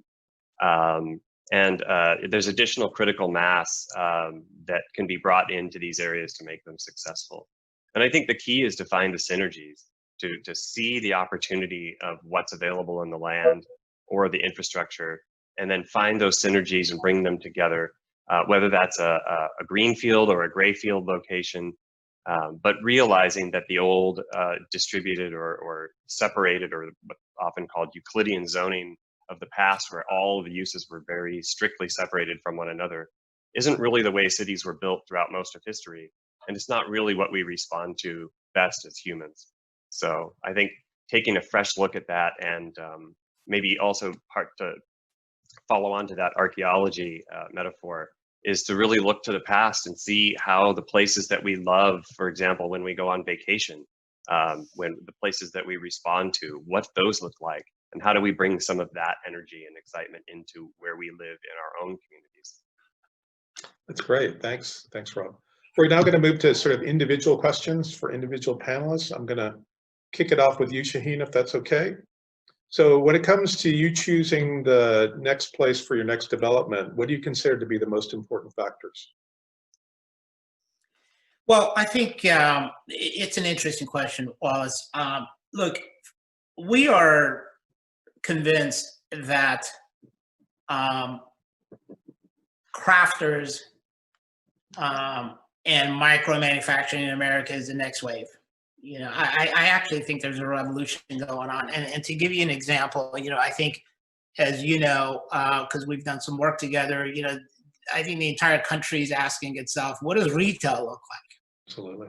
And, what do we do? And it's obviously it's going through this complete transformation. And I would sit here today, even with the current COVID-19 situation that we're all dealing with, and I would say that this probably has been some of the best retail environment that I remember in history. And I was president of Quicksilver, so we've been involved on a national and international basis in terms of retail and manufacturing. This is the best I've seen it, because there are so many young entrepreneurial Americans that are now starting new businesses. And as you know, my company is called the LAB, stands for Little American Businesses, which is with 30 years in business now. So 30 years ago, I honestly believe in that. Today, I think it's even more relevant. And so when I think about these situations, I think affordability becomes a big part of the equation, because I can go out and build the most beautiful retail environment. We do enough research, and we've done enough traveling. We get it, but I can't be in a position where I'm charging a high-end mall pricing for my users, because my users are mom and pops for the most part, and they're looking for affordability. But that doesn't mean they're not cool. They're still expecting a lot. I mean, this is a very interesting consumer base that we're dealing with. It's a fairly sophisticated, it's much different than, again, where we came from, where we were all into just fast food. And, we were happy as a society with mediocrity. And I think today, the social aspect of products and, where does it come from and who's making this stuff and what's the maker. And, I jokingly say, we used to sell a hamburger. Today, customer walks in and asks, well, is the meat local and is it organic fed? You say, yes, it is. And then is the tomato organic? Yes, it is. And is the bun gluten-free? Yes, it is. Okay, I want to meet the chef. And, okay, so you go to the back and bring the chef and they say, well, what's your philosophy? And they want to have the conversation. And, this is a whole different customer than going through a McDonald's drive-through and having somebody chuck a Big Mac at you, and you eat it in your car. And so I think it's a whole different mentality. And that's both the producer, meaning the operator, really has to have a passion, and the consumer only wants to spend money on things that are important to them as opposed to just general commodity. And I can say the same thing about all other industries. Again, I jokingly, repeatedly said, like my generation drank beer, and this generation wants to know how to make beer before they give you the order. They want to have a conversation with the brewmaster. This is different than walking through a grocery store and grabbing a 12-pack of Budweiser. It's a whole different. So I think we're looking at where can we produce this product at a reasonable price, and where can we go where these products, a lot of the local, I call them localization. I call it localization, personalization, customization, as opposed to homogenization. And where can we go where there are these crafters, the local micro manufacturers that we can build a home to. That's great.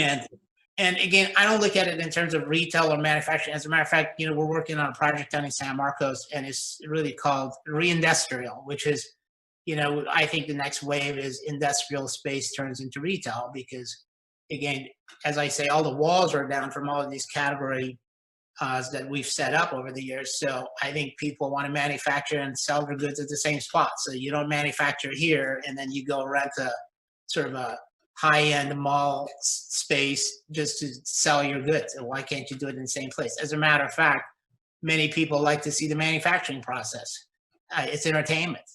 I want to see the maker. I want to see how this stuff is made, and I want to consume it there. I think breweries are a good example of that. Absolutely. Thank you, Shaheen. That's great. Ryan, I'm going to turn to you. In your work at City of Corona, how have you strategized to create a sense of place that residents, businesses, and visitors want to visit? Thank you, Wallace. Yeah. As a city, I think we've overall, we're a city of history. We're 120 plus years old, and there's a lot of deep roots here. There's also a lot of families here that have been here a long time. And we worked hard to continue to just adapt to the trends while keeping our history. It's a never-ending effort. So, what we strategized 15, 20 years ago, if we kept on that, we'd be out of date, as I shared prior. So we've master planned our communities, but at the same time, as we start to do sort of phase 2 of our downtown and other areas of town, we've looking at amending land uses, and as Shaheen shared, breaking down those walls and looking at what the potential for these buildings looks like. I'd say if you look at governments and you look at the scorecard across the board, we're a safe community. We're great first responders. We have amenities. We have, we're a tree city, USA. We have parks. You go down the list of all the things that make a great community. But we also have our own culture, and that's what we're really trying to pull out right now. It's there in the last probably 20, 25 years, as we started to really kind of grew a little fast, started to dissipate a little bit, but we're working to bring it back, and Shaheen's helping us do that. So I guess to fully answer your question, we strategize our development in that we're not static, and we're just continuing to look at the future, next generation, breaking down those walls, and trying to look at how we can be innovative. That's great. Well, you're doing something right, because Shaheen's a pretty cool guy to be working with on this kind of stuff. So it's been a lot of fun, let me tell you that. Yeah, absolutely. Rob, can you tell us a little bit about how the technology that you're developing contributes to understanding community context and potential from like a land use and economic development and community development perspective? Sure, you bet. So I think the key is vision. We typically think of vision as an abstraction, like a visioning exercise or something like that. But the best vision is one that we can literally see, like whether that's in the mind's eye or see on paper. Visualization of our community, of what our communities might look like in the future, is really critical for helping decision makers and stakeholders and the public literally see the future. Of course, we can't predict the future with certainty, as COVID-19 and so many other issues make plainly clear, but we can shape the future, and visioning around what that looks like is very powerful. To maybe bring in a couple cliches, seeing is believing, or a picture is worth 1,000 words. Both of these really speak to the power of visualization to help influence how we perceive the world. And how we perceive the world, of course, is how we ultimately end up building it. But visualization doesn't exist in a vacuum. It can't just be a bunch of pretty pictures. It still relies on the power of spatial analysis to really understand a place and to see the patterns of urban life and development that might not be evident otherwise.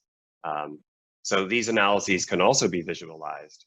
And when shown on a base map or a digital twin, as it's sometimes called, that is a sort of a realistic view of your community in 3D, these analyses are grounded in a sense of place, making them more real to us. And in particular, and this is really my area of interest, is looking at systems that allow us to understand through 3D graphics. Typically, the production of compelling 3D graphics has been very expensive, and it was really relegated to the end when trying to sell a project or a plan, when most of the decisions, or maybe all of the decisions, have already been made. But the real power of visualization and using these kinds of tools happens when we infuse a graphic understanding of our communities all throughout the process of designing these alternative futures. This is a little hard to convey verbally without some kinds of visuals, but think of it kind of like the game SimCity, which you mentioned earlier, but for real world planning. And so I think that GIS, or Geographic Information Systems technology, has been part of how we design and build cities for more than 40 years. But there's a real confluence of new technology that's enabling a lot of new capabilities for us. And that's what we're really excited to help bring to the development community and to the planning community. Great, thanks, Rob. So we're going to move to the more rapid fire part of the half hour here. And Shaheen, I'm going to start with you and put you on the spot a little bit. I know this might be like asking, what is your favorite child? But which development project are you most proud of, and why? Oh my, honestly, obviously the proof is in the pudding. We have never sold a project in the history of our company in the last 30 years. I probably should have, but we didn't. And so I think these projects for us are really less about, let's just develop it and put a cap rate on it and flip it. And we stay within those communities. We continue to grow within those communities. I think we take a larger picture, as in, for example, we're working in Long Beach and we're working on 52 lots. It's literally, a couple plus city blocks. We had the opportunity to do that in Anaheim. We're hoping that we can have all of this materialize in Corona. We're working on a really, really an exciting project. It's sort of Burning Man meets retail down in San Marcos, and that's been really fun just because it's sort of ahead of all the other projects right now in terms of new developments, and we're actually into sort of design and what this thing's going to look like. So that's been really exciting for me. But the excitement is really the opportunity of trying to capture what people want in the future. I think that's honestly where, people like Steve Jobs were so good at. He wasn't necessarily the best engineer. I mean, he wasn't even that great technical guy. He was obviously surrounded by lots of talent, but he just had this magic of, figuring what people want. Or, I think Elon Musk is a little bit of that these days, So that's the fun part, I think honestly, the biggest thing that I really want to share here with the group is, which is an interesting thing that's going on. I keep going back to this COVID-19 because we're so thick into it. And again, as operators, because we have our own restaurants and retail and so forth. You've probably heard me say in the past, like our biggest challenge here in the state of California, and I'm a total environmentalist. We built the first green retail center in the country. It was before green was a vocabulary, but has been our policies. I think one of the things that's the challenge for me at my age is it takes so long to get entitlement. What used to take 2 years takes 5+ years.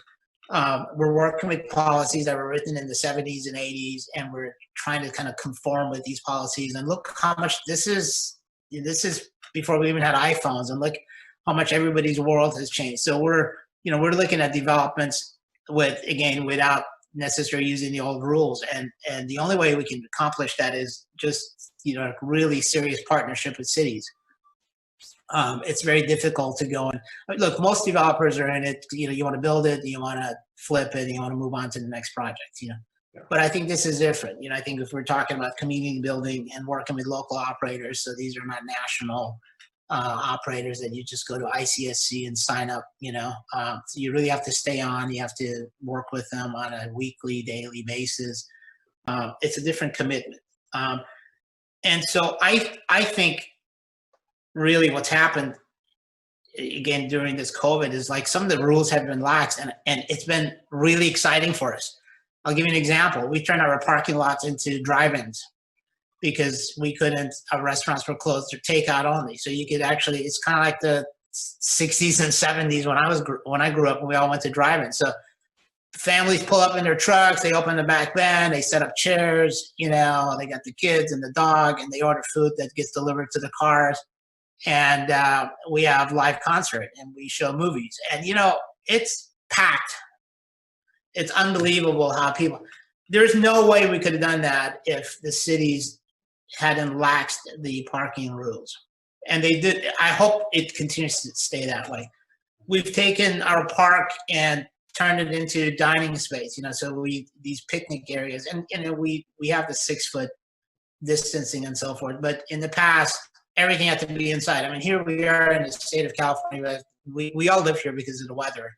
And, you have to always struggle and fight for outdoor patio seating. And that's always that's one that just drives me bananas, and it's all about parking and parking and parking. And, and I think the world has just evolved and these rules have sort of stayed. So I'm excited about any of the developments, to answer your question in the long format, that give us the opportunity to use some new rules and not necessarily build these sort of black boxes that have been built over the last 30, 40 years. I mean, I think for us to get different product, we just need some flexibility and have some trust in people that actually see the future and not necessarily build things that we've done in the past. Great, thank you. So I'm going to have one last question, maybe 30 seconds or less from each of you, about what is your vision for how we kind of rethink the future of retail in our urban environments here in Southern California? So maybe Ryan, you could start with that. Yeah, Quickly, just rethinking what's the next 5, 10 years look like, 20 years look like. It's I think Shane's spot on. We wouldn't be partnering with them if we didn't believe it. It's going to be about this next generation wanting to know and seeing, feeling, evoking all the emotions and everything behind the product. I see a lot of these chains yet not transitioning. I won't say they will die out, but it's going to be, retail development is going to definitely evolve into more of these maker type spaces. Thank you. Thank you. Appreciate it. Rob? Yeah, well, we know traditional retail is suffering, and we know that intense competition from online and low-cost retailers has steadily eroded brick and mortar locations. but at the same time, people still crave that experience, right? So in my mind, retail now has to have an even greater value proposition than just the in-store experience. And that's where place comes in as a distinguishing factor. And place is something that doesn't happen inside the store. It happens in the spaces around stores, in between buildings. High quality places have a threshold or critical mass that's needed before a place can really emerge as a great place. And so there's always the trick of who goes first, and how do you have catalyst sites that get us towards that critical mass. So I would the other piece of that is that given the present need to address housing, especially affordable housing, as well as office performance, and all these other issues that are all rooted in the urban environment, by bringing that together around retail centers or around retail in general, which adds a lot of vitality, can be a really synergistic strategy. And I think that's going to be really critical going forward. Thank you, Rob. And Shaheen, any final thoughts on future of retail? Yes, I'm very.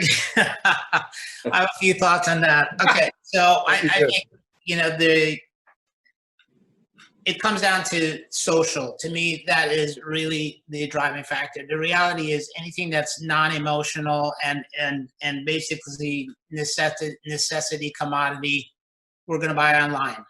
There's really no reason to get in your car and drive to a grocery store and buy, your toilet paper. You can order online. It's a non-emotional, at least for most of us, purchase.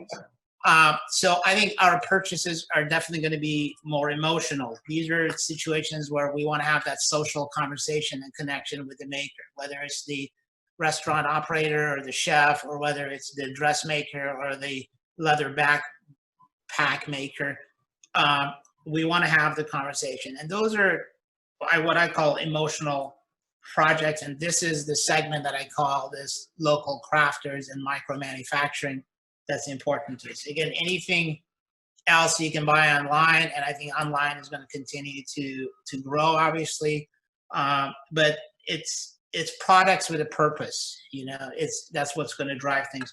I think this idea of having this interaction and creating the places where people can bump into each other and have a conversation, which goes back to community. I think it goes back to that. And, I think a clear, old school example of that is, would you rather buy your tomatoes at Vaughn's where it's wrapped in some fake ceramic, or would you rather buy it from your local farmer who talks to you about the tomato season, and it's these beautiful heirloom, goofy looking tomatoes, but they taste absolutely delicious. And then at that point, it doesn't really matter, what it costs, or you can order them on Amazon Prime and they'll deliver it to your house. So I think you can see one is totally about the local experience and bumping into people and having a conversation with the grower. And to me, that has huge value. And I think most of us are, sort of headed towards that type of relationship with our makers, again, whether it's a restaurant or it's your local farmers, or if it's your local coffee maker, it could be. So for me, it's, that's starting to have a lot more clarity, at the end of the day. And I think this is also, when people ask what's going to happen to retail after COVID-19, we're all hardwired to be social. People are not going to stay at home and order food for the rest of their lives. I mean, it's not sustainable. I've been getting out myself. I just drove up to Big Sur just to get away. Everything is packed. I mean, the restaurants, and people want to be back out again. People want to socialize again. Of course, many are wearing masks and being very cautious, which they should be. But it just shows that we can't keep people locked down. So the social aspect of this is really the driver for me. That's fantastic. What a great, optimistic way to conclude our discussion here today. I want to really thank so much Rob, Ryan, and Shaheen. And thank you all viewers for watching this. And we'll conclude there. Thanks again. Thank you. Thank you. Thank you. Well, hello everyone. Rachel Singh with WRCOG one last time for today. As a reminder for those who would like to submit a question, be sure to go to slido.com or scan the QR code at the bottom of the screen to type in the code #3 to submit a question for our panel today. If by chance we do not get to your question in the time that we have for our panel, we will be archiving them and reaching out to the speakers individually to provide a written response, and we'll distribute that after the webinar. But thank you, Place panel, for participating today in our Future Forward broadcast. We actually have a question kicking off the conversation from someone in our live audience, and it says, what do you think of the City of Riverside's concept to create an innovation district? Are these concepts important to developers or more of a marketing asset to cities? So Ryan, do you think you could start us off by answering this question? Thanks, Rachel. I've been following Riverside. I'm excited to see what they're doing there. They're doing a lot of great things with their innovation district. You know, a couple of years ago, they landed CARB, California Air Resource Board, in connection with UC Riverside. So 2 great assets in that community. And I know they've done a pretty good job with developing their downtown. It keeps expanding. So to be able to have that synergy and going from the UC down to downtown, really excited. They're really working to cluster their technology businesses there. I know they're working on some programs and some incentives to try to attract more. So I'm on board with it. I know there's been some questions of, is it going to work, and is it just a marketing plan? And we've done something similar here and tried to attract aerospace companies that's been successful for us. I would have to say it's not a marketing plan, and it's going to take a little bit of time to develop. But there's a vision there, and from an economic development standpoint, I have to agree they're doing the right thing. Mm-hmm. Shaheen, from a developer's perspective, what is your take on Riverside's innovation district? Well, I think whenever the opportunity to bring like-minded people or like-minded creativity together, there's always this intrinsic value that happens. I mean, it's quite honestly what we do with our products. It doesn't necessarily have to be limited to tech, but from what I understand, I think it's a fantastic idea. I think what would make it really important though, and what would really create value is the opportunity within the zoning and the opportunity within the village, let's call it.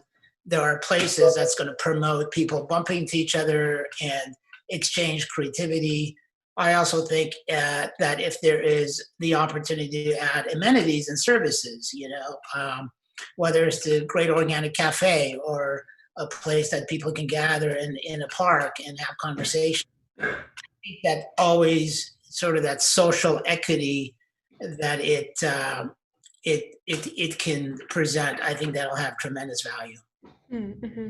Wallace, do you have anything to add to that? Yeah, briefly, I think supporting innovation is really crucial for Southern California's future and for all, Inland Empire, Orange County, LA County. I'm always, we don't have a ton of economic development tools in California like some other states do. So always sort of exploring new ones and developing new ones, I think is top of mind for me. And then finally, I think, our tech community, has so many good multiplier effects and so many, creates so many good paying jobs. Just sort of showing them the love of developing something like that is really crucial for signaling that a city is open for, the tech community to come on in. Mm-hmm. I think it's as much as an economic development driver, it is a marketing play, to your point, what you just said, Wallace. It's kind of the both dynamic. So Shaheen, I did want to ask, you said during the panel discussion how each community has its own culture. You also said that everyone is cool, which I thought was pretty funny. But how does a city identify or reconnect with their culture? And how do you translate that into an actual space? Well, again, I'm sort of convinced and committed to this. Particularly the cities within Riverside or Orange County. I mean, some of these cities are hundreds plus years old, and considering the country is only, 300 years old. I mean, I think it's the history we have. I do think it takes a little bit of archaeology. Every city has its own story. Every city has citizens that have sort of been committed to the area, and there's a generation of people that live there. To be honest, it just reminds me a little bit of the Midwest. I think most of us in California move around a lot. I grew up in Michigan, and the people that I went to high school with, they're still in the same house. Maybe they live in their parents' house after their parents have retired or moved on. So I think this sense of culture really comes through history and the people that have lived there. I think every community has a story. And the thing that we really look for is we call it the 4C process. So it's sort of the four legs on a table or on a chair for to get the stability. And so obviously we tap into the community. And again, every city we find that has some resemblance or some great strength of community. As we talked about culture, I think every city has culture, and some of it has just been lost just through over time and sort of the shift of demographics and social graphics, but the culture is still there. I also think that the opportunity for each city to have its own commerce is very important. I think we're all finding that we really like to do things in our own neighborhoods as opposed to living in one place and going somewhere else to spend our money for entertainment or education or what have you. So this idea of having that balance. And the fourth C for me is consciousness. And that really can mean a lot of different things. But for me, it's this idea that you can just go plonk in a retail center or a shopping center or any kind of a project in the middle of somebody's hometown or somebody's community. I think those days are over. I think that most of these communities that I'm aware of, I think the locals want to co-author the project, whatever it might be, and just getting them involved, I think does a lot. For the most part, when you're complete with the project, if they're co-authoring it, they're your customers and they're the ones that are going to support it. So I think you're basically building for them, you're building for the so again, for us, the 4 C's, community, culture, consciousness, and commerce, is sort of the platform that we look for. Definitely. Ryan, do you have anything to add given your experience in helping create these almost community reflective spaces for the city of Corona? Yep. Well, as you know, we're right in the midst of creating that space right now and partnering with Shaheen. But every street, us being an older town, can speak for us. Every street, every building has character and there's a story behind it. And that's one of the things we heard loud and clear from our community was, there's some close to historic buildings here, some older buildings, and there's character to them. Everybody remembers what they were like when they first opened up and as a thriving downtown and where we're at today. And Shaheen came in and said, no, I can work with this. It doesn't need to be completely scraped. We can still cherish the tree there and work with it and still develop around and just bring that building to the second phase of its life. And same thing with every street corner, every community. You have to just go in there and understand. And that's one of the first things. Shaheen came out 2 or 3 times and met with us and walked the community and went to just drove the community with his staff and wanted to understand what it is, because what works here isn't going to work in every city in Orange County or LA. So you just really got to understand it. And like Shaheen said, everyone wants to go off of it. I think that's a great way of saying it is, how do you get the community involved and understand their needs and wants, really? When they don't want, they're not going to support it. There's a lot of involvement and ownership right now in the process of placemaking, it sounds like. So Rob, I actually have a question for you from more of a technical standpoint. How does placemaking change with COVID-19? So to flesh that out a little bit more, we do see how COVID-19 has impacted many facets, and we've experienced new mandates like 6 feet of distance, mask wearing. But from a planning perspective, do you think that there will be systematically different strategies implemented, like perhaps permanent hand sanitizing stations, kind of like how we have permanent like drinking fountains, or maybe more of an emphasis on outdoor space? So I'm curious to hear what your thoughts are on that. Yeah, thank you, Rachel. Yeah, I think that the reason that we're interested in places that were made with placemaking in mind is because they feel good, and we respond to them, whether it's the authenticity or the sense of enclosure or just the ability to be around other people. And what's happened with COVID is that now a lot of people are really, really suffering from lack of social contact and all of that. So I think placemaking will play an even more important role in the future. And I think, like you said, placing some emphasis, especially in sunny California, on outdoor spaces where that's very practical is definitely a way to go. And then, of course, there's some different logistics involved, as you mentioned.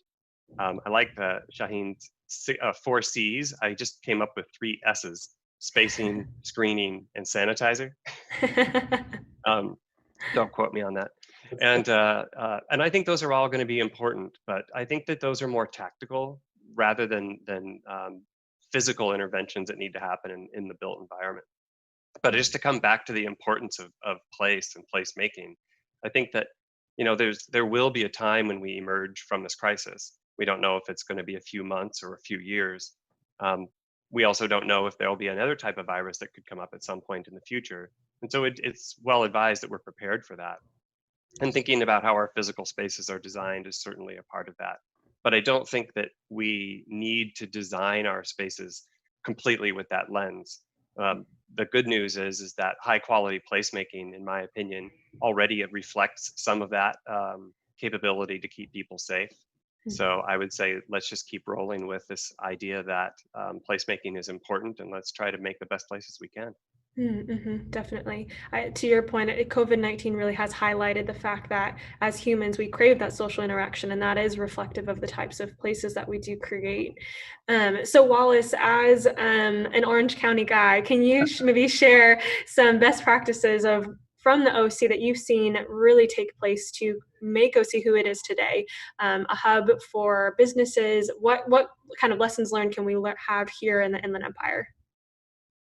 Well, I'm going to follow up on 4 C's and 3 S's with 1 D, I guess, which is, you know, we've long known that diversity is a real strength in Orange County, and it's allowed our economy to grow. We're not just one thing. We're, you know, all the way from medical device industry to surfwear and skate and sunglasses to, you know, tourism, world-class tourism.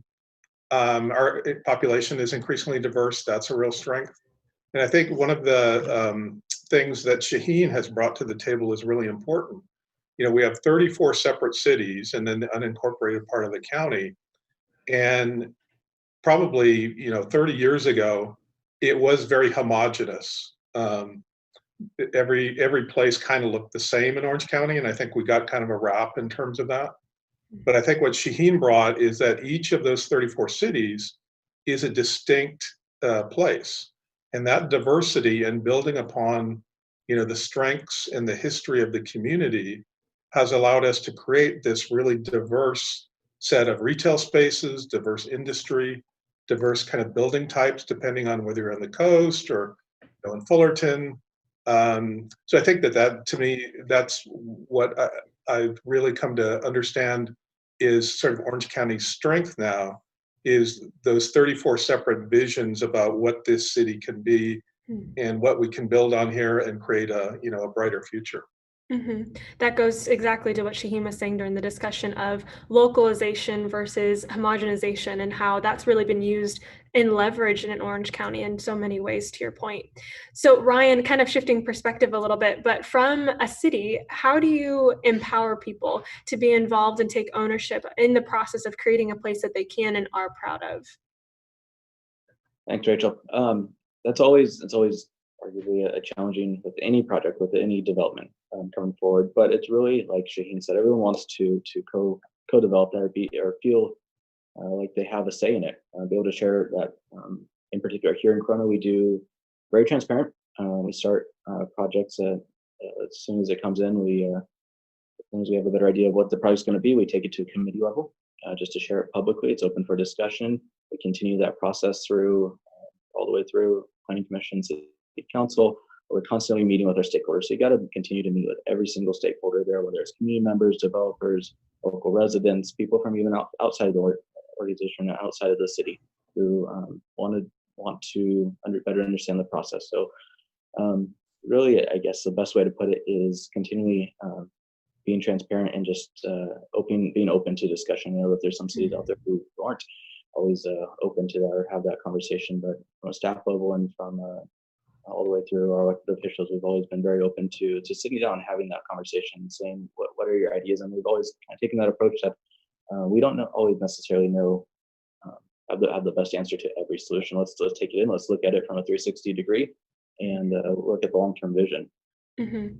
Yeah, and then kind of adding on to that too, and this will probably be our last question, just in the sake for the sake of time. But how do you balance NIMBY, the NIMBY sense of mentality, NIMBY meaning not in my backyard, with developments that enhance the overall quality of life for residents?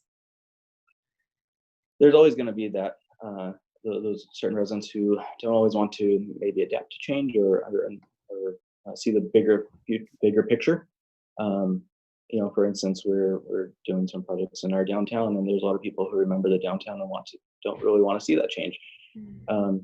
Many do, and many don't. But it's really just involving them and sitting down with them and understanding what that process. So they hear development, and oftentimes one thing we found is there's often a lot of rumors about what's being developed on that project. We had a project come forward that was a new medical development building with some historic architecture to it, but there's discussions that it was a multifamily project, and that spread very quickly. So it's also taking advantage of all those media streams and ways to communicate with the public. So that's something we've done. We've followed the city of Corona. You'll find out arguably we put out more messaging than say most of our surrounding communities, and put a big emphasis on being able to share facts and what's truly going on, and a lot of correspond through that.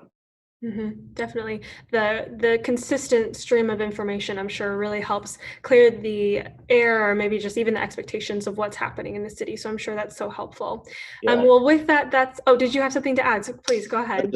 I was just going to say, at the end of the day, it always comes down to communication and being open to communication. That you can resolve 95% of your problems if you're just open to sitting down, communicating, taking that meeting or that phone call. Definitely. Well, awesome. Well, thank you guys so much for being a part of our Future Forward broadcast today, and thank you for your insightful comments. We will now be concluding this portion of our live Q&A portion and moving into some closing remarks. Sorry. So Michelle, go ahead and take it away. Thank you. Thank you, Rachel. I'm going to provide some closing remarks for today. And you all know me as the president and CEO of the Inland Empire Community Foundation, but my career is really in community development and community-based economic development for almost 3 decades. And over that time, I've developed some ideas about how economies can work for people, planet, and profit. And so I'm going to play with our title today, Tipping Point, and I'm going to play with the last 4 letters, because the first 3 we have talent, innovation, and place. And I'm going to acronym the last 4 letters and share some of those ideas that I've developed over the years. The last 4 letters, PING, stand for people, inclusion, need, and growth. So just like any major system, the ideas we have about economies and economic development, what they are, how they work, who they're intended to serve, say a lot about the people who are operating those economies and who has power within them. COVID-19 is forcing us to see in new ways and to confront historic and structural inequities around race, gender, workers, gender identity, systems that are now so glaring. Who gets healthcare? Who loses their job? Who's housing insecure? Who dies? That as a larger society, we really can't move forward with recovery without putting the people most affected at the center of the solutions. Which brings me to my first word, people, and more specifically populations, because who we want to have benefit from an economy, whether it's a market transaction or an investment of capital, is perhaps the most important question we need to ask first. Is it first-generation college students? Is it Black men? Is it formerly incarcerated or women-headed households, Latino-owned small businesses, immigrants? Who also can benefit from a robust economy and participate? Identifying specifically the populations that have been included and investing in their leadership and strategies to fully participate is critical now. And here's the tricky part. Populations that are part of our economy are not only human. Nothing we make on this planet comes from thin air, including the computers that generate our content. The natural systems and species that live within them, adjacent and within human communities, need to be brought to the center of our work. We need our complex natural ecosystems functioning. We need ecosystem services like cleaner water and air and pollination, medicine, and productive soils in order to thrive and have functioning, sustainable economic development. My second word, I, is for inclusion. But what I mean here is the process by which we make room for those for whom the solutions might matter the most. Do we want to help students understand distance learning? Ask students. Do we want to know how to keep workers safe from COVID? Ask workers. Do we want to know what solutions small businesses need? Ask small businesses. Leadership is often kind of exclusive or thought of exclusively. I got here because I'm smart. I was the person who could solve the problems. I look good in a red jacket, whether that's true or not. But I also got here because of some luck and privilege. My ability to use that privilege to open doors so that others can be at the table and decide for themselves what looks fair and right is the work of being more inclusive. It is work, it takes skills, but if we're able to do it, I think we will see better results and results that stick. My third word in tipping is N for need. What do we really need? Very often we think about creating individual wealth. We think about making more widgets. And if the world really needs those widgets like N95 masks, then that's a good thing. But COVID has also taught us what we need is time. What we need is public health. What we need is more collaboration. What we need is a stronger safety net for everyone caught in this disaster. What we need is to close the digital divide. And what we also need is to awaken to systems of unfairness and injustice. So what we thought we needed at the beginning of March isn't exactly what we think we need now. And we should make sure before we react and as we move forward to ask ourselves what's most important to invest in, to grow, and to do. And that brings me to my last word, growth. The idea of growth is fundamental to our economic system, and we need to grow. More housing, more jobs, higher quality and better paying, more training and workforce support, no question. But as we move ahead, it would be great to consider also the quality of our growth as much as the quantity. We measure by quantity, gross domestic product, which is probably not the best measure to determine how an economy is creating happier, healthier, more trusting, and more aspiring people. We have a healthcare system. We can add more people to private insurance, but qualitatively, did preventive healthcare improve? Qualitatively, did access to public healthcare for low-income people improve? Improving what we already have is an investment in the quality of our growth. Another way to say this is to say that we don't need more of something, we need better of it. When we convert from coal-powered energy to renewables, we will need to grow the available energy resources as we grow, but in the process, we qualitatively change the type of energy, one that's cleaner, gentler on the planet, and reduces climate impacts. So there you go. Now that we are tipping through talent, innovation, place, populations, inclusion, need, and growth, I want to thank Western Riverside Council of Governments and all of you for your leadership and commitment to helping us move through this crisis and into a more equitable and sustainable economy.